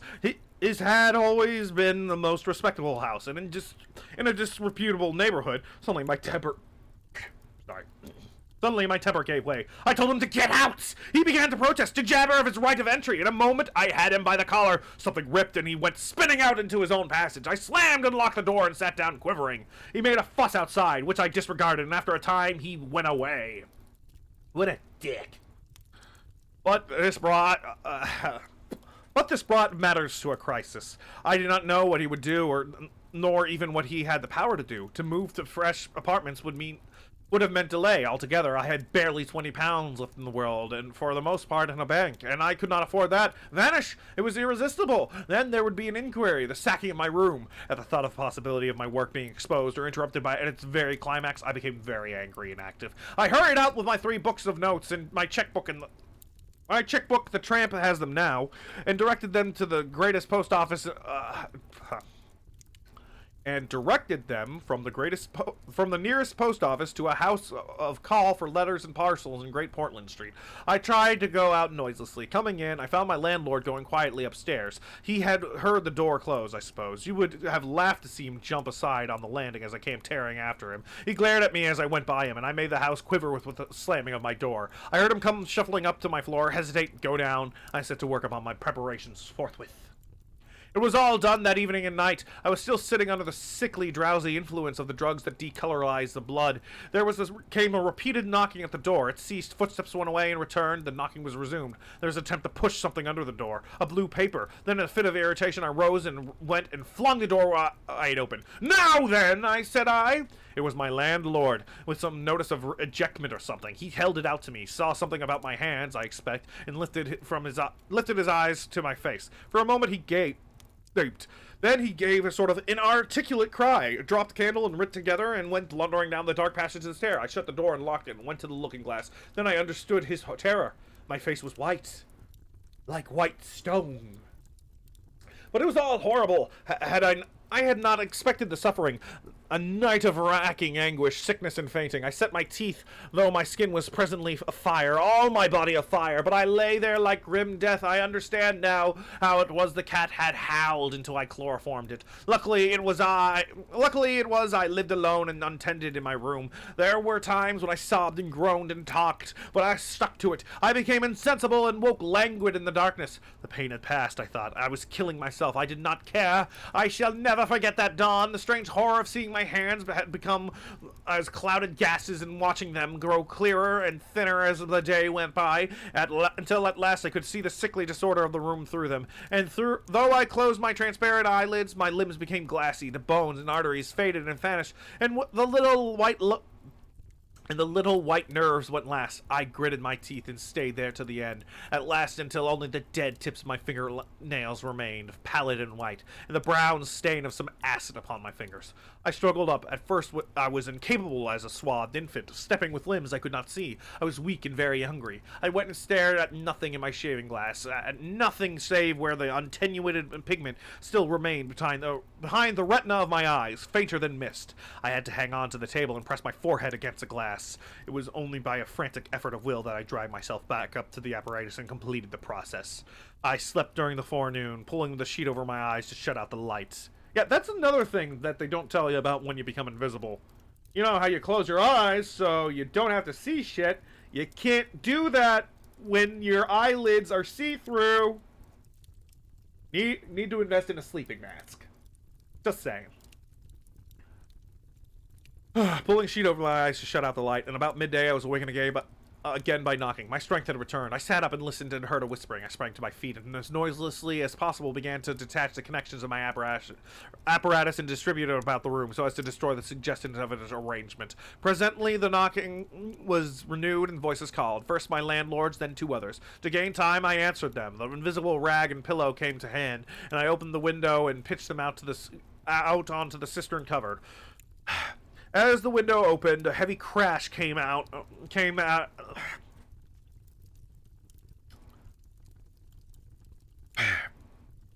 The invisible rag and pillow came to hand, and I opened the window and pitched them out onto the cistern cover. As the window opened, a heavy crash came at the door. Someone had charged it with the idea of smashing the lock, but the stout bolts I had screwed up some days before I stopped him. That startled me, made me angry. I began to tremble and do things hurriedly. I tossed together some loose paper, straw, packing paper, and so forth in the middle of the room and turned on the gas. Heavy blows began to Thank you for the hydrate. I fucking need that.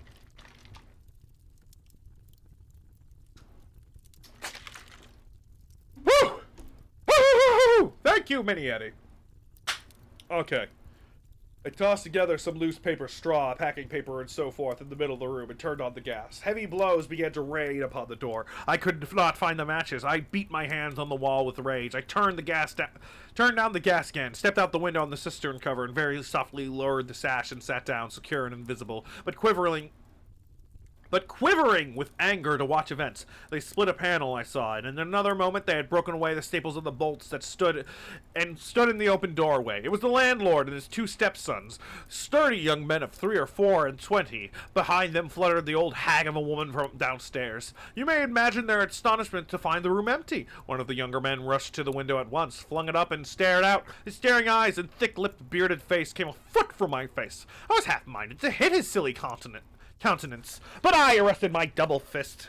He stared right through me, so did the others as they joined him. The old man went and peered under the bed, and they all made a rush for the cupboard. They had to argue about it at length in Yiddish and Cockney English. They concluded that I had not answered them and that their imagination had deceived them. A feeling of extraordinary elation took the place of my anger as I sat outside the window and watched these four people. For the old lady came in, glancing suspiciously about her like a cat trying to understand the riddle of my behavior. Tee-hee-hee, they can't see me, they can't see me. You know, I'm thinking, he did mention he was able to turn, like, a piece of cloth or wool invisible. Maybe the first thing he should have done was make some invisible clothes before he made himself invisible. Just saying. Then again, how would you go about washing invisible clothes? Oh god, could you imagine having invisible socks? I can't find the left one! God damn it! The old man, so far as I could understand his patois, agreed with the old lady that I was a vivisectionist. The sons protested in garbled English that I was an electrician and appeared to be and appealed to the dynamos and radiators. They were all nervous about my arrival, although I found subsequently that they had bolted the front door. The old lady peered into the cupboard under the bed, and one of the young men pushed up the register and stared up the chimney. One of my fellow lodgers, a costermonger who shared the opposite room with a butcher, appeared on the landing, and he was called in and told incoherent things. It occurred to me that the radiators, if they fell into the hands of some acute, well-educated person, would give away too much, and watching my opportunity, I came into the room and tilted one of the little dynamos off its fellow on which it was standing and smashed both apparatus. Then, while they were trying to explain the smash, I dodged out of the room and went softly downstairs. I went into one of the sitting rooms and waited until they came down, still speculating and argumentative. All the while, little disappointed at finding no horrors and a little puzzled how they stood legally towards me. And then I slipped up again with a box of matches, fired my heap of paper and rubbish, and put the chairs and bedding thereby.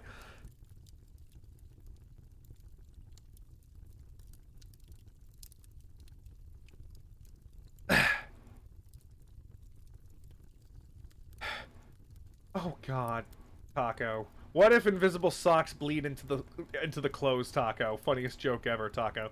Damn it! The socks ran in the wash, Taco! Now my shirt's invisible, Taco! I can't find anything, Taco! Alright, I went into one of the sitting room, box of matches. Then I slipped up again with a box of matches and fired my heap of paper and rubbish, put the chairs and bedding thereby, led the gas to the affair, and by means of an India rubber tube, waving farewell to the room and left it for the last time, Taco. You fired the house, Taco! Exclaimed Kemp Taco. Fired the house, Taco! It was the only way to cover my trail, Taco. And no doubt it was insured, Taco. I slipped the bolts of the front door quietly and went out into the street, Taco. I was invisible, Taco, and I was only just beginning to realize the extraordinary advantage of my invisibility gave me, Taco. My head was already teeming with plans of all the wild and wonderful things that I now had impunity to do, Taco. Hee Taco. Ooh. Ooh. Ooh, Taco. Chapter 21, Taco. In Oxford Street, Taco. Taco. In going downstairs the first time, I found unexpected difficulty because I could not see my feet. Indeed, I stumbled twice, and there was an unaccustomed clumsiness in gripping the bolt, Taco. By not looking down, however, I managed to walk on the level passably well, Taco. My mood, I say, was one of exaltation, Taco. I felt as a seeing man might do, with padded feet and noiseless clothes, in a city of the blind, Taco. I experienced a wild impulse to jest, to startle people, to clap man on the back, slap some asses, Taco! Fling people's hats astray and generally revel in my extraordinary advantage, Taco. Tee-hee, Taco. I'm invisible, Taco, and the world is my oyster, Taco! But hardly had I emerged upon the great Portland Street, however, my lodging was close to the big draper shop there, Taco, when I heard a clashing concussion that was hit violently behind, and turning saw a man carrying a basket of soda water siphons and looking in amazement at his burden, Taco. Although the blow had really hurt me, I had found something so irresistible in his astonishment that I laughed aloud, Taco. The devil's in the basket, I said, Taco. and suddenly twisted it out of his hand, Taco. He let go incontinentally, Taco, and I swung the whole weight into the air, Taco. The world is mine to harass, Taco. Mwahahaha, Taco! Oh no. Hell hath no, what's the term? Hell hath no, mercy, or something. I'm trying to think of the saying, but... Hell no wrath, like a college student with nothing better to do, Taco.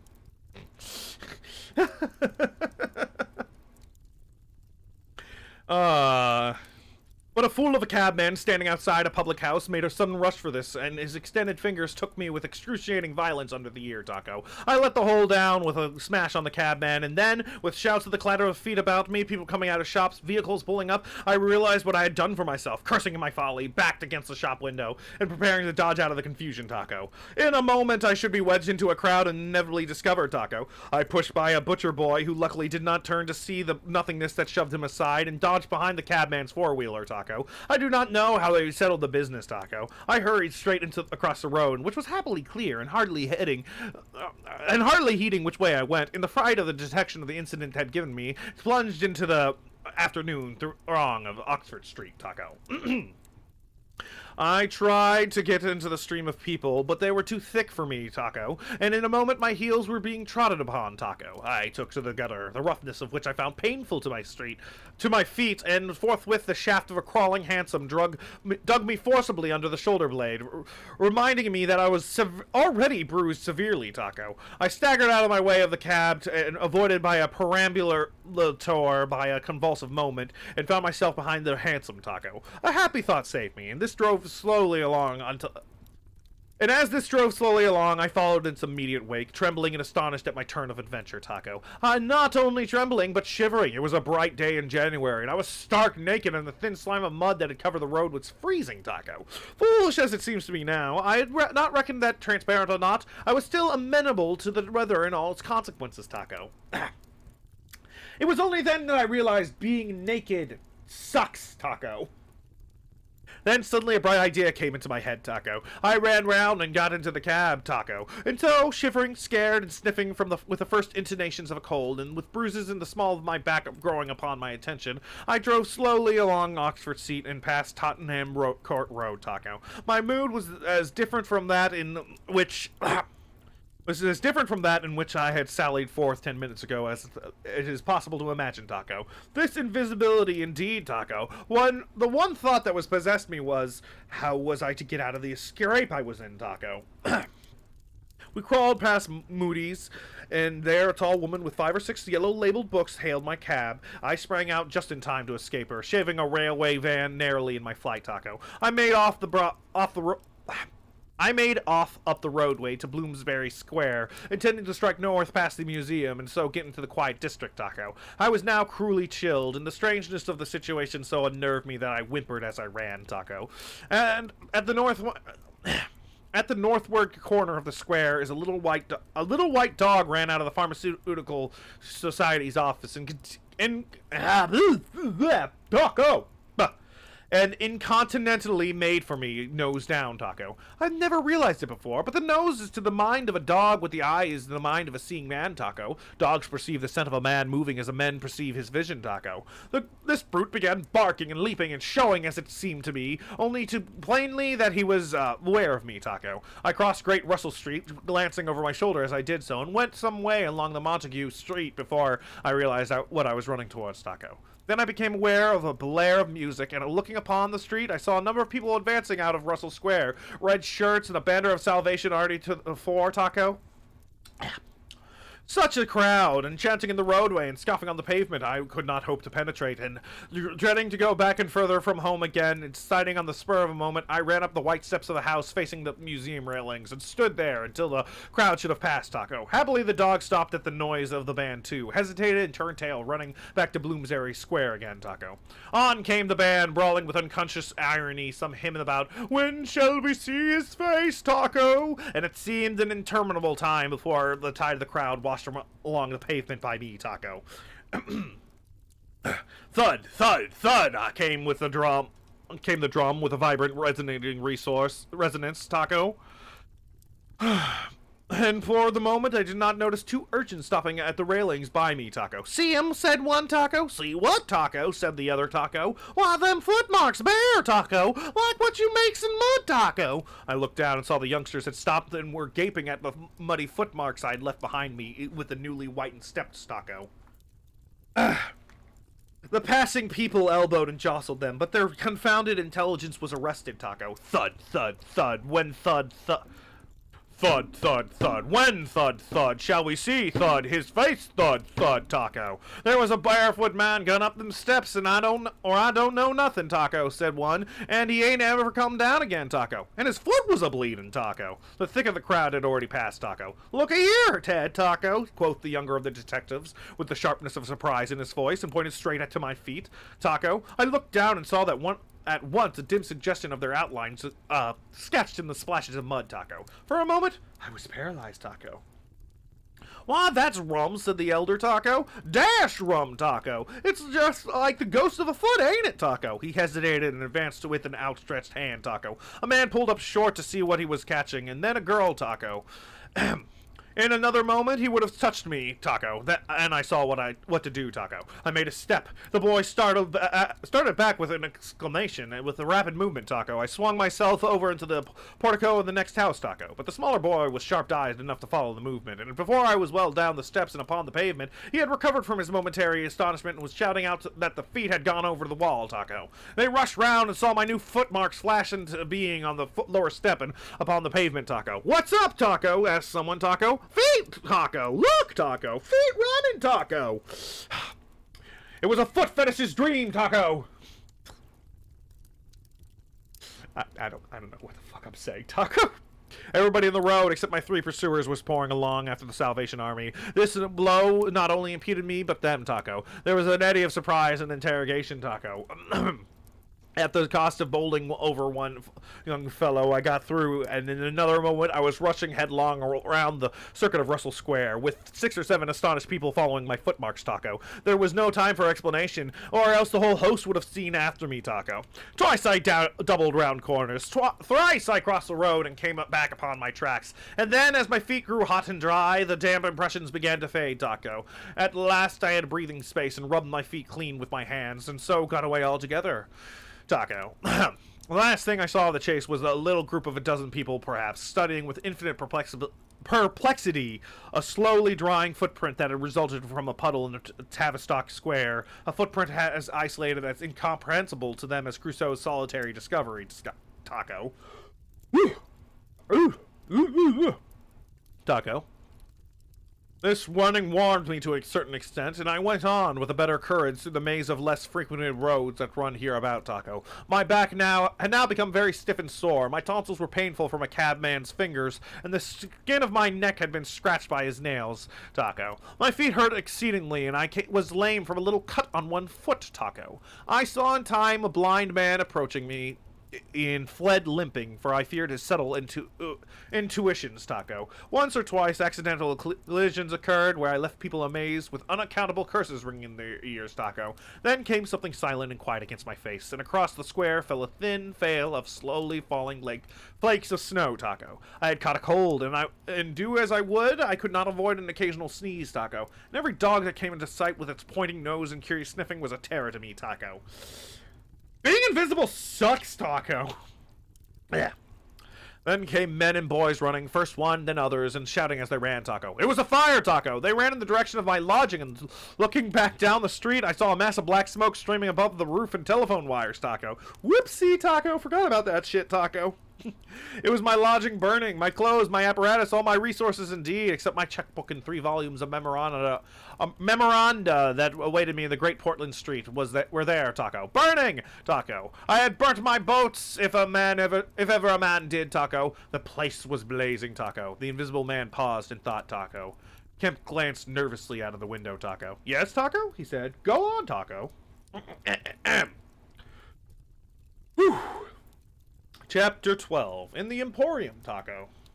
So, last January, with the beginning of a snowstorm in the air about me, and if it settled on me, it would betray me, Taco! Weary, cold, painful, and inexpressibly wretched, and still but half convinced of my invisibility quality, I began this new life to which I am committed, Taco. I had no refuge, no appliances, no human being in the world in whom I could confide, Taco. To have told my secrets would have given me away, made a mere show of the rarity of me, Taco. Nevertheless, I was half-minded to accost some passerby and throw myself upon his mercy, Taco. But I knew too clearly the terror and brutal cruelty my advances would evoke, Taco. I made no plans in the street, Taco. My sole object was to get to shelter from the snow, to get myself covered and warm, Taco. Then I might hope to plan, Taco. But even to me, an invisible man, the rows of London houses stood latched, barred, and bolted impregnably, Taco. It's not like I could just knock on a door and try to slip in when they checked to see who was there, Taco. Only one thing I could see clearly before me, Taco. The cold exposure and misery of the snowstorm in the night, Taco. Then I had a brilliant idea, Taco. I turned down one of the roads leading from Gower Street to Tottenham Court Road and found myself outside Omnium's, the big establishment where everything is to be bought, Taco. You know the place, Taco. Meat, grocery, linen, furniture, clothing, oil paintings even. A huge meandering collection of shops rather than a shop, Taco. Like a mall, Taco? Or a Walmart, Taco? Yeah, Walmart, Taco. I had thought I should find the doors open, but they were closed, and as I stood there in the wide entrance of a carriage stopped outside. A man in uniform, you know the kind of personage with the omnium on his cap, Taco, flung open the door, Taco. I contrived to enter, and walking down the shop, it was a department where they were selling ribbons and gloves and stockings and that kind of thing, Taco. Came to a more spacious region devoted to picnic baskets and wicker furniture, Taco. I did not feel safe there, however, Taco. People were going to and fro, and I prowled restlessly until I came across... Let me get a little water, Taco.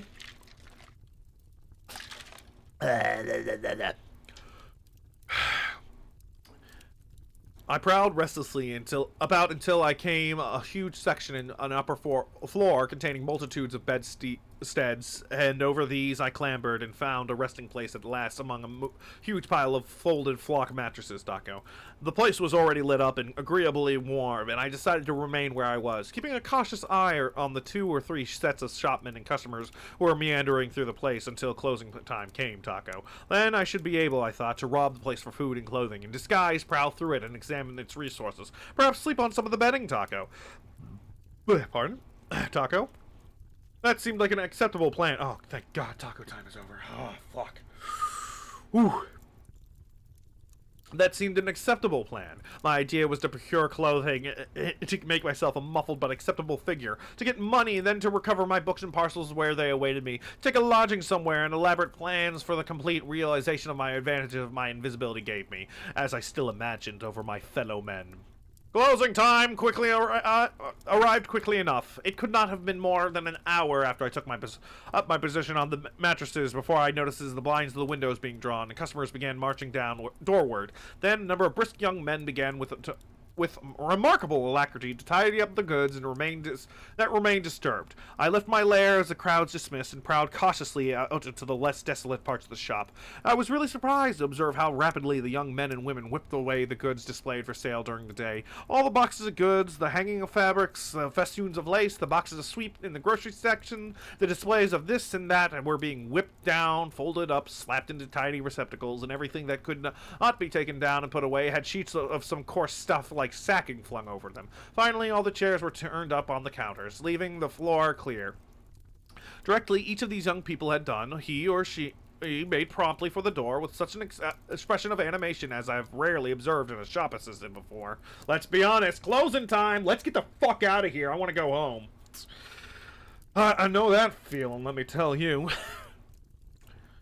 Ah, man. Actually, let me go on a brief tangent.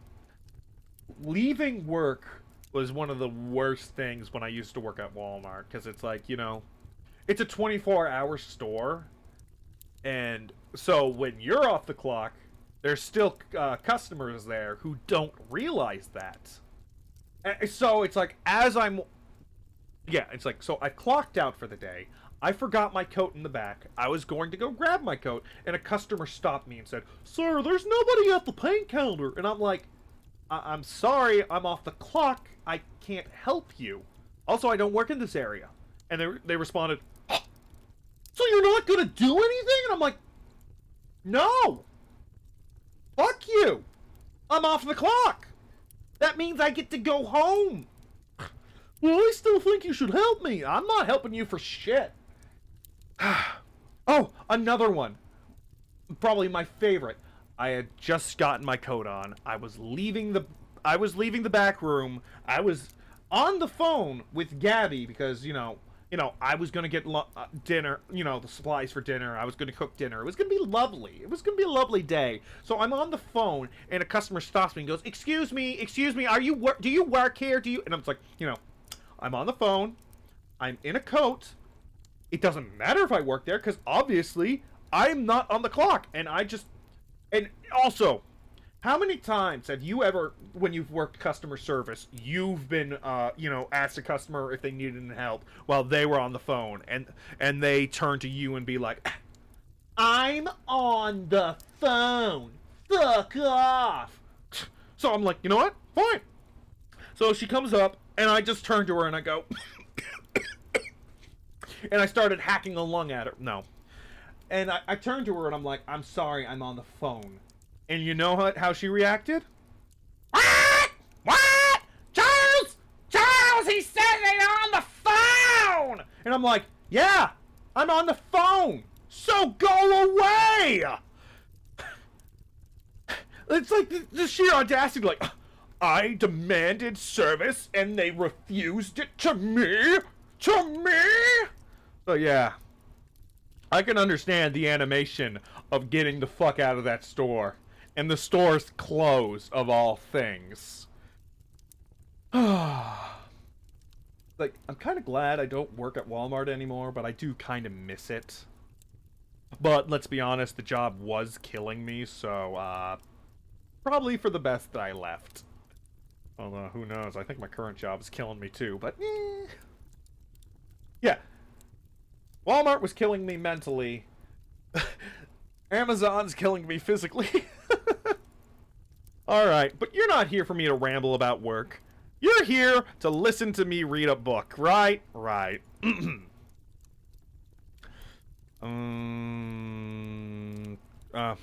Okay. Then came a lot of the youngsters scattering sawdust and carrying pails and brooms. I had to dodge to get out of the way, and as it was, my ankle got stung with the sawdust. For some time, wandering through the swathed and darkened departments, I could hear the brooms at work. And at last, a good hour or more after the shop had been closed, came a noise of locking doors. Silence came upon the place. I found myself wandering through the vast and intricate shops, galleries, showrooms of the place alone. It was very still. In one place, I remember passing near one of the Tottenham Court Road entrances and listening to the tapping of boot heels and passerbys. You're not the only one, my friend. I got several friends who either have worked or are currently working at Amazon. After hearing their stories, you have my sympathies. You know what? Probably the most annoying thing about working at Amazon? They totally lied about that bottle thing. I went to go pee in a bottle and my manager started screaming at me to put my pants back on. Rude.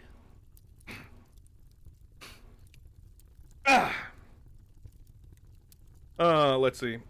Passersby. My first visit was to the place where I had seen stockings and gloves for sales. It was dark and I had a devil of a hunt after matches, which I found at last in a drawer of a little cash desk. Then I had to get a candle. I had to tear down wrappings and ransack a number of boxes and drawers, but at last I managed to turn out what I sought. The box label called them lamb's wool pants and lamb's wool vests, then socks and a thick comforter, and I went to the clothing place and got trousers, a lounge jacket, an overcoat, and a slouch hat, a clerical sort of hat with the brim turned down. I began to feel like a human being again, and my next thought was food. Upstairs there was a refreshment apartment where there I got cold meat. There was coffee still in the urn, and I lit the gas and warmed it. Yes, coffee. I finished my mug of coffee. Can we have a moment of silence for the lack of coffee of me? Turn the page. Okay. Up again. And although I did not do badly, afterwards Hold on. Let me restart. I'm a little confused. F. Thank you. That's all I ask. Okay. Go back. There was coffee still in the urn, and I lit the gas and warmed it up again. And although altogether I did not do badly, afterwards prowling through the place in search of blankets, I had to put up at last with a heap of down quilts. I came across a grocery section with a lot of chocolate and candied fruits, more than was good for me, indeed, and some white burgundy. And near that was a toy department, and I had a brilliant idea. I found some artificial noses, dummy noses, you know, and I thought of dark spectacles. But Omniums had no optical department. My nose had been in a difficulty indeed. I had thought of paint, but finally just set my mind running on wigs and masks and the like. Finally, I went to sleep in a heap of down quilts, very warm and comfortable. Ooh. My last thoughts before sleeping were the most agreeable that I had had since the change. I was in the state of physical serenity, and that was reflected in my mind. I thought that I should be able to slip out unobserved in the morning with my clothes upon me, muffling my face with a white wrapper I had taken, purchased with the muffling my face with a white wrapper I had taken, purchased with the money I had taken, spectacles and so forth, and so complete my disguise. I lapsed into disorderly dreams of all the fantastic things that I had happened during the last few days. I saw the, dude, I saw my landlord, who I have racist opinion towards, fucking jackass, vociferating in his room. I saw his two sons marveling in the wrinkled old woman's gnarled face as she asked for her cat. I experienced again the strange sensation of seeing the cloth disappear, and so I came round to the windy hillside and sniffling old clergyman mumbling earth to earth, ashes to ashes, dust to dust, at my father's open grave. You also, said a voice, and suddenly I was being forced toward... Oh, you also, said a voice, and suddenly I was being forced towards the grave. I struggled, shouted, appealed to the mourners, but they continually stonily following the service. The old clergyman, too, never faltered droning and sniffing through the ritual. I realized I was invisible and inaudible, that overwhelming voices had their grip on me. I struggled in vain. I was forced over the brink, and coffin rang hollow as I fell upon it. From the gravel came flying after me in spadesful. Nobody heeded me. Nobody was aware of me. I made convulsive struggles and awoke. The pale London dawn had come, and the place was full of chilly gray light that filtered around the edges and window blinds. I sat up for a time, and I could not think of where this ample apartment, with its counters, its piles of rolled stuff, its heaps of quilts and cushions, its iron pillars, might be. Then, as recollection came back to me, I heard voices in conversation. Then far down the place, in the brighter light of the department, which had already raised its blinds, I saw two men approaching. I just realized I was in a department store right before, just as it was opening, and that's not allowed generally. Oh shit. I saw two men approaching. I scrambled to my feet, looking about me for some way of escape, and even as I did so, the sound of my movement made them aware of me. I suppose they saw merely a figure moving quietly and quickly away. "Who's that?" cried one. "Stop there!" shouted the other. I dashed around the corner and came full tilt, a faceless figure, mind you, on a lanky lad of 15. He yelled and I bowled him over, brushed past him, and turned another corner, and by a happy inspiration threw myself behind a counter.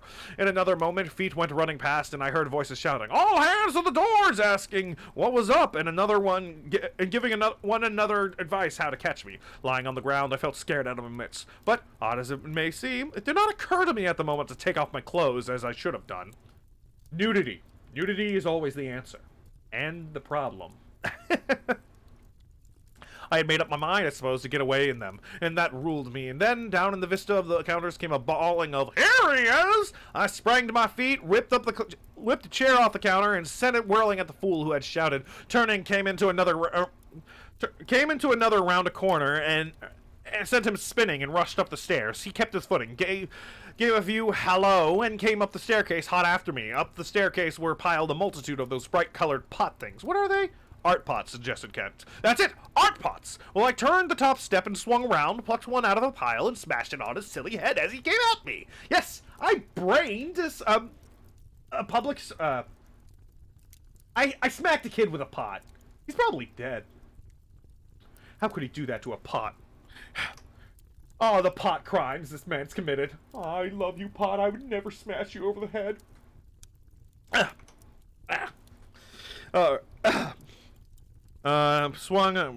silly head as he came at me. The whole pile of pots went headlong, and I heard shouting and footsteps running from all parts. I made a mad rush for the refreshment place, and there was a man in white like a man cook who took up the chase. I made one last desperate turn and found myself among lamps and ironmongery. I went behind the counter of this and waited for my cook as he bolted in at the head of the chase. I doubled him up with a lamp. Down he went, and I crouched down behind the counter and began whipping off my clothes as fast as I could. Coat, jacket, trousers, shoes were all right, but a lamb's wool vest fits to a man like a skin. I heard more men coming, and my cook was lying quiet on the other side of the counter, stunned or scared speechless, and I had to make another stash for it, like a rabbit hunted out of a woodpile. "This way, policeman!" I heard someone shouting. I found myself in my bedstead storeroom again, and at the end of the wilderness of wardrobes. I rushed among them, went flat, got rid of my vest after infinite wriggling, and stood a free man again, panting and scared. As the policeman and 3 of the shopmen came around the corner, they made a rush for the vest and pants, collared the trousers. "He's dropping his blunder," said one of the young men. "He must be somewhere here." But they did not find me all the same. I stood watching them hunt for me for a time, and cursing my ill luck in losing my clothes. Then I went to the refreshment room, drank a little milk I found there, and sat down by the fire to consider my position. It was a little while 2 assistants came in and began to talk over the business very excitedly like the fools they were. I heard a magnificent amount of my depredations and other speculations as to my whereabouts. Then I fell to scheming again. The insurmountable difficulty of the place, especially now it was alarmed, was to get any plunder out of it. I went down into the warehouse to see if there was any chance of packing and addressing a parcel, but I could not understand the system of checking. About 11 o'clock, the snow having thawed as it fell, and the day being finer and a little warmer than the previous one, I decided that the Emporium was hopeless and went out again, exasperated at my want of success, with only a vaguest plans of action in my mind. Christ, this is a long backstory. Alright, chapter 23 is next, but let's take a quick commercial break. Alright, chapter 23, in Drury Lane. "But you begin now to realize," said the Invisible Man, "the full disadvantage of my condition. I had no shelter, no covering. To get clothing was to forego all my advantage, to make myself strange and a terrible thing. I was fasting, for to eat, to fill myself with unassimilated matter, would be to become grotesquely visible again." "I never thought of that," said Kemp. "Nor had I, and the snow had warned me of other dangers. I could not go abroad in snow. It would settle on me and expose me. Rain, too. It would make me a watery outline, a glistening surface of a man, a bubble, and a fog. In fog, I should be like a fainter bubble in fog, a surface, a greasy glimmer of humanity. Being invisible fucking sucks." Also because it's so easy to be visible when you're invisible.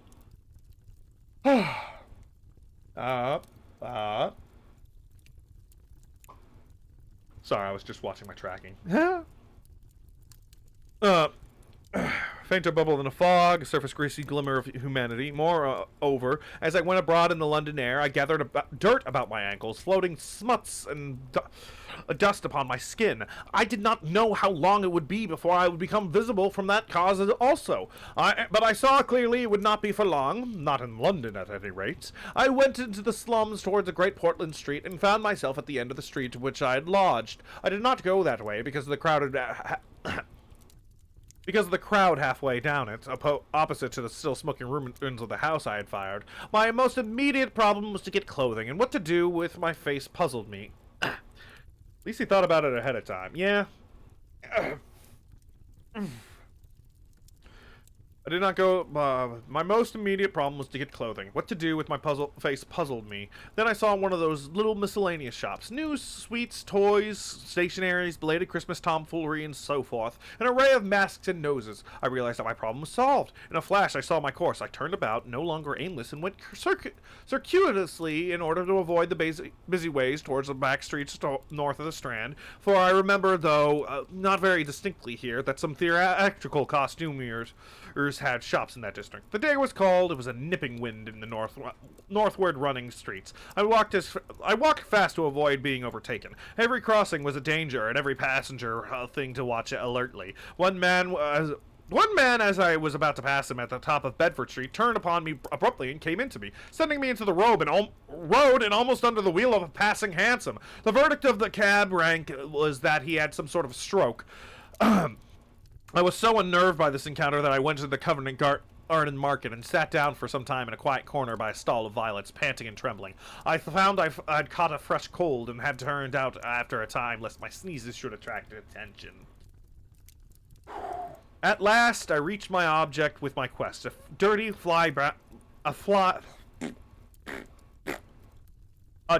fly-blown little shop in the byway near Drury Lane, with a window full of tinsel robes, sham jewels, wigs, slippers, and dominoes, and theatrical photographs. The shop was old-fashioned and low and dark, and the house rose above it for... The house rose above it for 4 stories, dark and dismal. I peered through the window and, seeing no one within, entered. The opening of the door sent a clanking bell ringing, and I left it open and walked around a bare costume stand into a corner behind the cheval glass. For a minute or so, no one came, and then I heard a heavy feet striding across the room, and a man appeared down the shop. My plans were now perfectly definite. I proposed to make my way into the house, secrete myself upstairs, watch my opportunity, and then when everything was quiet, rummage out a wig, mask, spectacles, and costumes and go into the world. Perhaps a grotesque, but still a credible figure. And incidentally, of course, I would rob the house of any available money, of course. You know, you gotta rob the place. You can't just have a face. You gotta have some It's like, honestly, you gotta have 2 faces. Your own face.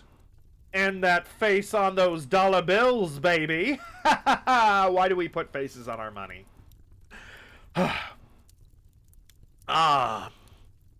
The man who had just entered the shop was a short, slight, hunched, beetle-browed man, and long arms and very short, bandy legs. Apparently, I had interrupted a meal. He stared about the shop with an expression of expectation. This gave way to surprise, and then to anger as he saw the shop empty. "Damn the boys!" he said, and went to stare up and down the street. He came in again in a minute, kicked the door with his foot spitefully, and went muttering to the back to the house door. I came forward to follow him, and at the noise of my movement, he stopped dead. I did so too, startled by the quickness of his ear. He slammed the house door in my face. I stood hesitating. Suddenly I heard his quick footsteps returning and the door reopened. He stood looking about the shop like one who was still not satisfied. Then, murmuring to himself, he examined the back of the counter and peered behind some fixtures. Then he stood doubtful. He had left the house door open and I slipped into the inner room. It was a queer little room, poorly furnished with a number of big masks in the corner. On the table was his belated breakfast, and it was a confoundedly exasperating thing for me, Kemp, to have to sniff his coffee and stand watching while he came in and resumed his meal. And his table manners were irritating. He had his elbows on the table the entire time. And you know that weird smacking of lips some people do? Oh, it was terrible. It was all like, oh my fucking God, shut up! Oh, did I break my face? No, everything's good.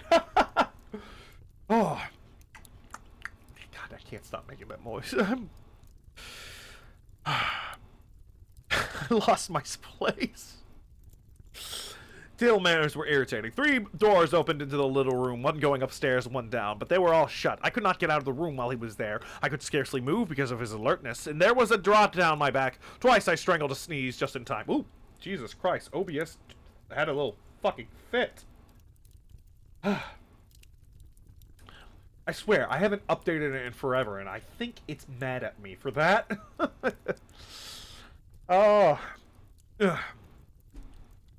Twice I strangled a sneeze just in time. The spectacular quality of my sensations was curious and novel, but for all that, I was heartily tired and angry long before he had done his eating. But at last he made an end, and putting his beggarly crockery on the black tin tray on which he had his teapot, and gathering all the crumbs up on the mustard-stained cloth, he took the whole lot of things after him. His burden prevented his shutting the door behind him, as he would have done. I never saw such a man for shutting doors, and I followed him into a very dirty underground kitchen and scullery. I had the pleasure of seeing him begin to wash up, and then finding no good in keeping down there, and the brick floor being cold on my feet, I returned upstairs and sat in his chair by the fire. It was burning low, and scarcely thinking, I put on a little coal. The noise of this brought him up at once, and he stood a glare. He peered about the room, He peered about the room and was within an ace of touching me. Even after that examination, he scarcely seemed satisfied. He stopped in the doorway and took a final inspection before he went down. I waited in the little parlor for an age, and at last came up and opened the upstairs door. I just managed to get by him. On the staircase, he stopped suddenly, so I very nearly blundered into him. He stood looking back right into my face and listening. I could have sworn, he said, his long hairy hand then pulled at his lower lip. His eye went up and down the staircase. Then he grunted and went on up again. His hand was on the handle of the door, and he stopped again, with the same puzzled anger on his face. He was becoming aware of the faint sounds of my movement about him. The man must have had diabolically acute hearing. He suddenly flashed into a rage. "If there's anyone else in this house!" He cried with an oath and left the threat unfinished. He put his hand in his pocket, failed to find what he wanted, and rushing past me went blundering noisily and pugnaciously downstairs. But I did not follow him. I sat on the head of the staircase until his return. Presently he came up again, still muttering. He opened the door of the room, and before I could enter, slammed it in my face. I resolved to explore the house, and spent some time doing so as noiselessly as possible. The house was very old and tumbled down, damp so that the paper in the attics was peeling from the walls, and rat-infested. Some of the door handles were stiff, and I was afraid to turn them. Several rooms I did inspect were unfurnished, and others were littered with theatrical lumber bought second-hand. I judged from its appearance, and in one room next to his, I found a lot of old clothes. I began routing among these, and in my eagerness forgot again the evident sharpness of his ears. I heard a stealthy footstep, and looking up, and just...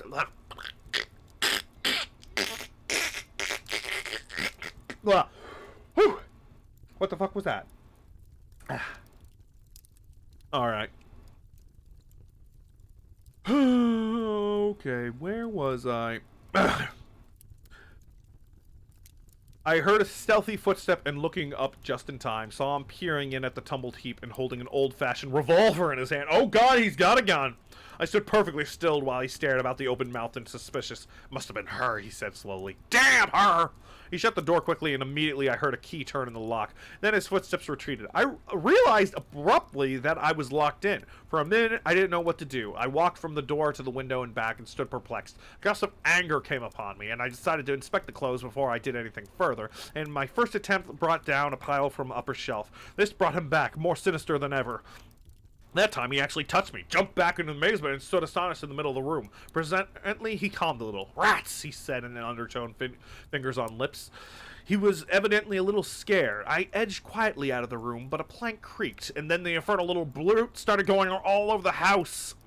Revolver in hand, locking door after door, pocketing the keys. When I realized what he was up to, I had a fit of rage. I could hardly control myself sufficiently to watch my opportunity. By this time, I knew he was alone in the house, so I made no more ado and knocked him on the head. "Knocked him on the head?" exclaimed Kemp. "Yes, stunned him as he was going downstairs. Hit him from behind with a stool that stood on the landing. He went downstairs like a bag of old boots. But I say, the common conventions of humanity are all very well for common people, but the point was, Kemp, that I had to get out of that house in a disguise without his seeing me. I couldn't think of any other way to doing it. You should have seen the way he ate his eggs. He let the yolk just dribble down his chin and left it there for like 10 minutes. It was disgusting. I had to smack him. Oh my god. Fucking savage. Wipe your face, God.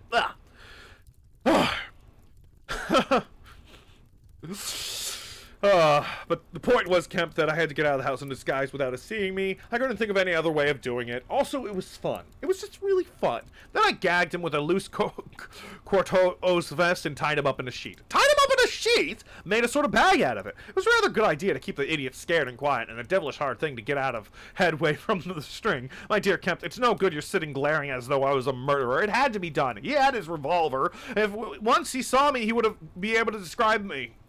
But still, said Kemp, in England today, and the man was in his own house, and you were, well, robbing. Robbing? Confound it, you call me a thief next? Surely, Kemp, you're not fool enough to dance on the old strings. Can't you see my position? And his too, said Kemp. The invisible man stood up sharply. What do you mean to say? Kemp's face grew a trifle hard. He was about to speak, checked himself. I suppose, after all, he said with a sudden change of manner, the thing had to be done. You were in a fix. But still, of course I was in a fix, an infernal fix! He made me wild too, hunting about the house, fooling about with his revolver, locking and unlocking doors. He was simply exasperating. You don't blame me, do you? You don't blame me? I never blame anyone, said Kemp. It was quite out of fashion. What did you do next? Let's talk about that. Calm down. Well, I was hungry. Downstairs, I found loaf and some rank cheese, more than sufficient to satisfy my hunger. I took some brandy and water and then went up past my impromptu bag. It was lying quite still to the room containing the old clothes. This looking out upon the street, with two lace curtains down with dirt guarding the window. I went and peered out through their interstices. Outside, the day was contrast with the brown shadows of the dismal house in which I found myself, dazzlingly bright. A brisk traffic was going by. Fruit carts, hansom, four-wheeler with a pile of boxes, a fishmonger's cart. I turned with spots of color swimming before my eyes to the shadowy fixtures behind me. My excitement was giving place to a clear apprehension of my position again. The room was full of faint scent of benzoline, used, I suppose, in cleaning the garments. I began a systematic search of the place. I should judge the hunchback had been alone in the house for some time. He was a curious person. Everything that could possibly be of service to me I collected in the closed storeroom. Then I made a deliberate selection. I found a handbag I thought a suitable possession, and some powder, rouge, and sticking plaster. I had thought of painting and powdering my face and all that there was to show me, in order to render myself visible, but the disadvantage of this lay in the fact that I should require turpentine and other appliances in considerable amount of time before I could vanish again. Finally, I chose a mask of the better type, slightly grotesque and not more so than many human beings. Dark glasses, grayish whiskers, and a wig. I could find no underclothing, but I could buy that I could buy subsequently, and for the time I swathed myself in calico dominoes and some white cashmere scarfs. I could find no socks, but the hunchback's boots were rather loose fitted and sufficed. In a desk in the shop there were 3 sovereigns and about 30 shillings worth of silver. In a locked cupboard I burst in the inner room were 8 pounds in gold. I could go forth into the world again, equipped. Got my face and got my moolah. Ha ha ha. Then came a curious hesitation. Was my appearance really credible? I tried myself in a little bedroom looking-glass, inspecting myself from every point of view to discover any forgotten chink. But it all seemed sound. I was grotesque to the theatrical pitch, a stage miser, but I was certainly not a physical impossibility. Gathering confidence, I took my looking-glass down into the shop, pulled down the shop blinds, and surveyed myself from every corner of view with the help of the cheval glass in the corner. I spent some minutes screwing up my courage, and then unlocked the shop door and marched out into the street, leaving the little man to get out of his sheet again when he liked. In 5 minutes, a dozen turnings intervened between me and the costumier's shop. No one appeared to notice me very pointedly. My last difficulty seemed overcome. He stopped again. And you troubled no more about the hunchback, said Kemp. No, said the invisible man, nor have I heard what became of him. I suppose he untied himself or kicked himself out. The knots were pretty tight. He became silent and went to the window and stared out. What happened when you went into the Strand? Oh! Disillusionment again. I thought my troubles were over. Practically, I thought I had impunity to do whatever I chose. Everything! Save to give away my secret. So I thought, whatever I did, whatever the consequences might be, there was nothing to me. I had merely to fling aside my garments and vanish. No person could hold me. I could take my money where I found it. I decided to treat myself to a sumptuous feast, and then put up a good hotel and accumulate a new outfit of property. I felt amazingly confident. It's not particularly pleasant recalling that... It's not particularly pleasant recalling that I was an ass. I went into a place and was already ordering lunch when it occurred to me that I could not eat unless I exposed my invisible face. I finished ordering lunch, told the man I should be back in 10 minutes, and went out exasperated. I don't know if you've ever been disappointed in your appetite. Not quite so badly, said Kemp, but I can imagine it. I could have smashed the silly devils. At last, faint with the desire for tasteful food, I went into another place and demanded a private room. I am disfigured, I said. Badly. They looked at me curiously, but of course it was not their affair, so at last I got my lunch, but it was not particularly well served, but it sufficed. And then when I had it, I sat over a cigar, trying to plan my line of action. And outside a snowstorm was beginning. The more I thought it over, Kemp, the more I realized what a helpless absurdity the Invisible Man was. In a cold and dirty climate and crowded civilized city, before I had made this mad experiment, I had dreamt of 1,000 advantages. The afternoon, it seemed all disappointment. I went over the heads of things a man reckons desirable. No doubt invisibility made it possible to get them, but it made it impossible to enjoy them when they are got. Ambition? What is the good of pride of a place when you cannot appear there? What is the good of the love of a woman when her name needs to be... What? Okay. Alright, let's start this over again. Let me get some water and then we'll restart that.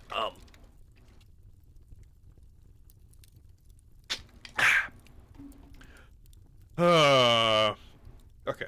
No doubt that the invisibility made it possible to get them, but it made it impossible to enjoy them when they are got. Ambition? What is good of pride of place when you cannot appear there? What is the good of the love of a woman when her name must needs be Delilah?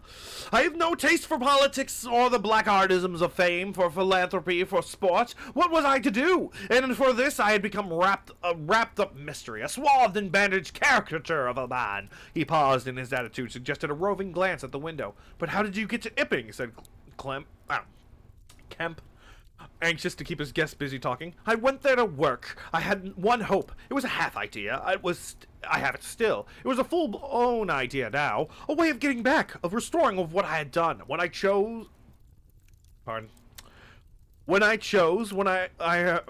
have done all that I meant to do invisibly, that is when I chiefly want to talk to you about now.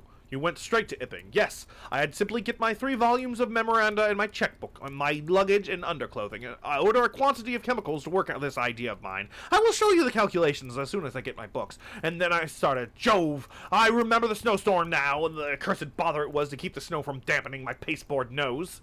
At the end, said Ed Kemp, the day before yesterday, when they found you out, rather, to judge by the papers, I did.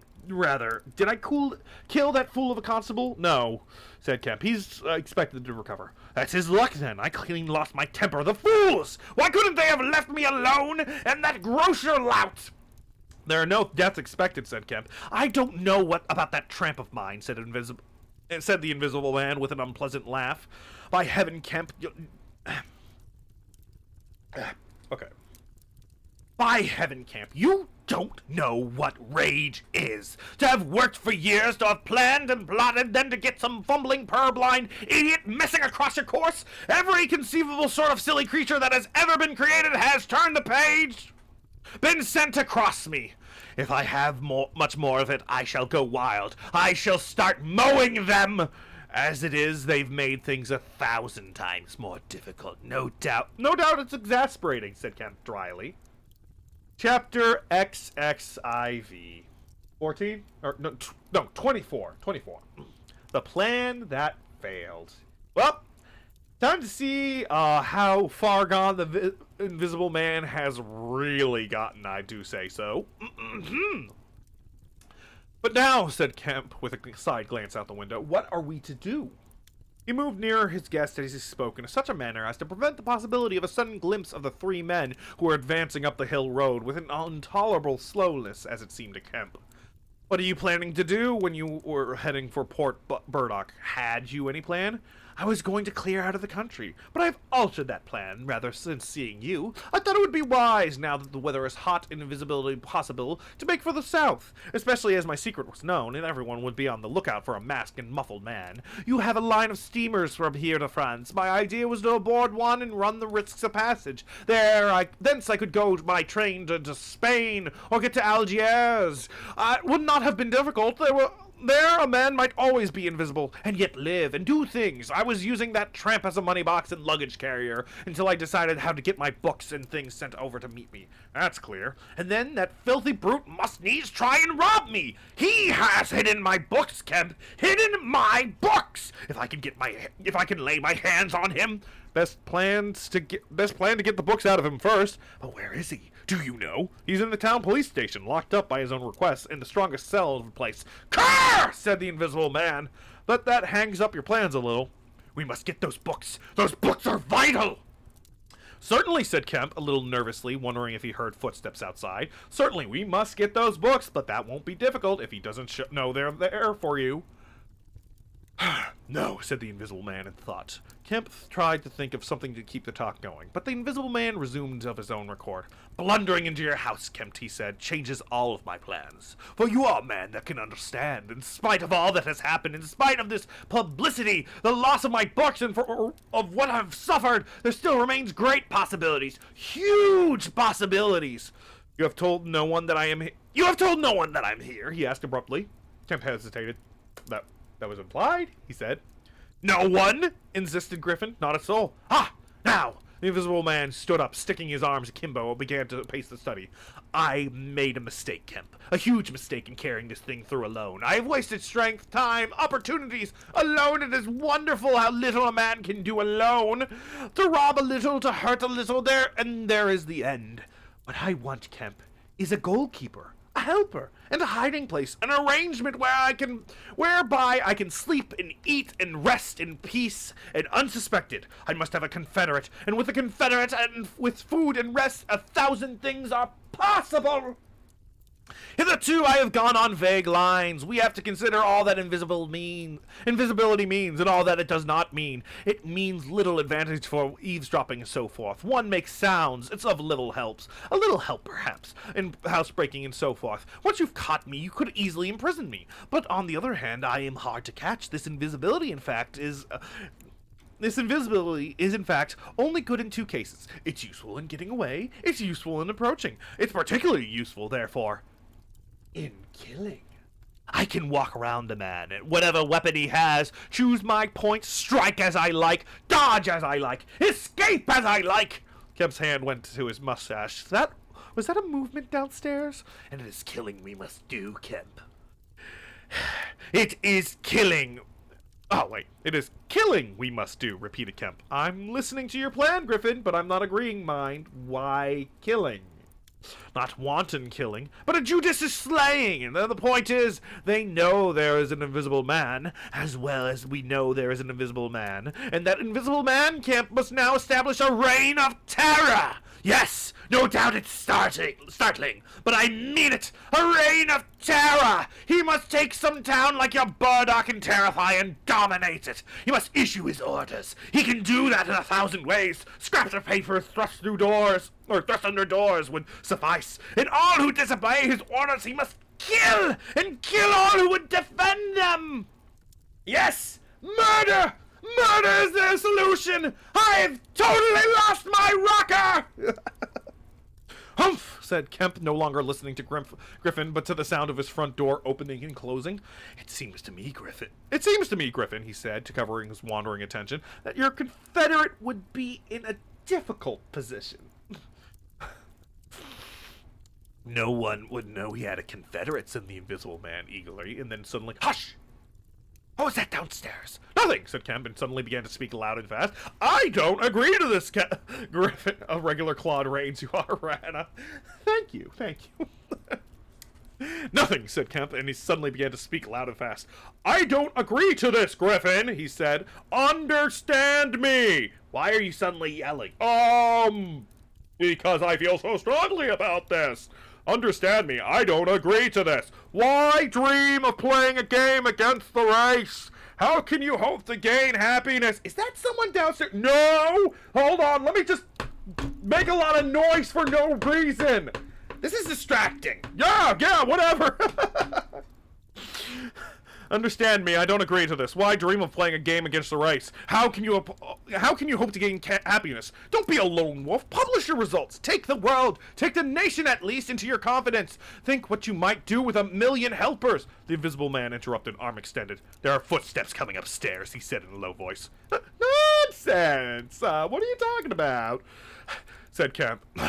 Let me see, said the Invisible Man, advanced, arm extended to the door, and then things happened very swiftly. Kemp hesitated for a second, and then moved to intercept them. The Invisible Man started and stood still. Traitor! Cried the voice, and suddenly the dressing gown opened, and sitting down, the unseen began to disrobe. God damn it, should have made him wear underwear. It would have been harder to get off.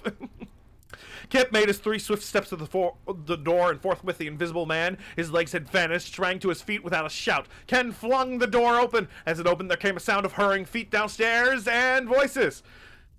Oh no, a bunch of men trying to grab the Invisible Man again. Someone cue the Benny Hill the Benny Hill theme again.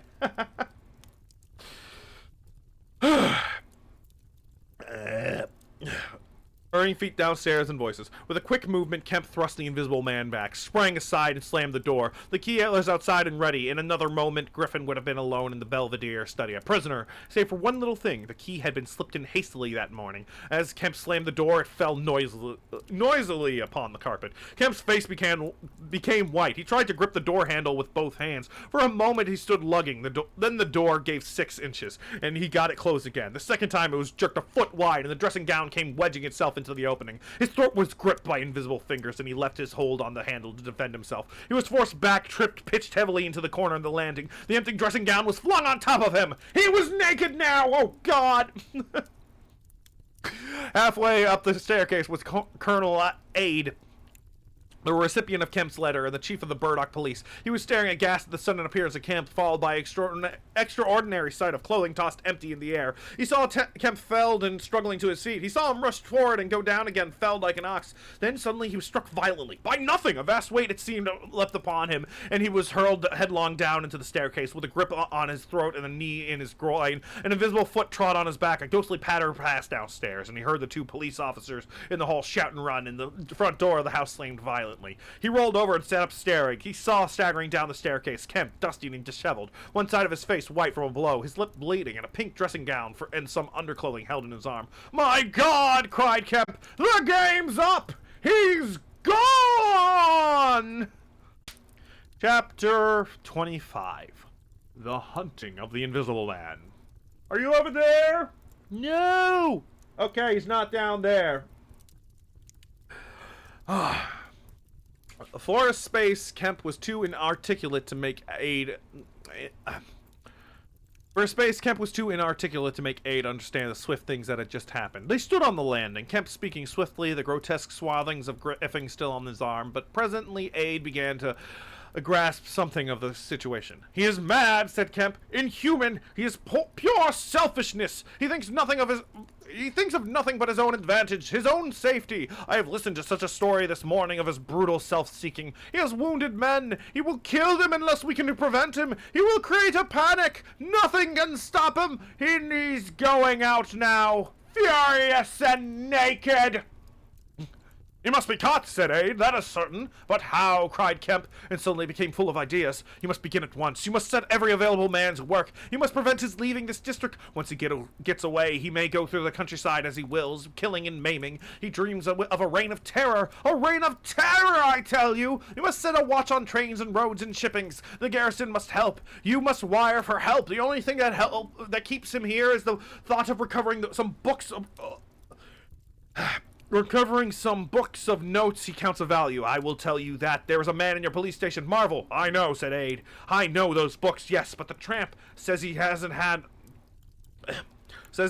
them, but he thinks the tramp has, and you must prevent him from eating or sleeping. Day and night the country must be astir for him. Food must be locked up and secured. All food, so that he will have to break his way to it. The houses everywhere must be barred against him. Heaven sends us cold nights and rains. The whole countryside must begin hunting and keep hunting. I tell you, Ade, he is a danger, a disaster, unless he is pinned and secured, and it is frightful to think of things that may happen."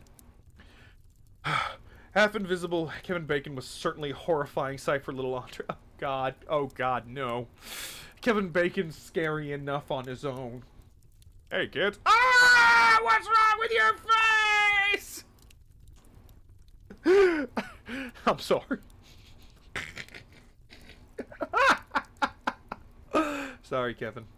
If you're watching my stream, I apologize. You're not ugly. Okay, he's not watching my streams. Yeah. I can't get over that. Alright. It is frightful to think of things that may happen.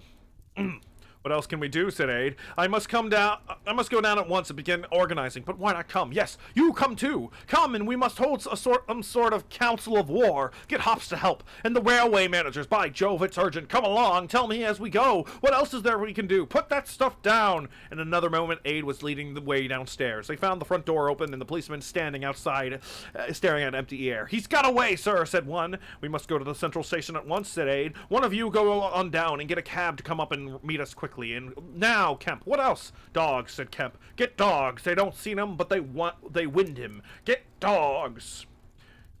Also because puppies are cute, and I would like some puppies.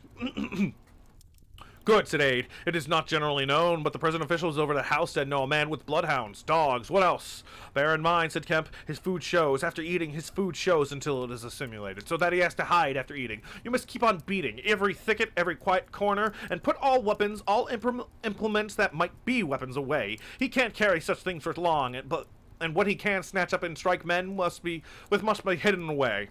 Good idea, said Aide. We shall have him yet. So what the fuck are you gonna do? Go around house to house and say, lock up your weapons! Lock up your weapons! I guess that might be easier than saying, like, excuse me, sir, do you have a gun? We need to confiscate it. And instead, it's more of, hey, could you hide your gun in case some invisible man tries to pick it up and shoot you? You'd also have to get rid of most of the large rocks. Like, excuse me, ma'am, those large rocks, they need to go. Where the hell am I supposed to put them? I don't fucking know. Don't leave them out, though. Good again, said Aide. We shall have him yet. And on the road, said Kemp. He hesitated. Yes, said Aide. Powdered glass, said Kemp. It's cruel, I know, but I think of what he may do. Aide drew an air sharply between his teeth. It's unsportsmanlike, I don't know, but I'll have powdered glass got ready if he goes too far. That man's become inhuman, I tell you, said Kemp. I am as sure he will establish a reign of terror, so as soon as he got over the emotions of his escape, as I'm sure I am talking to you, our only chance is to be ahead. He has cut himself off from his kind. His blood be upon his own head. Dude, the guy's cranky. Why you gotta be like, oh, he's gonna start a reign of terror? Well, I guess he did say he was gonna cause a reign of terror, so I guess you're right in saying, oh, we gotta stop him! Chapter 26, The Wicksteed Murder. Oh god, he's already killed someone. The Invisible Man seems to have rushed out of Kemp's house in a state of blind fury. A little child playing near Kemp's gateway was violently caught up and thrown aside, so that its ankle was broken, and herefore for some hours the Invisible Man passed out of human perception. Yeah, no, fuck this guy. You don't hit a kid like that. Rude. No one knows where he went nor what he did, but one can imagine him hurrying through the hot June afternoon, up the hill and onto the open downland behind Port Burdock, raging and despairing at his intolerable fate, and sheltering at last, heated and weary, amid the thickets of Hintonton, to piece together again his shattered schemes against his species.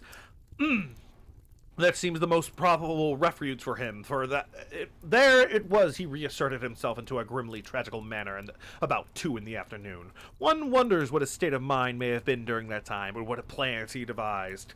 No doubt he was almost ecstatically exasperated by Kemp's treachery, and though we may be able to understand his motives that led to that deceit, we may still imagine and even sympathize a little with the fury that an attempted surprise must have occasioned. Perhaps something of the stunned astonishment of his Oxford Street experiences may have returned to him, for he had evidently counted on Kemp's cooperation in this brutal dream of a terrorized world. At any rate, he vanished from human ken about midday, and no living witness can tell what he did until about 2:30. It was a fortunate thing, perhaps, for humanity, but for him, it was fatal inaction. During that time, a growing multitude of men scattered over the countryside were busy. In the morning, he had still been simply a legend, a terror. In the afternoon, by virtue chiefly of Kemp's dryly worded proclamation, he was presented as a tangible antagonist, to be wounded, captured, or overcome, and the countryside began organizing itself with inconceivable rapidity. By 2 o'clock, even he might still have removed himself out of the district by getting aboard a train, but after 2 that became impossible. Every passenger train along the lines of on a great parallelogram between Southampton, Manchester, Brighton, and Horsham, traveled with locked doors, and goods traffic was almost entirely suspended. In a great circle of 20 miles around Port Burdock, men armed with guns and bludgeons were presently setting out in groups of 3 or 4, and with dogs to beat the roads and fields. Why are you... I still think it's a stupid idea to get guns. I'm gonna shoot this guy I can't see! Frank, you're just gonna shoot one of us! Put that thing away! Mounted policemen rode along the country lanes, stopping at every cottage and warning people to lock up their houses and keep indoors unless they were armed, and all elementary schools had broken by 3 o'clock, and the children, scared and keeping together in groups, were hurrying home. Kemp's proclamation, signed indeed by aid, was posted over the whole district by 4 or 5 o'clock in the afternoon. Gave briefly but clearly all the conditions of the struggle. The necessity of keeping the Invisible Man from food and sleep. The necessity for incessant watchfulness and a prompt attention to any evidence of his movements. And so swift and decided was the action of the authorities, so prompt and universal was the belief in this strange being, that before nightfall an area of several hundred square miles was in an stringent state of siege, and before nightfall too, a thrill of horror went through the whole watching, nervous countryside, going from whispering mouth to mouth, and swift over certain length and breadth of the country, past the story of the murder of Mr. Wicksteed. In if our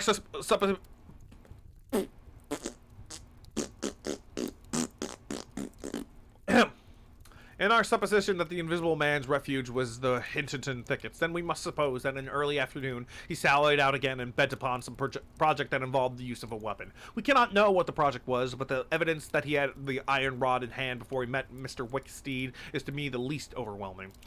Of course, we can know nothing of the details of that encounter. It occurred on the edge of a gravel pit, not 200 yards from Lord Burdock's lodge gate. Everything points to a desperate struggle. The trampled ground, the numerous wounds Mr. Wicksteed received, his splintering walking stick, but why the attack was made, save in a murderous frenzy, it is impossible to imagine. Indeed, the theory of madness is almost unavoidable. Mr. Wicksteed was a man of 45 or 46, steward to Lord Burdock, of inoffensive habits and appearance. The very last person in the world to provoke such a terrible antagonist. Against him, it would seem the Invisible Man used an iron rod dragged from a broken piece of fence. He stopped this quiet man, going quietly home to his midday meal, attacked him, beat down his feeble defenses, broke his arm, felled him, and smashed his head to a jelly. Yeesh! Wow! Kids and the elderly, what the fuck? Bad Invisible Man. And of course, he must have dragged this rod out of the fencing before he met his victim. He must have been carrying it ready in his hand. Only two details beyond what was already been stated seem to bear on the matter. One is the circumstance of the gravel pit was not in Mr. Wicksteed's direct path home, but nearly a couple of 100 yards out of his way. The other is the assertion of a little girl to the effect that going to her afternoon school, she saw a murdered man trotting.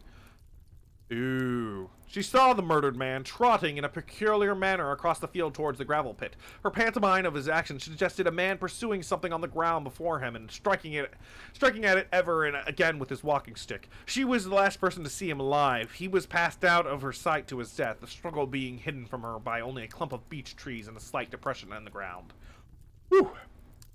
Now this, to the present writer's mind at least, lifts the murder out of the realm of absolutely wanton. We may imagine that Griffin had taken the rod as a weapon indeed, but without any deliberate intention of using it in murder. Wicksteed may then have come by and noticed this rod inexplicably moving through the air, without any thought of the Invisible Man, for Port Burdock is 10 miles away. He may have pursued it. It is quite conceivable that he may not even have heard of the Invisible Man. One can then imagine the Invisible Man making off quietly in order to avoid discovering his presence in the neighborhood. The Wicksteed, excited and curious, pursuing this unaccountably locomotive object, finally striking at it. No doubt the Invisible Man could have easily as distanced this middle-aged pursuer under ordinary circumstances, but the position in which Wicksteed's body was found suggests that he had the ill luck to drive his quarry into a corner between a drift of stinging nettles and the gravel pit. To those who appreciate the extraordinary irascibility of the Invisible Man and the rest of the encounter, it will be easy to imagine. But this is pure hypothesis. The only undeniable facts, for stories of children are often unreliable, are the discovery of Wicksteed's body done to death and of the blood-stained iron rod flung among the nettles. The abandonment of the rod by Griffin suggests that in the emotional excitement of the affair and purposes for which he took it, if he had a purpose, was abandoned. He was certainly an intensely egotistical and unfeeling man, but the sight of his victim, his first victim, bloody and pitiful at his feet, may have released some long-pent fountain of remorse for which a time may have flooded whatever scheme of action he had contrived. After the murder of Mr. Wicksteed, he would seem to have struck across the country towards the downland. There is a story of a voice heard about a sunset by a couple of men in the field near Fern Bottom. It was wailing and laughing, sobbing and groaning, and ever and again it shouted. It must have been queer hearing. It drove up across the middle of the clover field and died away towards the hills. That afternoon, the Invisible Man must have learnt of something of a rapid use Kemp had made of his accommodances. He must have found houses locked and secured. He may have loitered about railway stations, prowled about inns. No doubt he read the proclamations and realized something of the nature of the campaign against him. And as the evening advanced, the fields became dotted here and there with groups of 3 or 4 men, the noisy with the yelping of the dogs. These men hunters have particular instructions in the case of an encounter as to the way they should support one another. But he avoided them all. We may understand something of his exasperation. It could have been nonetheless because he himself had supplied the information that was being used so remorselessly against him. For that day, for at least he lost heart. For nearly 24 hours, save when he turned on Wicksteed, he was a hunted man. In the night, he must have eaten and slept, for in the morning he was himself again, active, powerful, angry, and malignant, prepared for his last great struggle against the world. You know, this is just a observation, but maybe you shouldn't have. It's like, yeah, he was getting kind of crazy, but making him hunted like this, I'm not surprised he's starting to snap. You know what they say about a cornered animal? They'll fucking go crazy.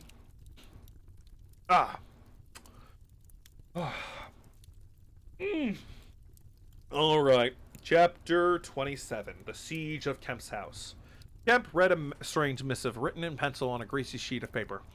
You have been amazingly energetic and clever, this letter ran. Though what you stand to gain by it I cannot imagine. You are against me. For a whole day you have chased me, and you have tried to rob me of a night's rest, but I have had food in spite of you. I have slept in spite of you, and the game is only beginning. The game is only beginning, and there is nothing for it but to start the terror. This announced the first day of terror. Port Burdock is no longer under the Queen. Tell your colonel of police and the rest of them it is under me, the Terror.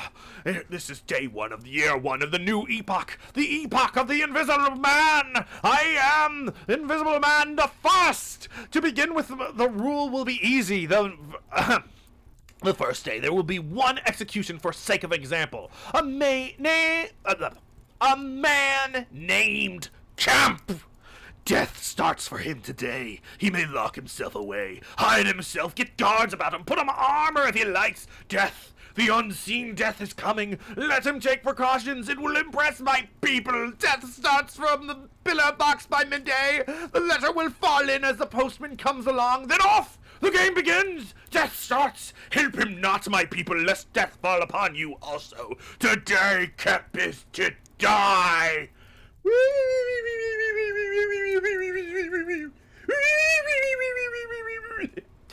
What the fuck am I doing? Hey Rita, how you doing? I bet this was fucking weird to walk in on.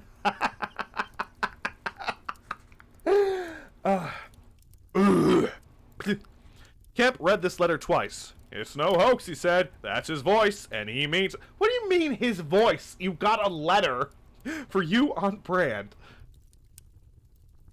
Yeah, fair. He turned his folded sheet over and saw on the address side of it the postmark Hintondine and the prosaic detail 2D to pay. He got up slowly, leaving his lunch unfinished. The letter had come by 1 o'clock post and went into his study. He rang for his housekeeper and told her to go round the house at once, examine all the fastenings of the window, and close all the shutters. He closed the shutters of his study himself. From a locked drawer in his bedroom, he took a little revolver. Once again, he's invisible. What's a gun gonna fucking do except hurt everyone around you? Examined it carefully and put it into the pocket of his lounge jacket. Pardon?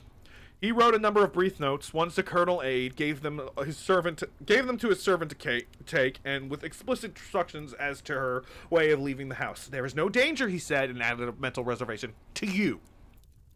He remained meditative for a space after doing this, then returned to his cooling lunch. He ate with gaps of thought. Finally, he struck the table sharply. We will have him, he said, and I am the bait! He will come too far!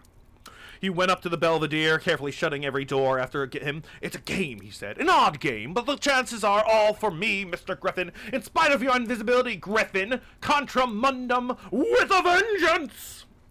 He stood at the window, staring at the hot hillside. He must get food every day, and I don't envy him. Did he really sleep last night out in the open somewhere, secure from the collisions? I wish we could get some good cold wet weather instead of the heat. He may be watching me now. He went to close the window. Something rapped smartly against the brickwork over the frame and made him start violently back. I'm getting nervous, said Kemp, but it was 5 minutes before he went to the window again. Must have been a sparrow. Yeah, it was a bird. Tweety bird. Tweet, tweet. Tweet, tweet. Presently, he heard the front doorbell ringing and hurried downstairs. He unbolted and unlocked the door, examining the chain put up, and opened cautiously without showing himself. A familiar voice hailed him. It was Aid. Your servant's been assaulted, Kemp, he said around the door. What? He exclaimed Kemp. Had that note taken away from her. He's close about here. Let me in. Wow, Kemp, rude. No danger for you, huh? Poor girl. Kemp released the chain, and Aid entered through as narrow an opening as possible. He stood in the hall, looking with infinite relief at Kemp at refastening the door. Note was snatched out of her, turned the page, and scared her horribly. She's down at the station. Hysterics. He's close here. What was that about? Kemp swore. What a fool I was, said Kemp. I might have known. It's not an hour's walk from Hintondian already. What's up, said Aid. Look here, said Kemp. Up.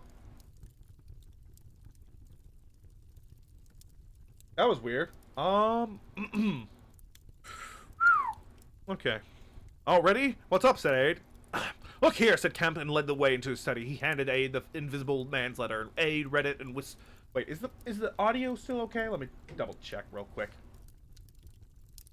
Yeah, things are good. Things are good. Okay. Oh. I can hear the cats fighting.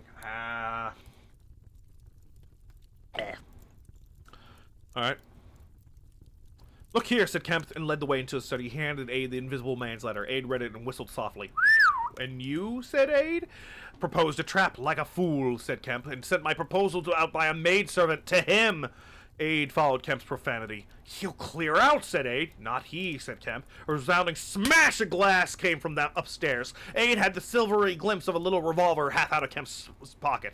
It's a window! Upstairs, said Kemp, and he led the way up. There came a second smash while they were still on the staircase. When they reached the study, they found 2 of the 3 windows smashed. Half the room littered with splintered glass and one big flint lying on the writing table. The 2 men stopped in the doorway, contemplating the wreckage. Kemp swore again, and as he did so, the 3rd window went up with a snap like a pistol, hung starred for a moment, and collapsed in jagged, shivering triangles into the room. What's this for, said Aid. It's a beginning, said Kemp. There's no way of climbing up here. Not for a cat, said Kemp. No shutters? Not here. All the downstairs rooms. Hello! Smash! And then a whack of boards hit hard came from downstairs. Confound him, said Kemp. That must be, yes, it's one of the bedrooms. He's going to do all the house, but he's a fool. The shutters are up. The glass will fall outside. He'll cut his feet.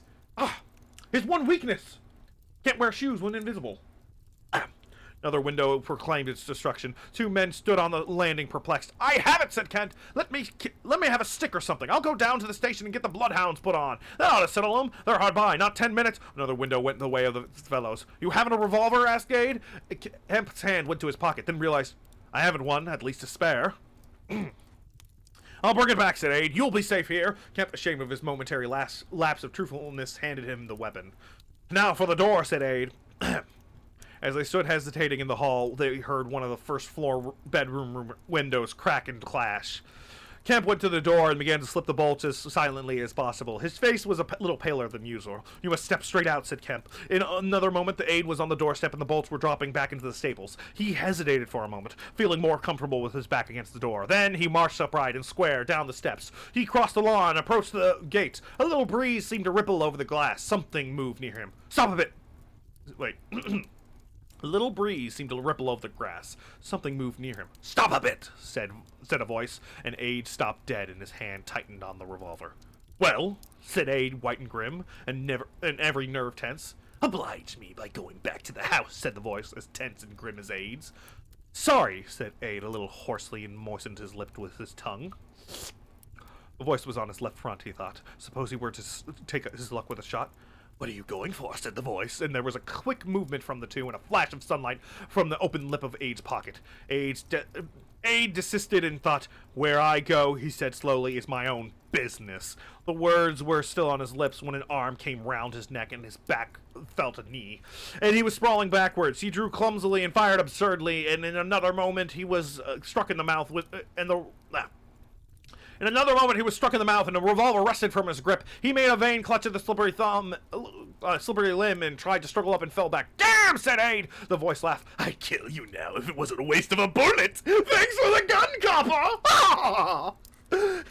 He saw the revolver in midair, 6 feet off, covering him. "Well," said Aid, sitting up. "Get up," said the voice. Aid stood up. "Attention," said the voice, then fiercely, "Don't try any games. Remember, I can see your face, and I can see your face if you can't see mine. You've got to go back to the house." "He won't let me in," said Aid. "That's a pity," said the Invisible Man. "I've got no quarrel with you."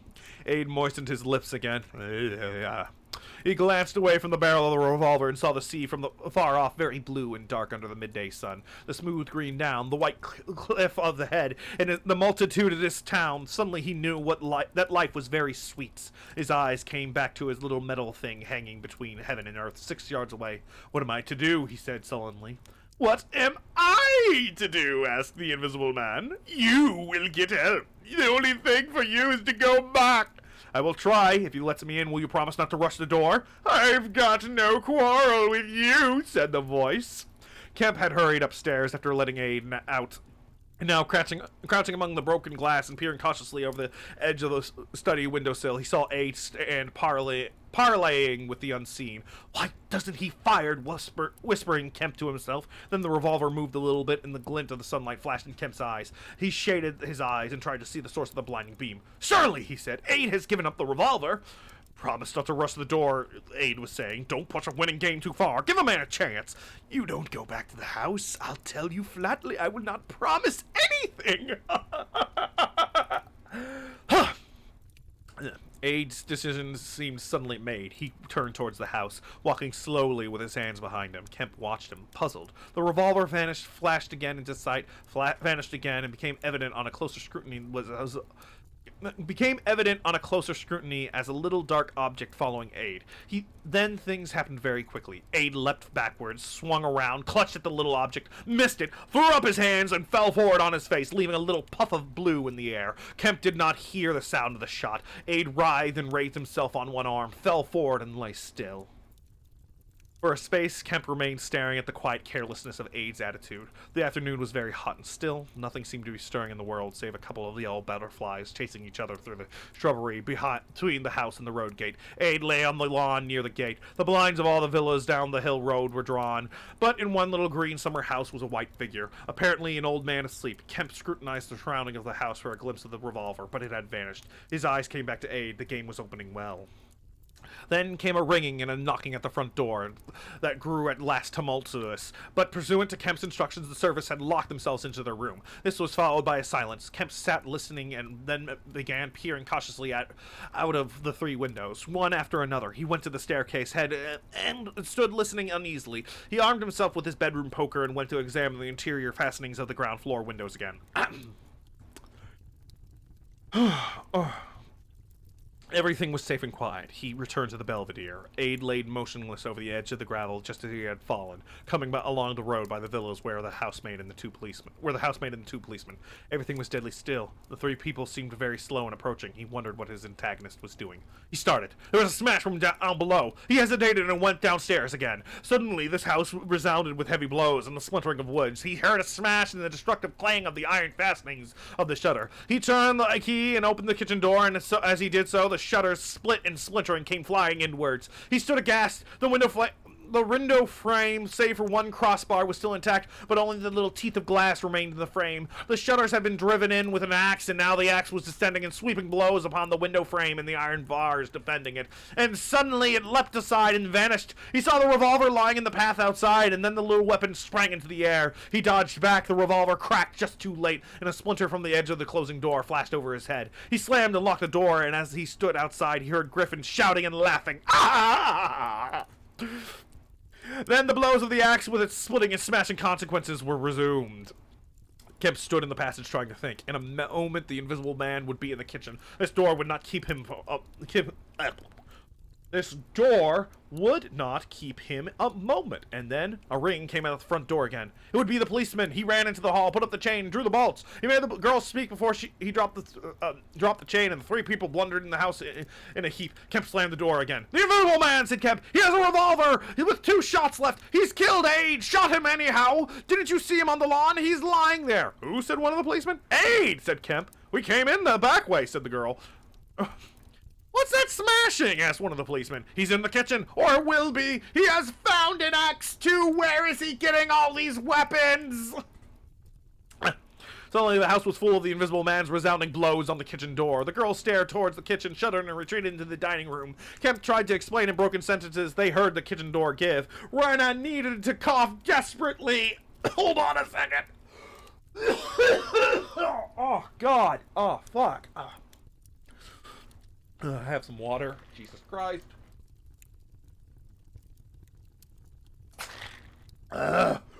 Woo. Probably shouldn't be doing that. It's probably making my throat worse. Okay. Toward the kitchen, Kemp tried to explain in broken sentences. They heard the kitchen door give. "This way," said Kemp, starting into activity and bundled the policeman into the dining room doorway. "Poker," said Kemp, and rushed to the fender. He handed the poker as he had carried to the policeman in the dining room, one to the other. He suddenly flung himself backwards. "Whoop!" said one of the policemen, ducked and caught the axe on his poker. The pistol snapped in his... "Whoop!" said one of the policemen, ducked and caught the axe on his poker. The pistol snapped its penultimate shot and rip a valuable Sidney Cooper. The second policeman brought his poker down on the little weapon as one might knock down a wasp and sent it rattling to the floor. At the first clash, a girl screamed and stood screaming for a moment by the fireplace, then ran to open the shutters, possibly with an idea of escaping by the shattered window. The axe receded into the passage and then fell to a position about 2 feet from the ground. They could hear the Invisible Man breathing. "Stand away, you two," he said. "I want that man, Kemp." "We want you," said the first policeman, making a quick step forward and wiping his poker at the voice. The Invisible Man must have started back, and he blundered into an umbrella stand. Then, as the policeman staggered with the swing of the blow he had aimed, the Invisible Man countered with the axe. The helmet crumpled like paper, and the blow sent the man spinning to the floor at the head of the kitchen stairs. But the second policeman, aiming behind the axe with his poker, hit something soft and that snapped. There was a sharp exclamation of pain, and the axe fell to the ground. "Ah! Fuck! Ah! Ah!" The policeman wiped again at the vacancy and hit nothing. He put his foot on the axe and struck again. Then he stood, poker clubbed, listening intent for the slightest movement. He heard the dining room window open again, a quick rush of feet within. His companion rolled over and sat up with the blood running down between his eye and ear. "Where is he?" asked the man on the floor. "Don't know. I've hit him. He's standing somewhere in the hall, unless he slipped past you. Dr. Kemp, sir." Pause. "Dr. Kemp!" cried the policeman again. The second policeman began struggling to his feet. He stood up. Suddenly, the faint pad of bare feet on the kitchen stairs could be heard. "Yap!" cried the first policeman, and incontinently flung his poker. It smashed a little gas It smashed a little gas bracket.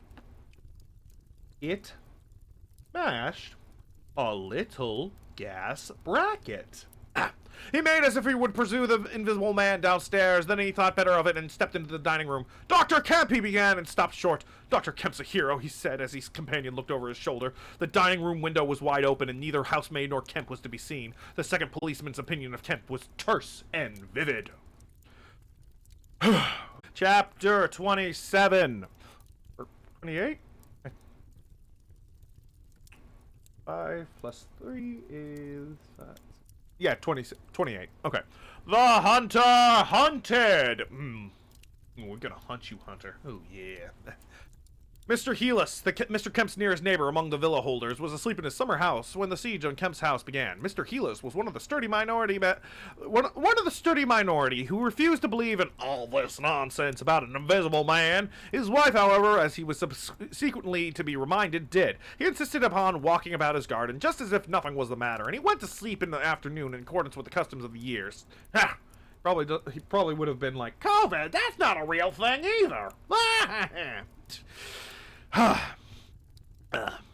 There's no invisible man. Why do I have to wear a mask?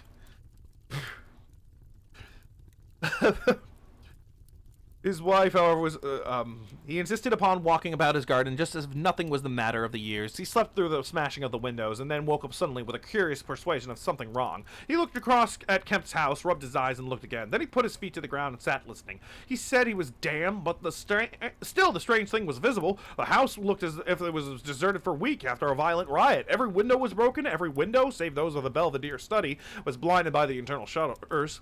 I could have sworn it was all right. He looked at his watch. 20 minutes ago. He became aware of a measured concussion in the clash of He became aware of a measured concussion in the clash of glass far away in the distance, and then, as he sat open-mouthed, came a still more wonderful thing. The shutters of the drawing room window were flung open violently, and the housemaid in her outdoor hat and garments appeared, struggling in a frantic manner to throw up the sash. Suddenly a man appeared beside her, helping her. Dr. Kemp! In another moment the window was open, and the housemaid was struggling out as she pitched forward and vanished among the shrubs. Mr. Healy stood up, exclaiming vaguely and vehemently at all these wonderful things. Wonderful things. He saw Kemp stand on the sill, spring from the window, and reappear almost instantaneously, running down a path in the shrubbery and stooping as he ran. Like a man who evades observation, he vanished behind a laburnum and appeared again, clambering over a fence that abutted the open ground. In a second he tumbled over and was running at a tremendous pace down the slope towards Mr. Heelis. "Lord!" cried Mr. Heelis, struck with an idea. "It's that invisible man brute, all right! It's right after all!" With Mr. Heelis to think things like that was to act, and his cook watching him from the top window was amazed to see him come pelting towards the house with a good 9 miles an hour. There was a slamming of doors, a ringing of bells, and the voice of Mr. Heelis bellowing like a bull. "Shut the doors! Shut the windows! Shut everything! The invisible man is coming!" Instantly the house was full of screams and directions and scurrying feet. He ran himself to shut the French windows that opened up the veranda. As he did so, Kemp's head and shoulders and knees appeared over the edge of the garden vents. In another moment, Kemp had plowed through the asparagus and was running across the tennis lawn to the house. "You can't come in," said Mr. Heelis, shutting the bolts. "I'm very sorry if he's after you, but you can't come in!" Kemp appeared with a face of terror close to the glass, rapping and then shaking frantically at the French window. Then, seeing his efforts were useless, he ran along the veranda, vaulted at the end, and went to hammer at the side door. Then he ran around by the side gate to the front of the house, and so into the hill road. And Mr. Heelis, staring from his window, a face of horror, had scarcely witnessed Kemp vanish ere the asparagus that was being trampled his way, and that by feet unseen, that at that Mr. Heelis fled precipitously upstairs, and the rest of the chase is beyond his purview. But as he passed the staircase window, he heard the side gate slam. Emerging into the hill road, Kemp naturally took downward direction, and so it was he came to a run he came to run in his own person, the very race he had watched with such a critical eye from the Belvedere study only 4 days ago. He ran it well for a man out of training, and though his face was white and wet, his wits were cool to the last. He ran with wide strides wherever a patch of rough ground intervened, wherever there came a patch of raw flints or a bit of broken glass stone dazzling. He crossed it and left the bare, invisible feet that followed to take up what line they would. For the first time in his life, Kemp discovered that the hill road was indescribably vast and desolate, and that the beginnings of the town far below at the hill foot were strangely remote. Never had there been a slower, more painful method of progression than running. Ah, God, running is so inefficient. Fuck! All the gaunt villas sleeping in the afternoon sun looked locked and barred. No doubt they were locked and barred by his own orders. But at any rate, they might have kept a lookout for an eventuality like this. The town was rising up now. The sea had dropped out of sight behind it. The people down below were stirring. A tram was just arriving at the hill foot. Beyond that was the police station. Was that footsteps he heard behind him? Spurts! The people below were staring at him. One or two were running, and his breath was beginning to saw in his throat. The tram was quite near now, and the Jolly Cricketers were noisily barring its doors. Beyond the tram were posts and heaps of gravel, the drainage works. He had a transitory idea of jumping into the tram and slamming the doors, but then he resolved to go for the police station. In another moment, he had passed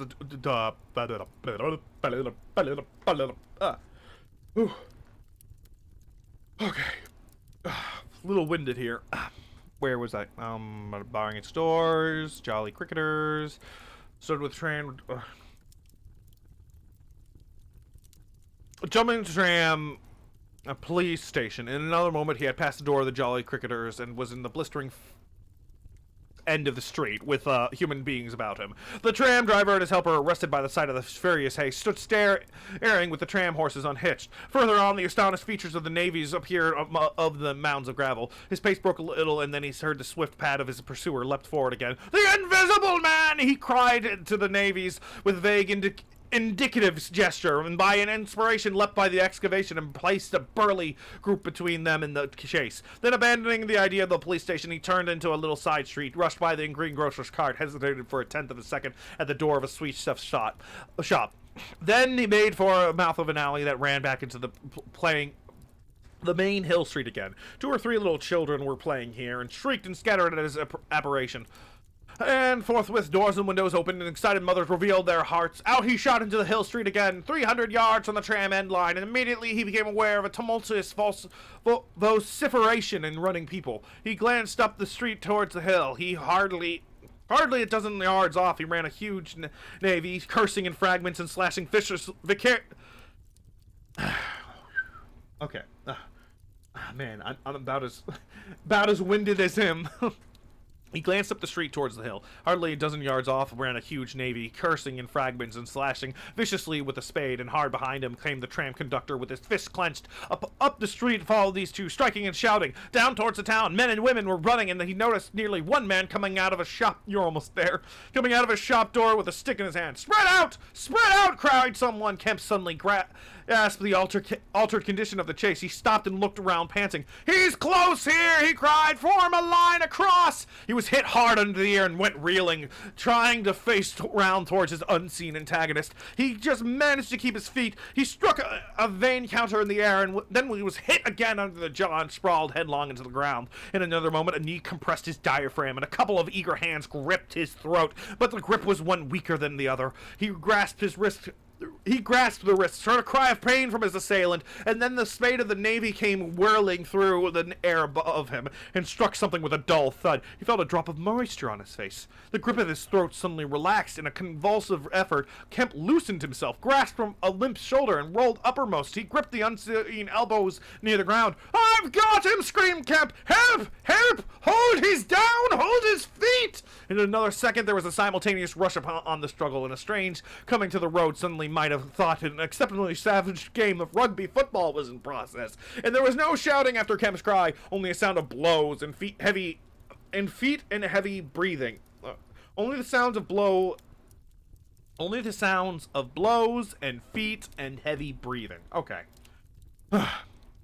Then came a mighty effort, and the Invisible Man threw off a couple of his antagonists and rose to his knees. Kemp clung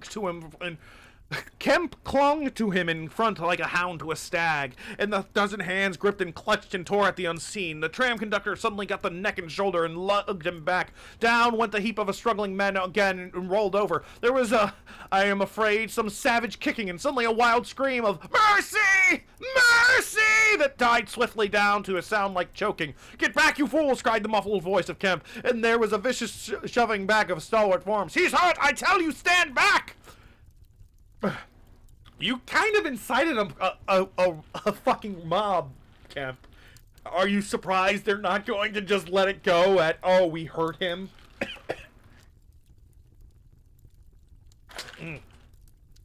Oh, God. Ugh.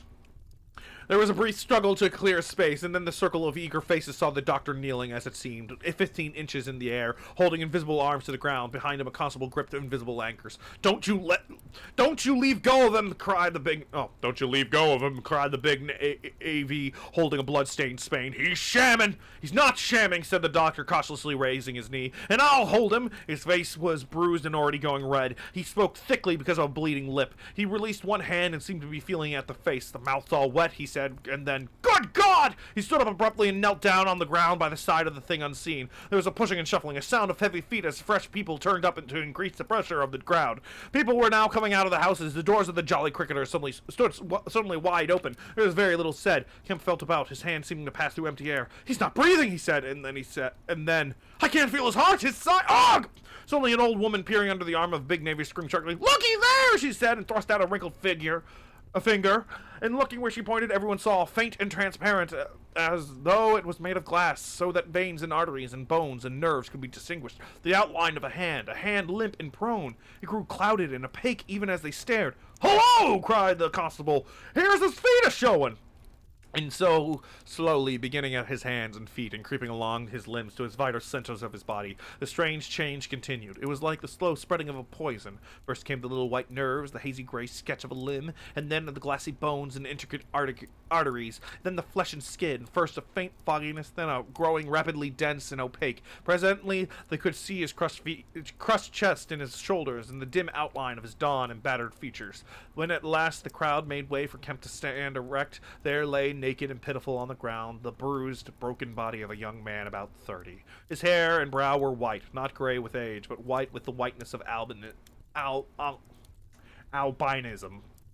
His eyes were like garnets, his hands were clenched, his eyes wide open, and his expression was that of anger and dismay. "Cover his face," said a man! "For God's sake, cover that face!" And three little children pushing through the crowd were suddenly twisted around and sent packing off again. "But I want to see the corpse!" Someone brought a sheet from the Jolly Cricketers, and having covered him, they carried him into that house, and there it was, on the shabby bed in a tawdry, ill-lighted bedroom, surrounded by a crowd of ignorant and excited people, broken and wounded, betrayed and unpitied, that Griffin, the first of all men to make himself turn the page. Invisible Griffin, the most gifted physicist the world had ever seen, ended in infinite disaster his strange and terrible career. He's dead, bro! And then the epilogue. So ends the story of the strange and evil experiments of the Invisible Man. And if you would learn more of him, you must go to a little inn near Portstow and talk to the landlord. The sign of the inn is an empty board save for a hat and boots, and the name is the title of the story. The landlord is a short and corpulent little man with a nose of cylindrical proportions, wiry hair, and a sporadic rosiness of visage. Drink generously, and he will tell you generously of the things... Drink generously, and he will tell you generously of all the things that happened to him after that time, and of how the lawyers tried to do him out of the treasure found upon him. When they found they couldn't prove whose money which was which, I'm blessed, he says, if they didn't try to make me out a bloomin' treasure trove. Do I look like a treasure trove? And then a gentleman gave me a guinea that night to tell the story at the Empire Music Hall, just to tell him in my own words, barring one. And if you want to cut off the flow of his reminiscence abruptly, you can always do so by asking him if there weren't 3 manuscript books in the story. He admits there were, and he proceeds to explain with asseverations that everybody thinks he has them. But bless you, he hasn't. The Invisible Man, it was took off to hide him when I cut and ran from Portstow. It's that Mr. Kemp put people on with the idea of my having them. Then he subsides into a pensive state, watches you furtively, bustles nervously with glasses, and presently leaves the bar. He is a bachelor man. His tastes were ever bachelor, and there are no womenfolk in the house. Outwardly, he buttons. It is expected of him. But in his more vital practices, in the matter of braces, for example, he still turns to string. He conducts his house without enterprise, but with eminent decorum. His movements are slow, and he's a great thinker, but he has a reputation for wisdom and a respectable parsimony in the village, and his knowledge of the roads of the south of England would beat Cobbett. And on Sunday mornings, every Sunday mornings, all year round, while he is closed to the outer world, every night after 10, he goes into his bar parlor, bearing a glass of gin faintly tinged with water, and having placed this down, he locks the door and examines the blinds, and even looks under the table. And then, being satisfied of his solitude, he unlocks a cupboard and a box in the cupboard, and a box in the cupboard and a drawer in that box, and produces 3 volumes bound in brown leather. Places them solemnly in the middle of the table. The covers are weather-worn and tinged with an algal green. For once they sojourned in a ditch, and some of the pages have been washed blank by dirty water. The landlord sits down in an armchair, fills a long clay pipe slowly, gloating over the books the while. Then he pulls one towards him, opens it, and begins to study it, turning over the leaves backwards and forwards. His brows are knit, and his lips move painfully. Hex, little 2 up in the air, cross, and a fiddle-dee-dee. Lord, what a one he was for intellect. Presently, he relaxes and leans back and blinks through his smoke across the room at the things invisible to other eyes. Full of secrets, he says. Wonderful secrets. Once I get all of them, Lord, I want to do what he did. He pulls at his pipe. So he lapses into a dream, the undying, wonderful dream of his life. And though Kemp has fished unceasingly, no human being save the landlord knows those books are there, with the subtle secret of invisibility and a dozen other strange secrets written therein, and none will ever know of them until he dies. The end! And that was H.G. Wells' The Invisible Man. And I gotta say, boy howdy, that was kind of fun. Woo! Thank you! Thank you! You're a wonderful audience! Well done! Bravo! But, yeah. Well, I'm fucking tired. Encore. That man sure was invisible, I'll tell you what. Encore, yeah. I definitely need to look at his Invisibling time, John Invisible. I definitely need to find more public domain books to read. I am thinking of doing a Moby Dick reading, of course. But that's gonna be a far ways off before I even attempt to do that. Do it again. I wasn't paying attention. But yeah. Can I voice the whale? Oh God. Yeah, sure, Spruce. You can voice the whale. Moby that dick. So. Oh God. Yeah. Moby Dick. Actually, I think 20,000 Leagues Under the Seas might be a fun one. But yeah, I'll need to find more books to read. This was definitely fun. I had some enjoyment.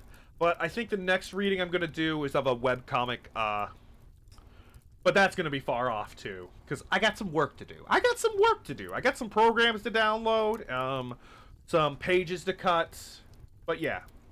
So, I think for the rest of the week, I don't know. Maybe I'll change my mind, of course. But the rest of the week, it's going to be, Monday through Saturday. There's not going to be any stream. Yeah, play 40K with you. Yeah, maybe. Yeah. So I've mentioned this during my Grim Fandango stream, but I'll mention it here. I am working on having a more stable schedule. Oh, partial schedule. I'm trying to aim for Saturday and Sundays to stream, like guaranteed streams. The rest of the week will be chaos because as a goblin, I can't stick to a schedule, but I want to try to stick to the weekends at least. Next Saturday, no stream. I've got a phone call to make after work, so I'm going to be busy. But next Sunday, 5 p.m. Eastern Standard Time, or 7 p.m. Eastern Standard Time, depending on if I have overtime or not. I will be playing Super Robot Wars X. It's a magical mecha adventure, baby! Sunday's nuts. Spruce. But I'm glad you enjoyed this. I enjoyed doing this. But all good things must come to an end. So, we're going to see the outro screen, and then we're going to raid someone. I don't know who we're going to raid, but when you get there, say, "Hey, what's up? Hey, whatever." What I always found so entertaining about old school sci-fi, like Wells' work, is that the 1800s setting that you really don't see beyond steampunk. It's ironic since Wells and Jules Verne were simply writing the stories in their contemporary times. Yeah. And also, there's a lot of things you don't realize from classics, like, you've always heard summaries, but then everyone makes jokes about those classics, and then you go back to read them and you find them making those exact same jokes. Like, wouldn't it be funny if the Invisible Man got frustrated trying to explain to people he's invisible, and then you read the book and you're like, wow, he did get frustrated doing that. Alright. Alright. Alright. Time for the outro screen. I love you all. I hope to see you again. Bye-bye. And remember, we're rating someone. Absolutely, there's a real timeless quality from these amazing writers. Yes. And I plan to visit them all. The ones that public domain, of course. Alright. Bye-bye. And say hello to whoever we raid.